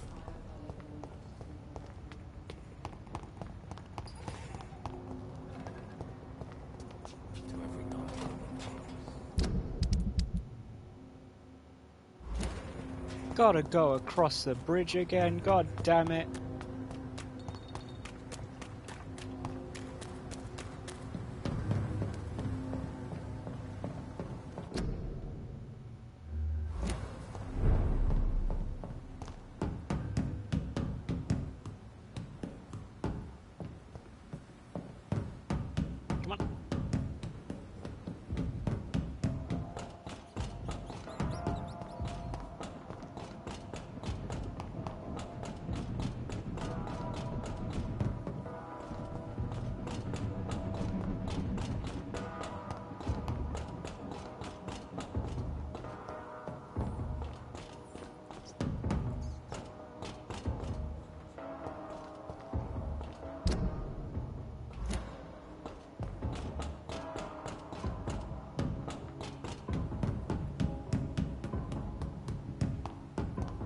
Okay, I need to know where the bombs fell.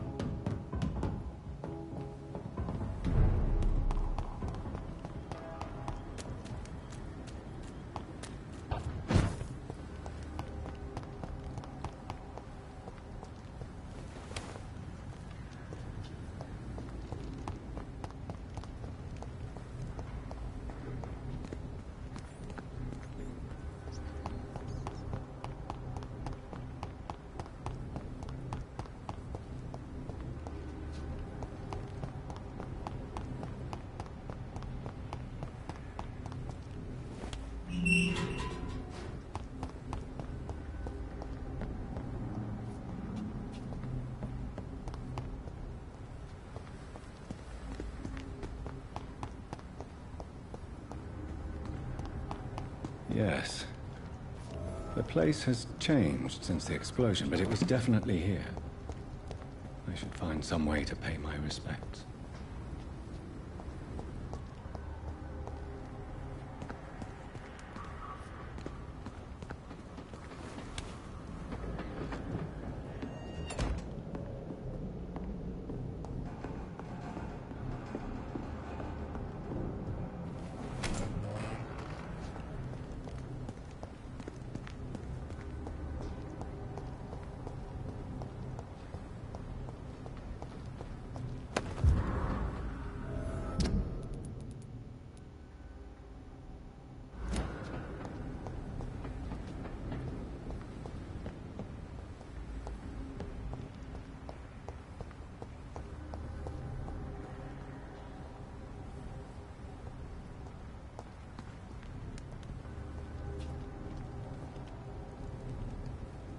May all who suffered from this tragedy find or rest in peace.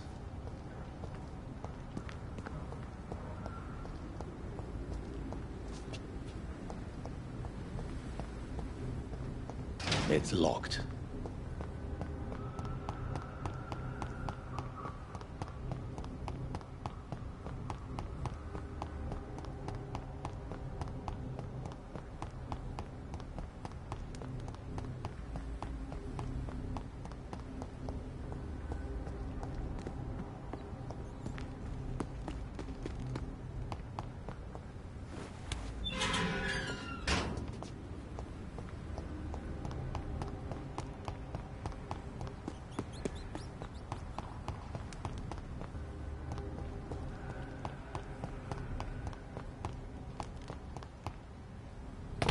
And back again I go.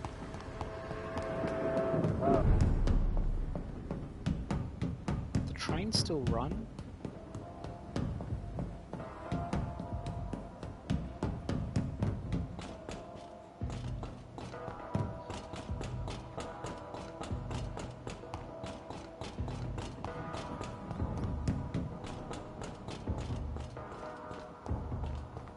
I should probably check if the... Okay, this one is...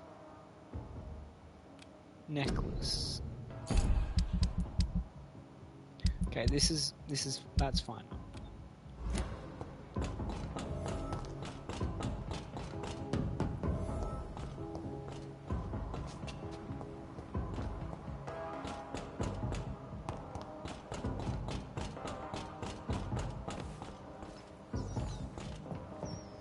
Brother, there's no one here, it's just the rats, leave them alone. Okay, I should probably switch out.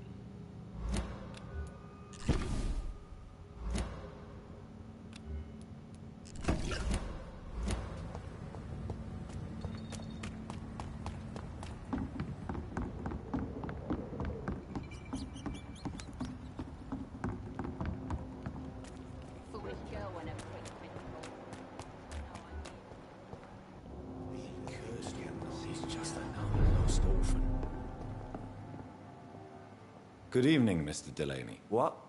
Oh, you're that doctor. I found the location of the explosion, Mr. Delaney. I placed a flower for you where it happened, just as you asked. Really? That's so kind. I never thought someone would... Well, thank you, Doctor. It's nothing, really.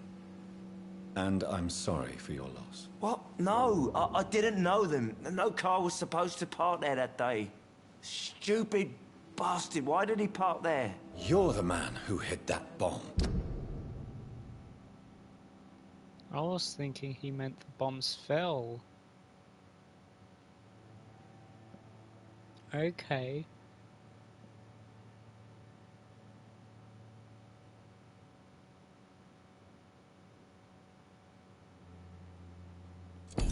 I don't want to talk about it. Leave me alone.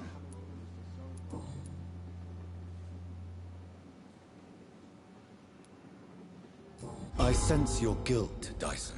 Why is that? Did you not think violence was an acceptable political tool? I still believe our fight was just. By killing an innocent couple who were just at the wrong place at the wrong time. No way.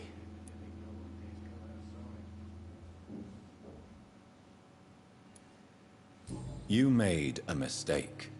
A terrible mistake. Maybe an unforgivable one. But that does not mean that you are a monster. I swear I did not want to kill anyone. I did not hide in the shadow to kill on purpose. That's my only defense. Fuck!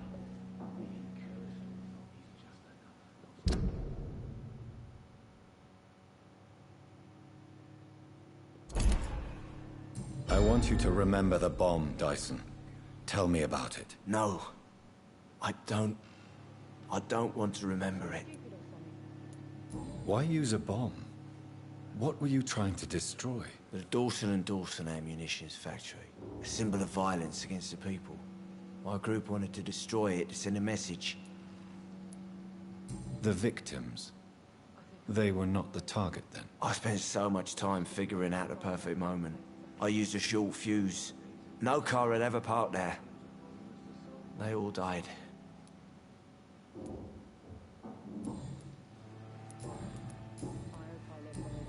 Goodbye, Mr. Delaney.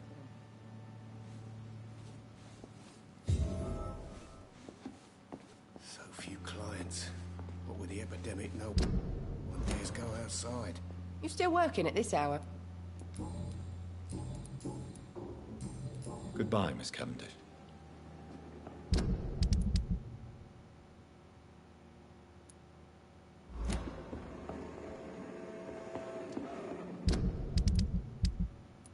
Last one, just need to grab. Okay, retrieve the necklace lost by Seymour. Perhaps I should shut the turquoise for a time. I have a feeling. Okay, so no. Seymour Fishburne seems quite an irritable man, but not exactly the friendly type. He confessed to me he lost the necklace to his mother. If I can help the man calm down, maybe.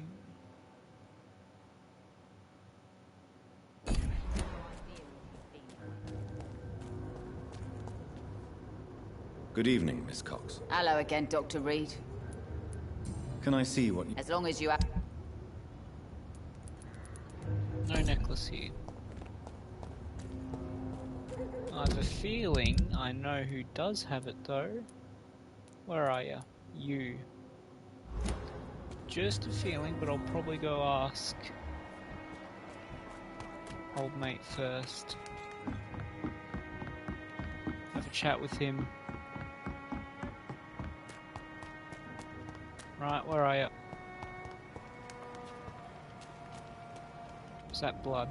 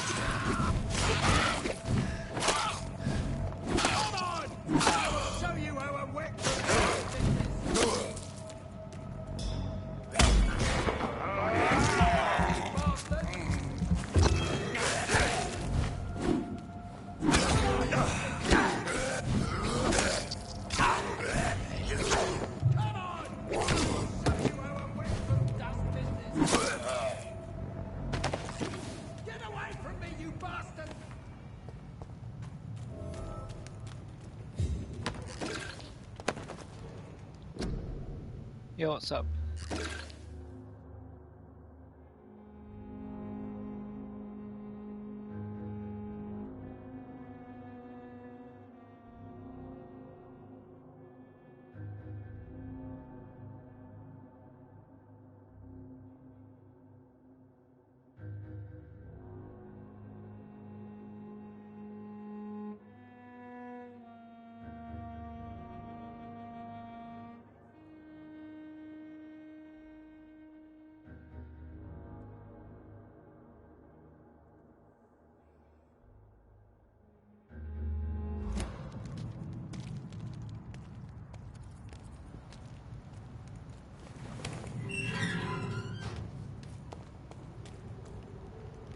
Are you all right, sir?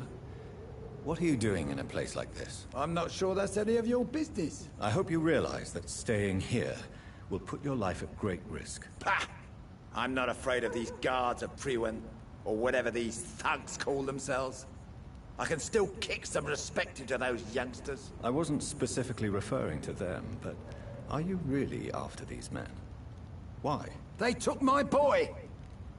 I've had no news since he joined that crazy gang. So I decided to come and find him myself, to get some answers. I see. But as I said...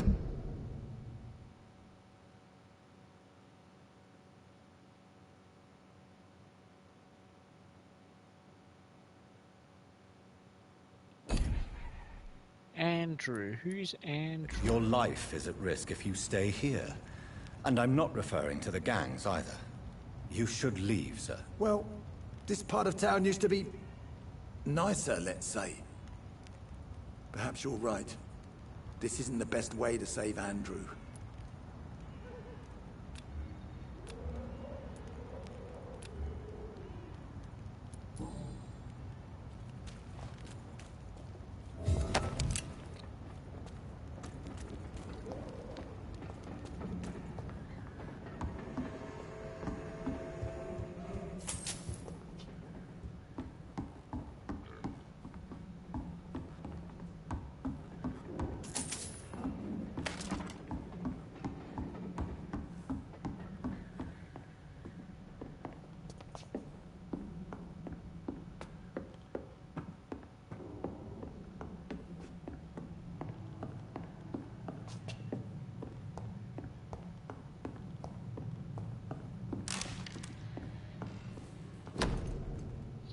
Ooh.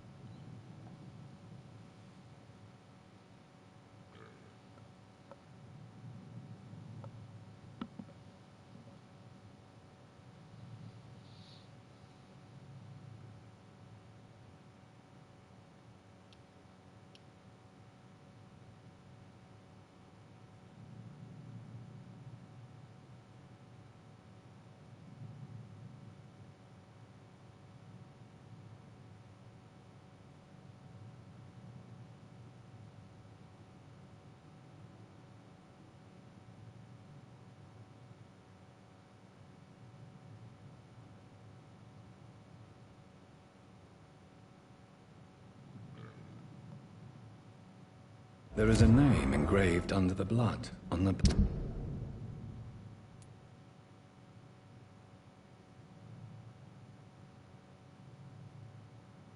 Oh, I already knew this. Back of the case. Jack Gillingham. Perhaps Enid's son.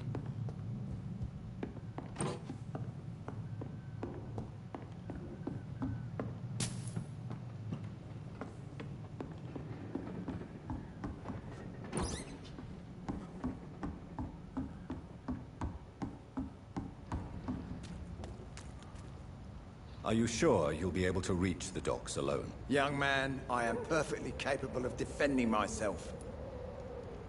Alright then, bye-bye.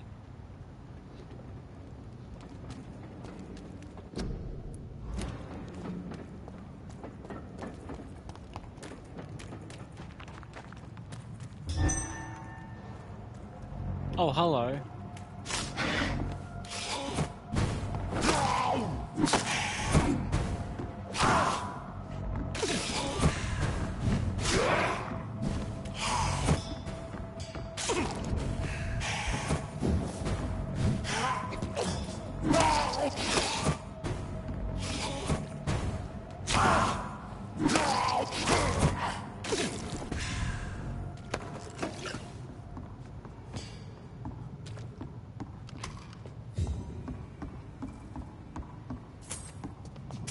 This is Braille.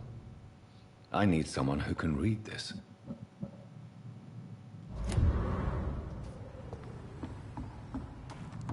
Okay, I need to find somewhere to quick save.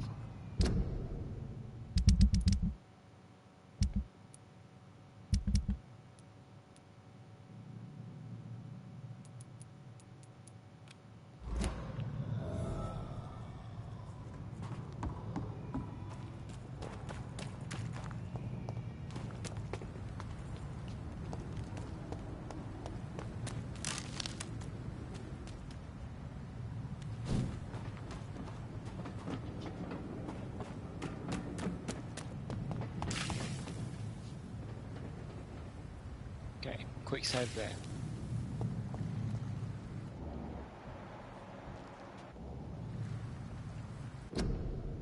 Okay. I'm gonna leave. Gonna go to work. Gonna stream a lot tomorrow. A lot. Like a lot. Probably, hopefully, we'll see. Anyway, bye.